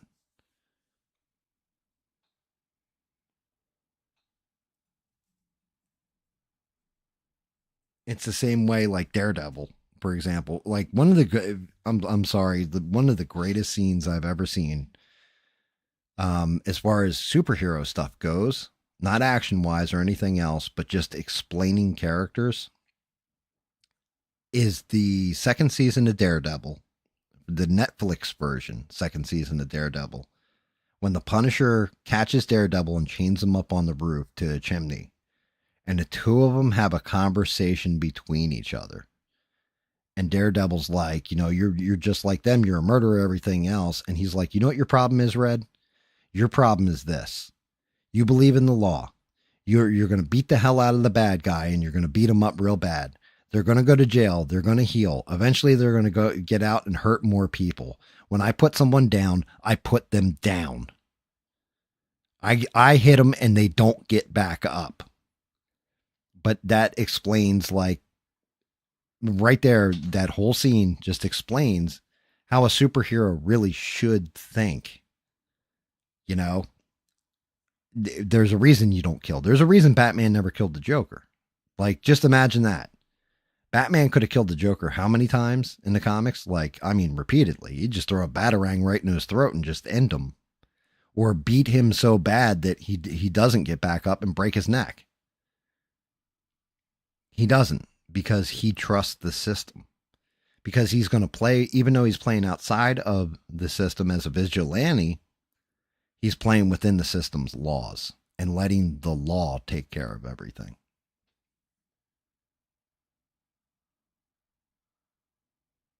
Yeah, but that's just it. Was there another way to beat Zod? And that goes back to, you know, look, you blow up Brainiac. Brainiac's just a big computer. It's not a living, breathing thing, right? So blowing up Brainiac, like, that's fine.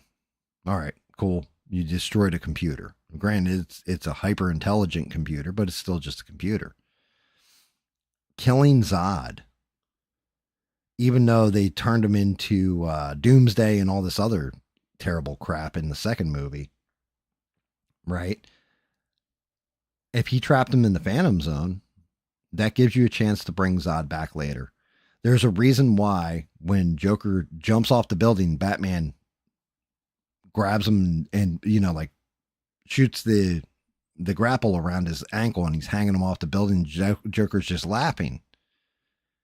That's so they could bring Joker back in the next movie, because they already killed Ra's al Ghul off. Now, granted, they could have brought Ra's al Ghul back too if they just had his daughter go and take him to a Lazarus pit. But at the same point in time, Batman would never have let, on purpose, Ra's al Ghul fall in that moment.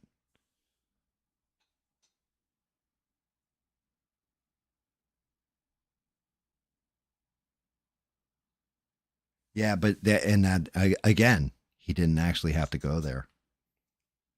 There was a way around it. He just didn't figure it out. That's the problem. And that comes down to not Superman's action on the screen. That comes down to the guy in the writer room not wanting to shock people with a neck snap versus being clever. Oh, okay, here you go. Let's do a comparison of two Zods. Okay, and two ways that Zod was beaten. So, in order to do that, because we actually do have both Zods on camera, and it was both in live action. Zod in Superman 2, Donner's Superman 2. How does he beat him? Does he break his neck? Does he brutalize him?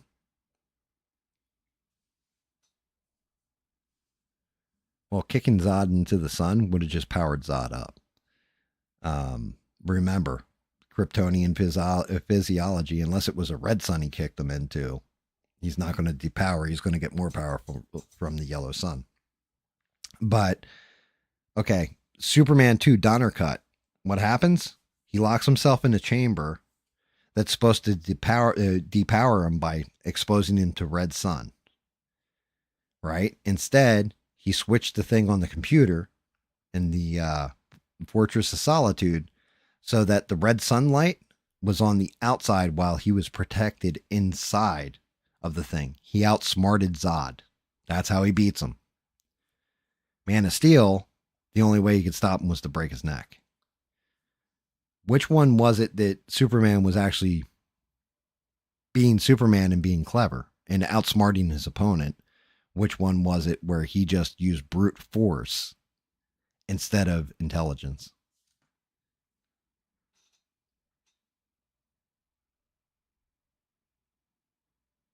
Yeah, so that's just it. There's stuff in the Snyder cut or in Snyderverse, I guess, that I liked. I thought there were some slick scenes and there was some cool stuff in there. I didn't think they had terrible actors in it, you know? It's just I felt he was the wrong one to build a universe on. I don't and don't get it wrong. I don't think James Gunn's the right one to build this universe on either. I think James Gunn's going to do fantastic with like Justice League of America or something like that. I don't want to. I don't want him like, okay, well, I'm going to do Batman next, and I'm going to do Wonder Woman after. Like, no, you need to find the right guy that's going to fit. I don't want to see a woman writing Wonder Woman either. I want to see a guy write it because of what Wonder Woman originally was.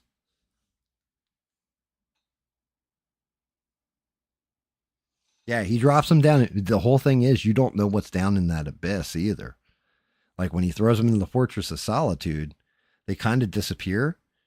I don't know if that's supposed to be a trap to put him back in the Phantom Zone. I don't know if he just kills them.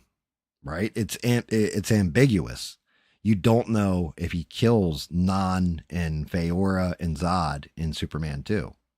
Does he kill him, or did he just re-imprison them somewhere in a Fortress of Solitude and keep them under red sunlight, for example? But like I said, it's unfortunate that in live action they rarely get it right. Like a lot of the stuff we see, they get it right here and there. To be honest with you, I don't understand why that is. Because you actually have a perfect blueprint. It was called Batman the Animated Series. You have a perfect blueprint for Superman. It was Superman the Animated Series. Then, if you want to do the Justice League, do the Justice League Animated Series. Just do it live action. I'd pay to go see it because those shows, they nailed every aspect of those characters. You can tell it was handled with love. Like they actually cared about the comics. I don't think James Gunn helped any of the promo work for this either. I'm not going to lie. I think Sean Gunn coming out and saying, oh, it's about immigration and stuff like this. It wasn't about immigration.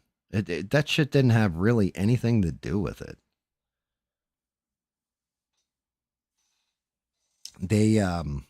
That's part of my problem with these things is that it's the same thing with Marvel, right? Marvel tried to do, to be honest with you, in fairness, I'm going to give them the fairness end of this. A lot of the stuff Marvel did was the Ultimates version of the character. So Ultimates version of Marvel characters was always supposed to be grounded in reality. They're living in actual New York on this earth with us. And this is what's happening. So everything felt more, I don't want to say realistic. Well, yeah, realistic. Like it didn't feel like they were in a cartoon world with a guy wearing a Fu Manchu named the Mandarin, for example, right? Like an old Oriental or old Asian would have been called Oriental at the time, stereotype. You know, nothing like that. They had to modernize it for modern audiences. But that's just it. They really didn't. They could have gone with the old school shit and made it slick.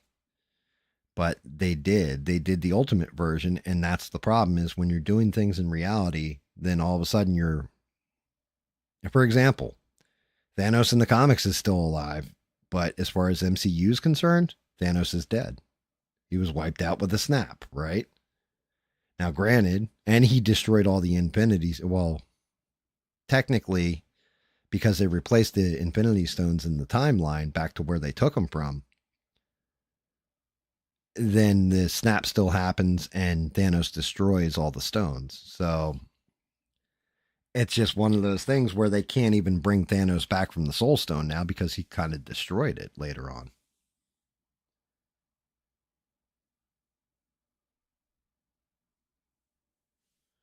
Let me look. I did not.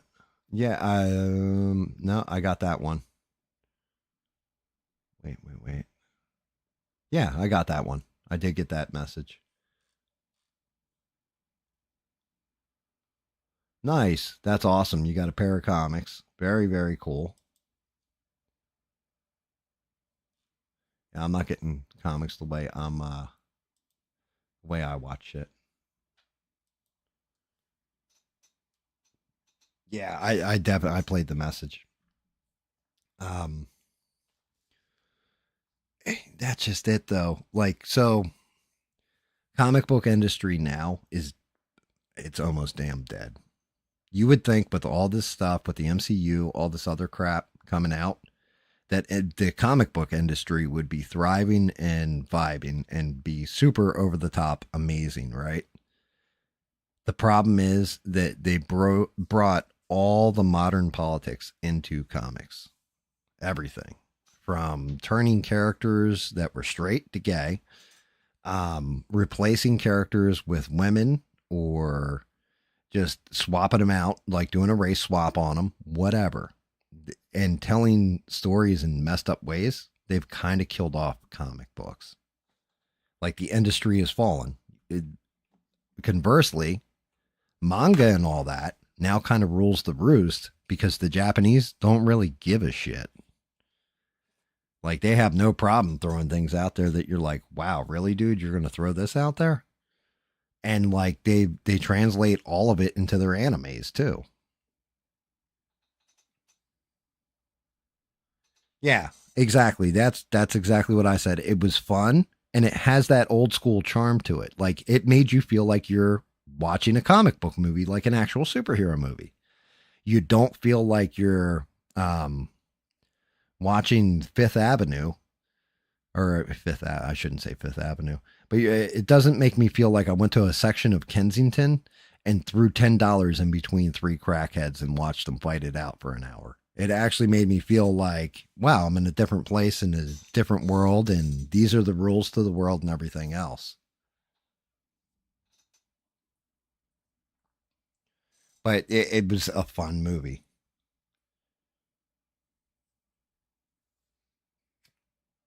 And I really was worried about crypto. I was like, oh, that's going to be total dog. It's going to be total shit. Well, dog shit. But yeah.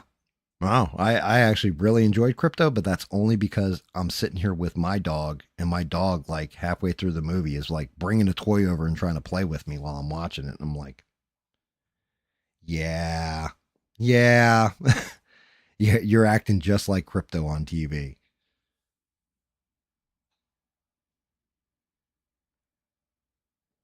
Don't get into spoilers. Kind of giving up a little bit of a spoiler with that one. Yeah, because I mean, eventually, like I said, when I do the spoiler one, there's things to consider. And honestly, if you've watched the old Superman movies, you've watched Smallville, you've watched, yeah, hell, even some of the TV, like Krypton, Lois and Clark, like those kind of TV shows and shit. Basically, there's stuff in the plot threads that has been ripped directly from all that stuff. If you think about it,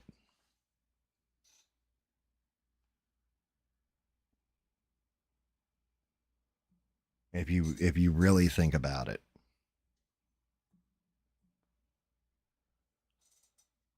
But one movie I would like to see James Gunn do, and I think he will knock it out of the park if he brings the character into the DCEU. And I'm almost 110 million% that he's going to do it. It's going to be Jason Momoa as Lobo. And when he does it, I think that's going to be one of those superhero movies that's going to be like the Deadpool movie. You know what I mean? It's just going to be over the top.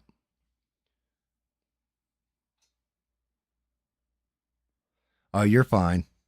It's perfectly fine. And it like I said, I try to keep it as spoiler free. Like, Rebels taking somebody to go see it tomorrow. You know, I don't want to ruin it. It just came out. So I want everybody to see it. Like, everybody that does see it, when there's enough of us that have seen it, I want to have that discussion. Six says he wants to go see it in a movie theater too. So I want that. Dude, you've never heard of Lobo? What? So, Lobo is the last Khazarian. I think I'm saying that right. Khazarian, right? He destroyed his entire planet with his 8th grade science project. Lobo has like white skin. He's got like diamond black. It looks like black diamonds over his eyes. He has real long black hair. He's got gray skin, red eyes, always smoking a cigar. Superman's never beat him in a straight up fight. That should tell you how tough Lobo is, right? And he's basically like he hangs out in space bars and bounty hunts. And the way he crosses paths with Superman is hanging out in the bars. Somebody hires him to go take out Superman or capture him, for example. Because, as far as anybody knows, Superman's the last Kryptonian. And, they always discount Supergirl for some reason. But, yeah. Yeah, Lobo is a badass. And, like, he always drops F-bombs. He's always saying, this fragging thing.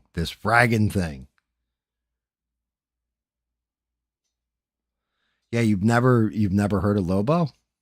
It's shocking to me.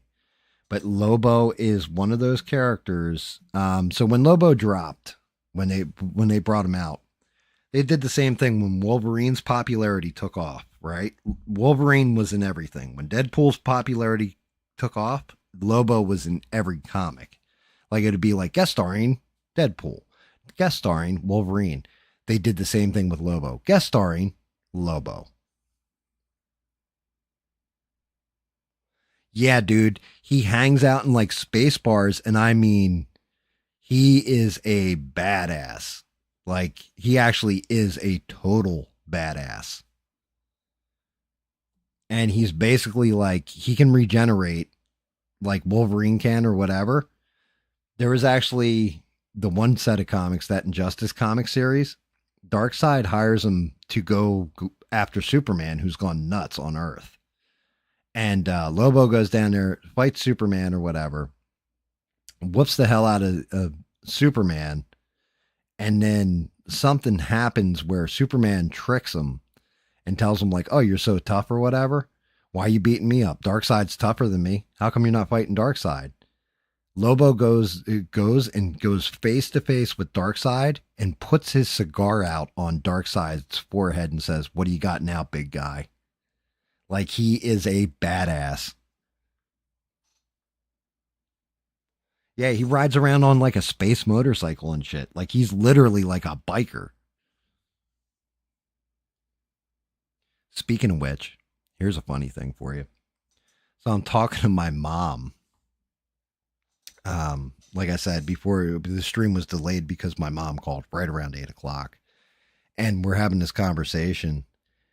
And, because we're talking about 50 years of my life or whatever. And she's seen how I've changed and grown and everything. I was like, yeah, all that time ago I changed. And I went from destructive to creative. I went from this to this and everything else. She goes, yeah, I'm not going to lie at all. When you were younger, I thought you were just going to end up being a biker. My wife started dying. I was dying laughing. My wife's dying laughing. She was like, yeah, I really thought you were going to be like head of a biker gang or something when you were a kid. She's like, you were an asshole. I was like, thanks, Ma.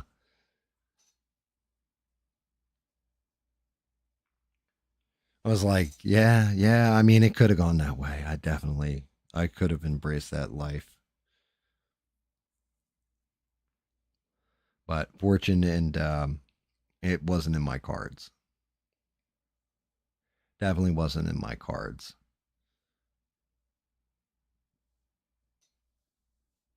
But yeah, Lobo's always like the main man. He has like a chain with a hook on it too that's like damn near unbreakable. And he'll wrap people up and drag them behind the space bike, drag them to the bar. Like, he brings in bounties. He's a bounty hunter.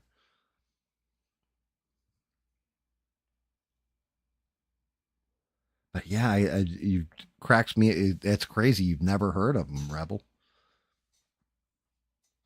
He's still a mainstay. They redid him when they did the new 52, and like they did like this young weird version. Turned out it was just a clone of Lobo, and the actual Lobo ends up killing him at the end of the comic. But yeah, Lobo's actually like Jason Momoa uh, absolutely like them too. Like, I mean, spot on to the point where James Gunn, when he first took over the universe, the DC, like became head of DC or whatever, apparently the first text he got was from Jason Momoa. And he's like, he didn't send me congratulations or anything else. He just sent me Lobo with about 15 exclamation points after it.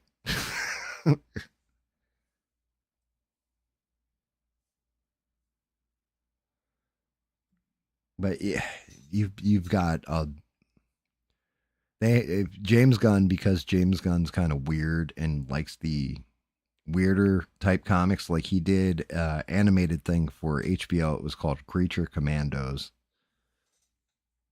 He had like Bride of Frankenstein and God, I want to say his name's Weasel. That was in the Suicide Squad. I can't remember his name. Weasel Ferret, something like that. Like the real weird looking creature or whatever was in it.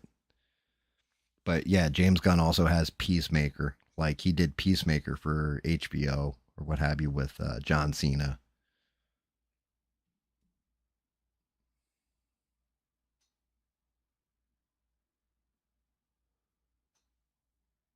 Oh, were they? They were speaking Croatian?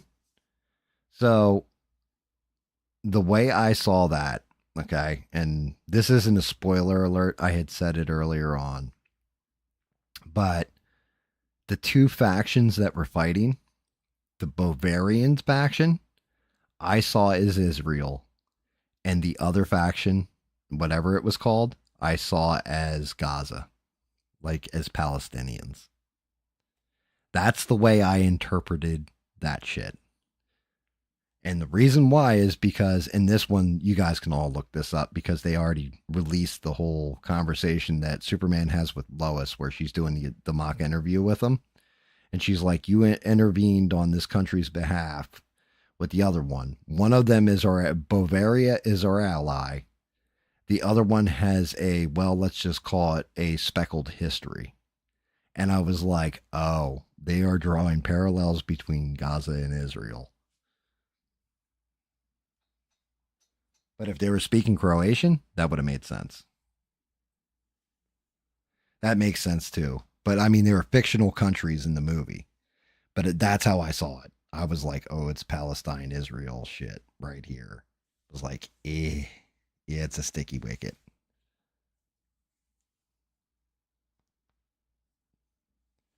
But fortunately, again, they didn't, they could have made it that. And they didn't. They made it Bavaria and whatever else.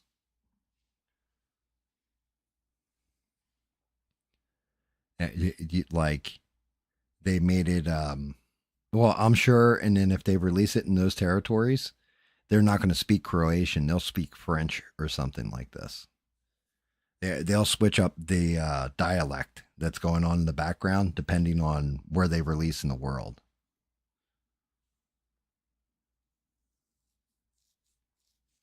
Like, I'm pretty sure when they put stuff out in China, that if there's background noise where people are speaking in actual dialect, they are going to flip it over to like Italian or something.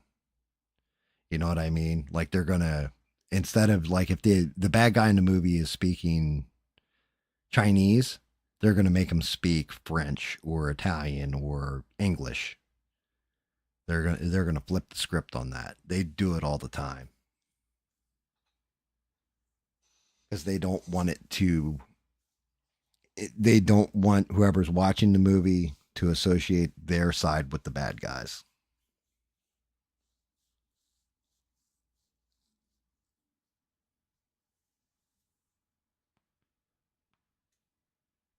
Oh, good lord.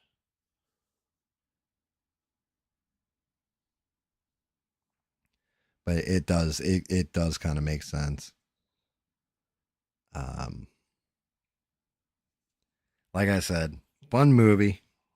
Once everybody's kind of seen it and it's been out for a little while, we can actually get into spoiler territory, but I'm not going to ruin it. I don't want to ruin it for people. People are saying this movie's a mess and all that. And it was hard to follow. And I'm like, it's not hard to follow.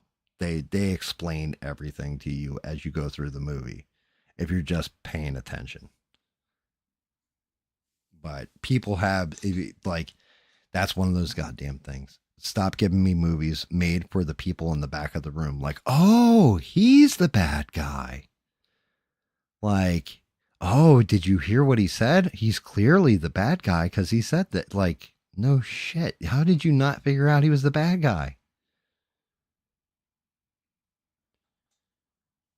You know, how did you not figure this part out? Like, this didn't make sense to you? Like, wait, what are we doing here?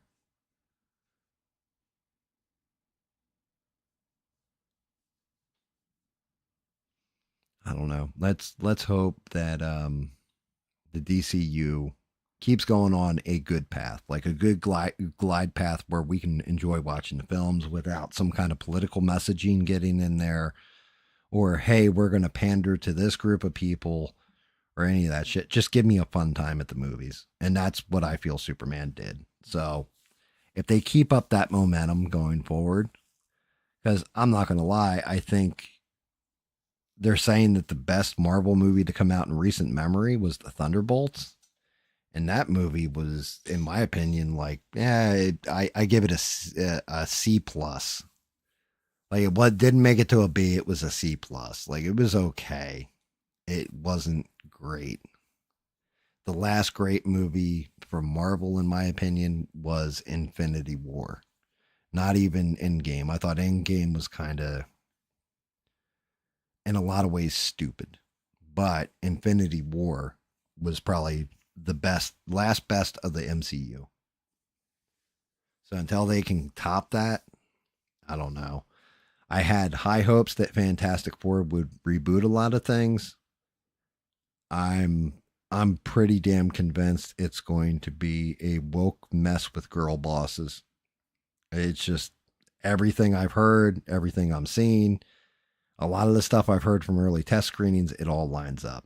And I'll be pleasantly surprised if all those people are wrong. But I just watched Riri Williams in the Ironheart show, and yeah, I don't have much faith and much hope in it at all. I think it's just going to get worse from here. Um, I think that it'll be some cool action scenes and some cool stuff to it, but I honestly think the movie's going to suck. And then going into Secret Wars is their way of bringing in younger actors to replace the older ones and killing off a lot of iconic actors that we know. Because that's basically, even in the comic books, that's kind of a resetting of the 616 Marvel universe. So I don't have much hope for that either. Spider-Man, they've announced, what is it? Spider-Man Brand New Day is going to have Tom Holland and actually John Barenthal as the Punisher, and that could be really good. That could actually hit the spot. But even that, I'm a little sketch on. I'm like, The Spider-Man movies were good. The last one they did, everybody, we all raved about it, and anybody who saw it was like, that was actually a really good movie, and it was awesome seeing Tobey Maguire and all that back on screen as Spider-Man. The only problem, and Andrew Garfield and all, and the problem is that you basically did member berries. You remember, you remember Willem Dafoe as the Green Goblin? Yep, there he is. Remember Jamie Foxx as Electro? Yep, there he is. Do you remember?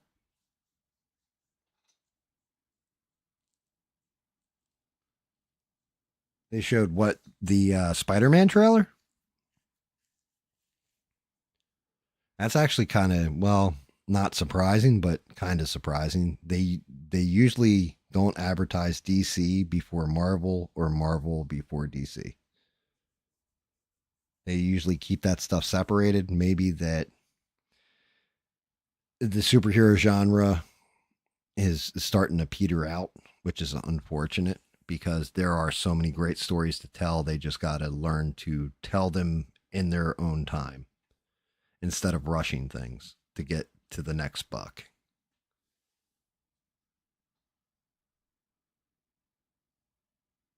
Yeah, Fantastic Four, I've got no hope for. So this is David Members. David Members.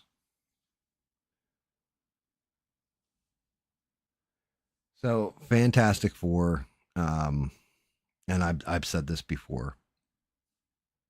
Okay, whole thing with the Fantastic Four is it should all the tone of the movie for a Fantastic Four movie should be all about the family,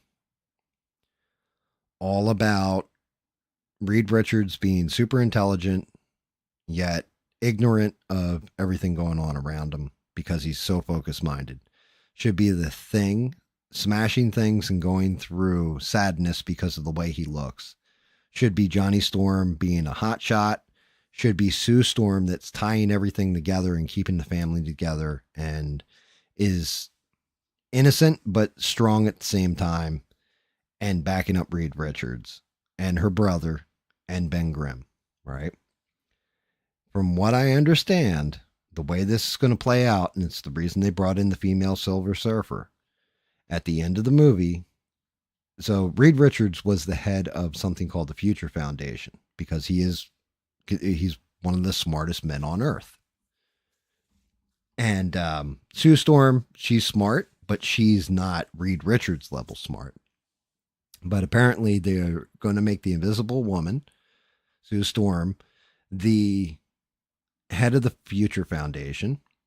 She's going to have the kid. It's going to go a couple years in the, like, I don't know. I guess the kid is, I don't know if he's an infant, but he's basically going to end up being Jack from The Incredibles and be able to use his reality warping powers because Benjamin Franklin, or Franklin Richards, rather, is his name. That's his name. Franklin Richards in the comics actually does have superhuman ability. He can bend reality.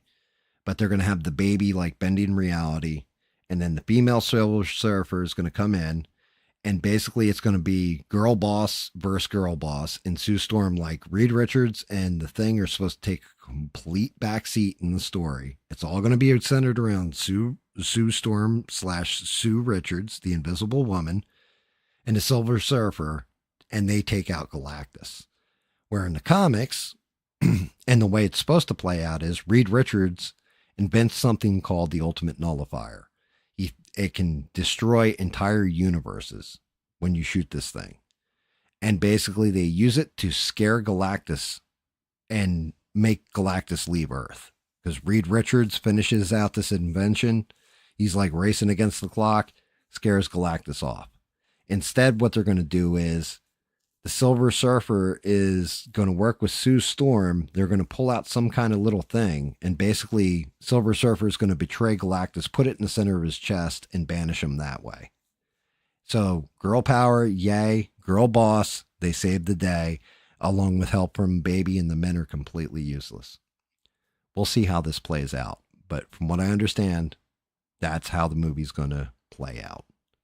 And if so, you're gonna make Reed Richards look like a bitch. You're gonna destroy any kind of interest in the Thing. At that case, Johnny Storm not picking up girls and being a hotshot, you might as well just make him gay at that point.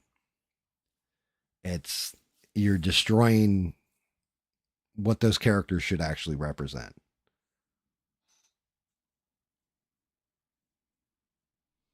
So if the trailer looks cool, let's hope the trailers are cool. Everything I've heard about that movie is not right, and it's not a girl boss movie, and it is all about family. It is all about all of them having to combine powers. It's about Reed Richards ultimately saving the day, and going through this stuff with Sue supporting him and all this kind of thing.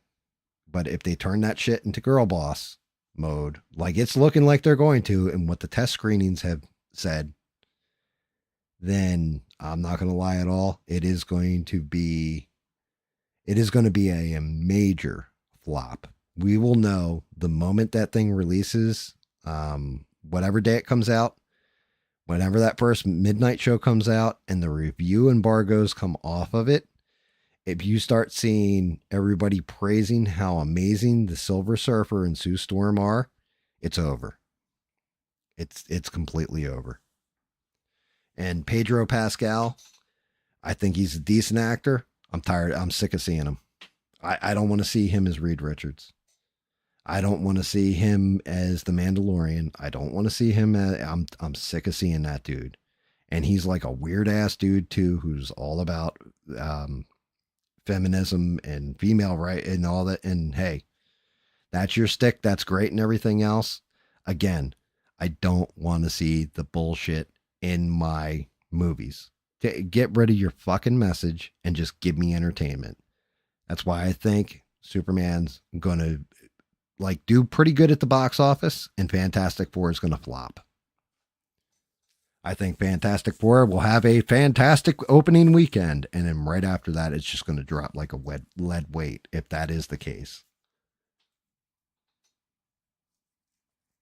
Oh, Marvel's already gone woke. It went woke at the moment Endgame rolled the end credits on it.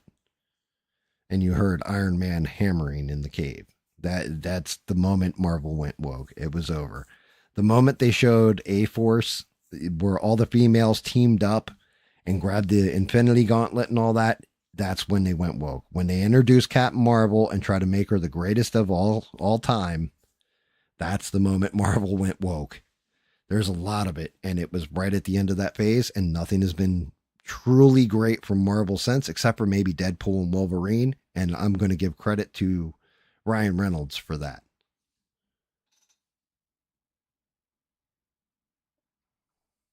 Yeah, 6. So The Last of Us, right? It just, the video games, Last of Us 2. Everybody was pissed about that game when it came out. Everybody. And they translated it directly to the screen, and it was even worse watching it in live action. It was even worse. It's not okay. So here's one part of it. I can't even blame Disney on this one, right? Well, I kind of can. I blame Marvel Comics for this because Marvel Comics went woke. It was called All New, All Different. You guys can look it up. Okay. And that's when Hawkeye actually kills Bruce Banner and he's no longer the Hulk, and they pass it to Amadeus Cho, I think the guy's name is. Now, he's a cool character in his own right and everything else, but he's not the fucking Incredible Hulk. Okay. They took Falcon, who was an amazing character on his own, and turned him into Captain America. Right? They made Peter Parker basically age out of the role of Spider-Man and then made Miles Morales their main Spider-Man. Miles Morales, amazing character. But Peter Parker's Spider-Man, I'm sorry. Same thing with the Spider-Man from 2099. I don't think he's Spider-Man. No, Peter Parker's Spider-Man. You do a different character with the characters that you're laying out. Let's see. Kate Bishop took over for Clinton Barton as Hawkeye. Wolverine got encased in adamantium and was considered quote unquote dead. And X-23 became the new Wolverine. You had all this stuff happen in the comics. It was called All New, All Different. And you can look it up, and you can look up the comic book sales next to it, and you can watch how they went from like hundreds of thousands of copies of books sold down to tens of thousands of copies of books sold. They completely, it all flopped. It was a failure. They tried to walk it back and fix things. Jane Foster became Thor. And Thor Odinson, even though he still existed, got his hand cut off and was no longer worthy to wield Mjolnir. It just, you did this. Shuri became the Black Panther. And they just used the comics and the woker comics that failed the comic book industry and sunk it, and brought it into their movies, and are wondering why they're not getting return on box office and billions of dollars like they used to. That's why, because we want to see the older stuff that has so many different storylines that are fun, exciting, and fleshed out and are proven to sell. It's what we want.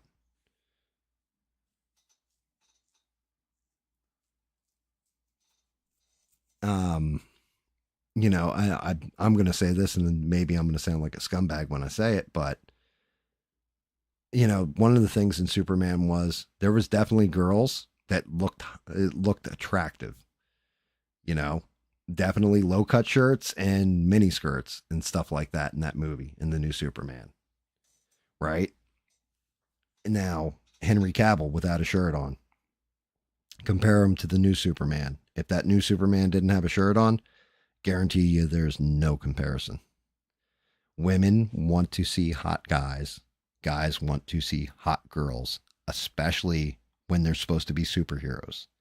The difference between a superhero and an average person is it should be an unobtainable thing for you to have a physique like that as a human. You've got to be outstanding, right? Because you got to figure if they're really saving the world, they're really fighting threats and all this, they should be cock diesel ripped.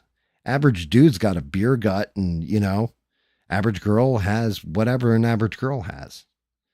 But you don't want to see that. It's fantasy. It's supposed to be fantasy. It's supposed to be over the top and not obtainable. If everybody I said this, I can't remember about how many, a whole bunch of different comic book characters that they put on the screen. Not like a lot of the Marvel ones, but so Chris Evans, I mean, he's ripped, right? But some of them, there's times where I see a superhero and I'm like, I feel like I can kick that guy's ass. That's not a good thing. They should be toned, ripped, and in shape. And anybody that thinks, well, women don't care about that stuff, you're fucking wrong. Anybody like I just asked, hey, did you think he had a fat ass? Yeah, he had a fat ass and a small dinky, right? Was the response. I could tell by what he had up front. He had no package. Obviously, I don't notice that shit, but the women do.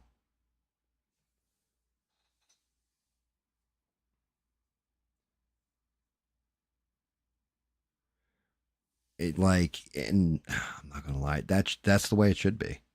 It should be. You should be looking at it like, God damn, I can never touch that specimen of a woman as a man. And I should, that guy is the kind of guy I think every guy should look like. But it's not realistic. It's not an obtainable thing. Like, it should be damn near impossible. And but you're also, like I said, if you're a superhero, then you should be Apex. Thor should be so friggin' ripped and so just bulky ripped. He shouldn't, be like, hey, look at me. I'm DJ Qualls and I hit the gym for 2 weeks and now I'm Thor. Like, what are we doing here? Get the fuck out of here.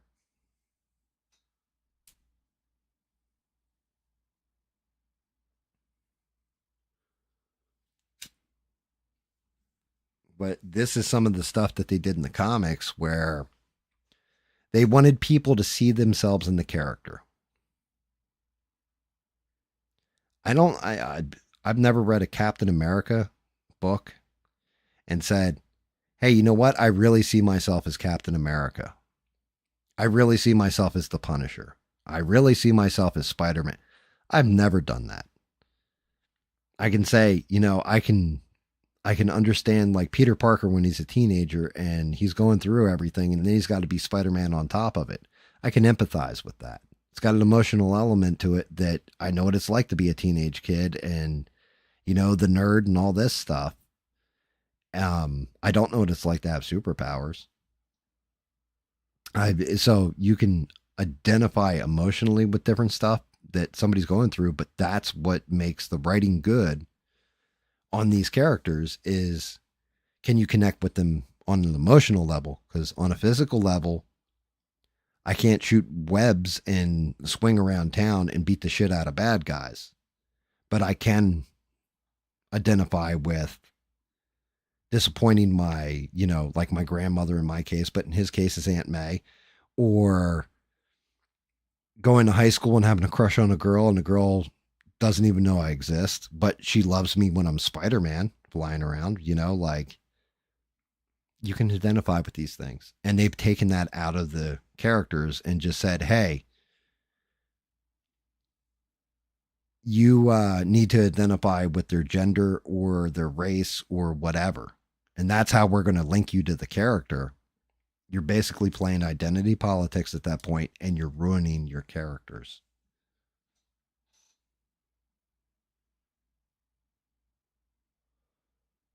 I don't want reality. I don't. There's a reason why Hollywood was always like, oh my God, all these stars and all this on the award show. They're so beautiful. They're so this, they're so that. And there's a reason why we watch it. Nobody's watching those award shows. Nobody's watching these movies the way they used to. Nobody's buying the books the way they used to. Stop bringing reality and your fucking political message into my fantasy realm. You're shitting the bed on it. You're ruining this stuff for us. Let me just have fun.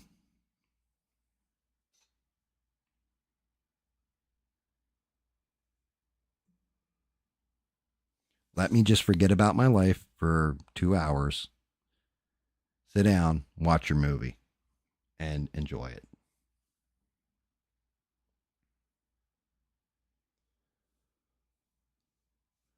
And yeah, I got a question for you, Beans, because you saw it in the theater.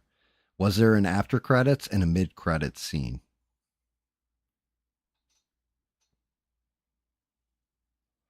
Yeah, I mean, you're right, Six. It should be.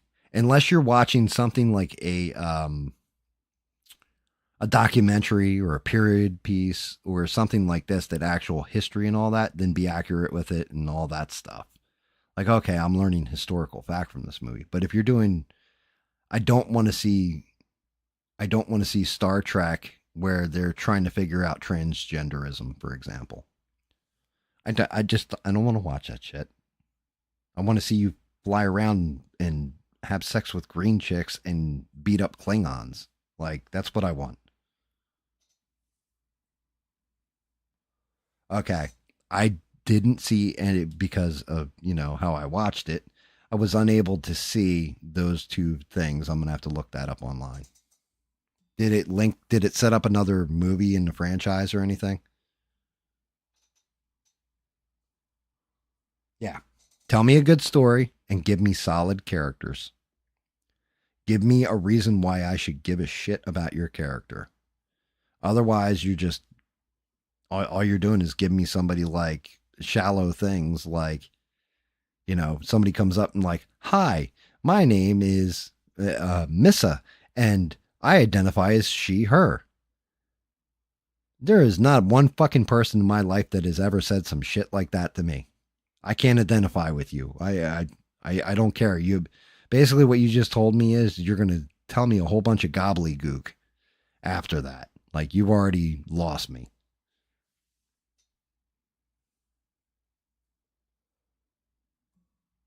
And that's just it. Let's hope, because I didn't really feel there was much political messaging in Superman, that they continue the trend.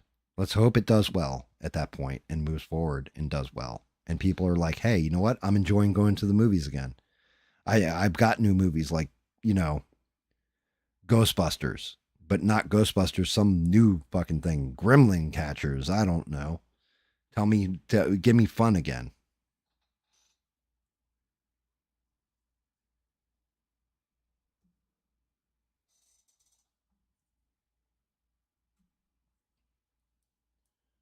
Like, yeah, I don't know when it got to a point where writers were so lazy that their entire character's plot point was that they're a lesbian. What? What the fuck do I care who you're sleeping with? Are you going to save the universe or not?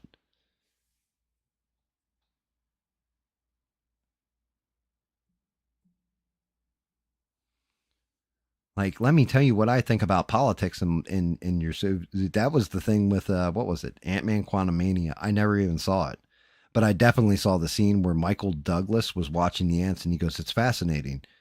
Socialism. We could learn a lot from ants regarding." And then he gets cut off, and I'm just like, really? You're going to throw that kind of political messaging in a fucking superhero? Shut the fuck up.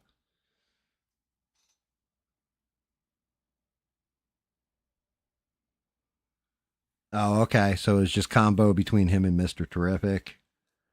Um, I definitely want to see the Peacemaker show that's coming up, the season 2 for it, because they did a trailer for it, and Tim Meadows is in it, and Tim Meadows is like he calls them different names, right?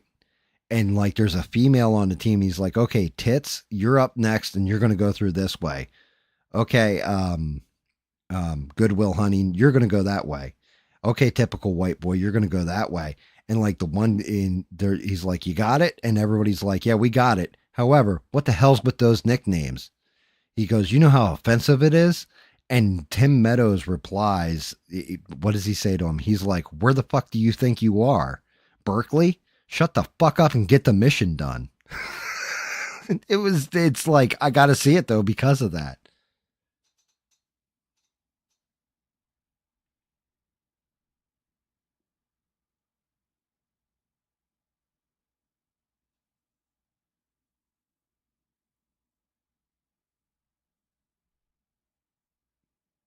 Yeah, you're right, Six. Right around 2010. It was going on minor behind the scenes and, like comic books, stuff like this. And then it really started to turn the corner and picked up. And then Orange Man Bad came about. And that's when shit really went off the rails. And yeah, Star Trek Discovery, the first season of it, I really liked. I enjoyed that show. And then the second season came out. And I think the second season is when they brought Spock into it and made him basically a dyslexic retard that was too in touch with his human emotions to be Klingon. And then Michael Burnham, I think her name was, that's the character, was like Spock's hidden sister, but she was more Vulcan than Spock. And even though she's not a Vulcan, she's just pure human. And I was like, yeah, you guys just fucking lost me. You can just take this whole series and shove it square up your ass.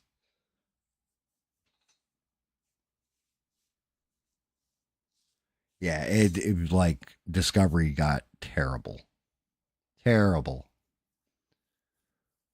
Like just awful shit and shouldn't like it was like I don't know who's writing this and who you're writing it for, but this is not fucking Star Trek.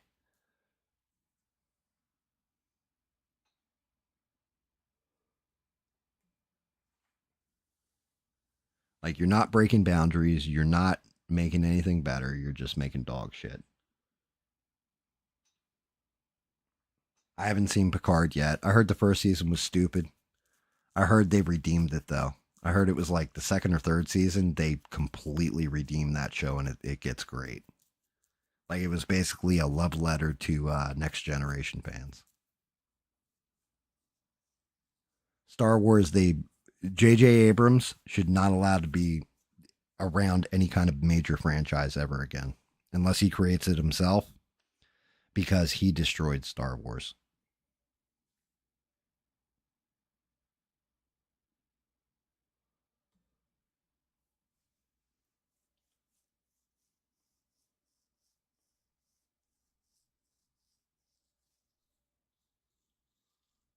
Yeah, Star Wars. They just honestly, as much as I dislike the prequels, and I really did dislike the prequels, except for there's scenes in the prequels that are really cool, right?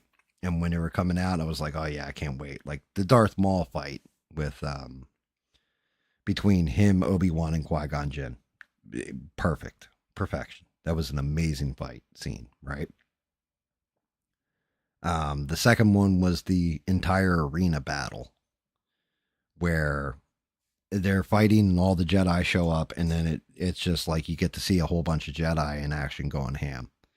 Awesome, right? And then Revenge of the Sith, it was okay. It was just okay, in my opinion. Um, and then they sold it to Disney. J.J. Abrams, they put him in charge of all that, and man, did he just! It was hot trash. Like when I first saw Star Wars, whatever what is that? That'd be episode 7, right?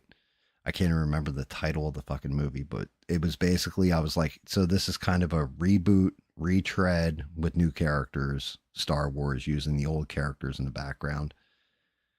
When I first saw it, I was like, oh, this could be really cool and everything else. And the more I hashed it out, I was like, yeah, this is going to fucking suck. He fucked this up. And then sure enough, The Last Jedi came out and I rage quit. Like I watched the movie and raged quit at the end of it. I was like, I'm done. My wife got 10 minutes into The Last Jedi and walked out of the room. She was like, I'm done.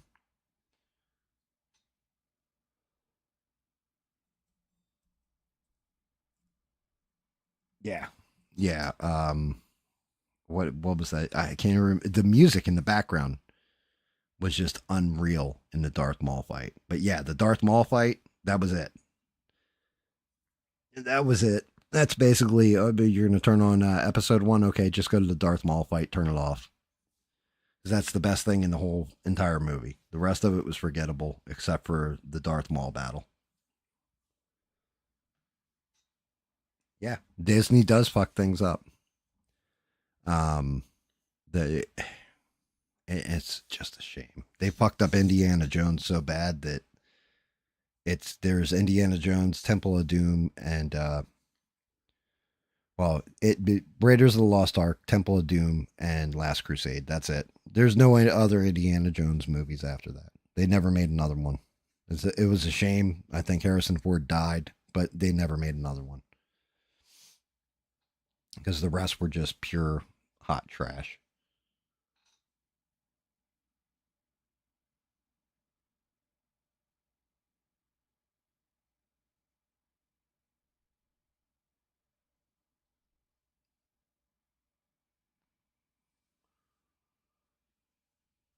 Oh,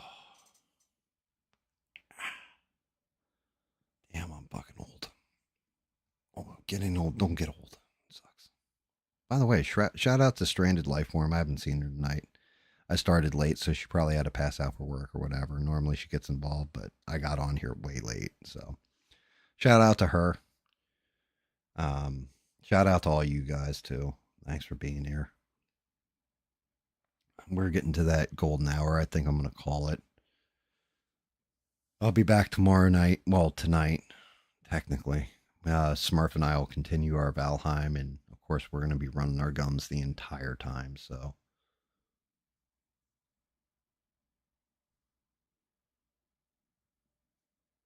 yeah, you're right. They did. They rode off into the sunset, and that's the way they should have ended Indiana Jones. And then Spielberg and Lucas really didn't have any say in the rest of them. So, yeah, we see how it turns out. But thank you guys. Thank you for all the birthday wishes and everything else. I do appreciate it. You guys are amazing. I'll be on tomorrow night. Me and Smurf jamming. Um, Probably see you guys then. Hopefully, I'll see you guys then. I should go live right around 8 and set up all the equipment and all that shit. We'll actually get some painting done here next time.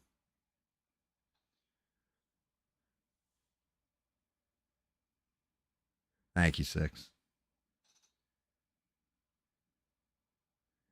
Thank you, Sheree. And Sheree, that, like I said, quiet voice, but it was awesome. I appreciate that one. Thank you. And thank you, Beans. Thank you for the happy birthday. Do appreciate it. Um, it's been a long ride.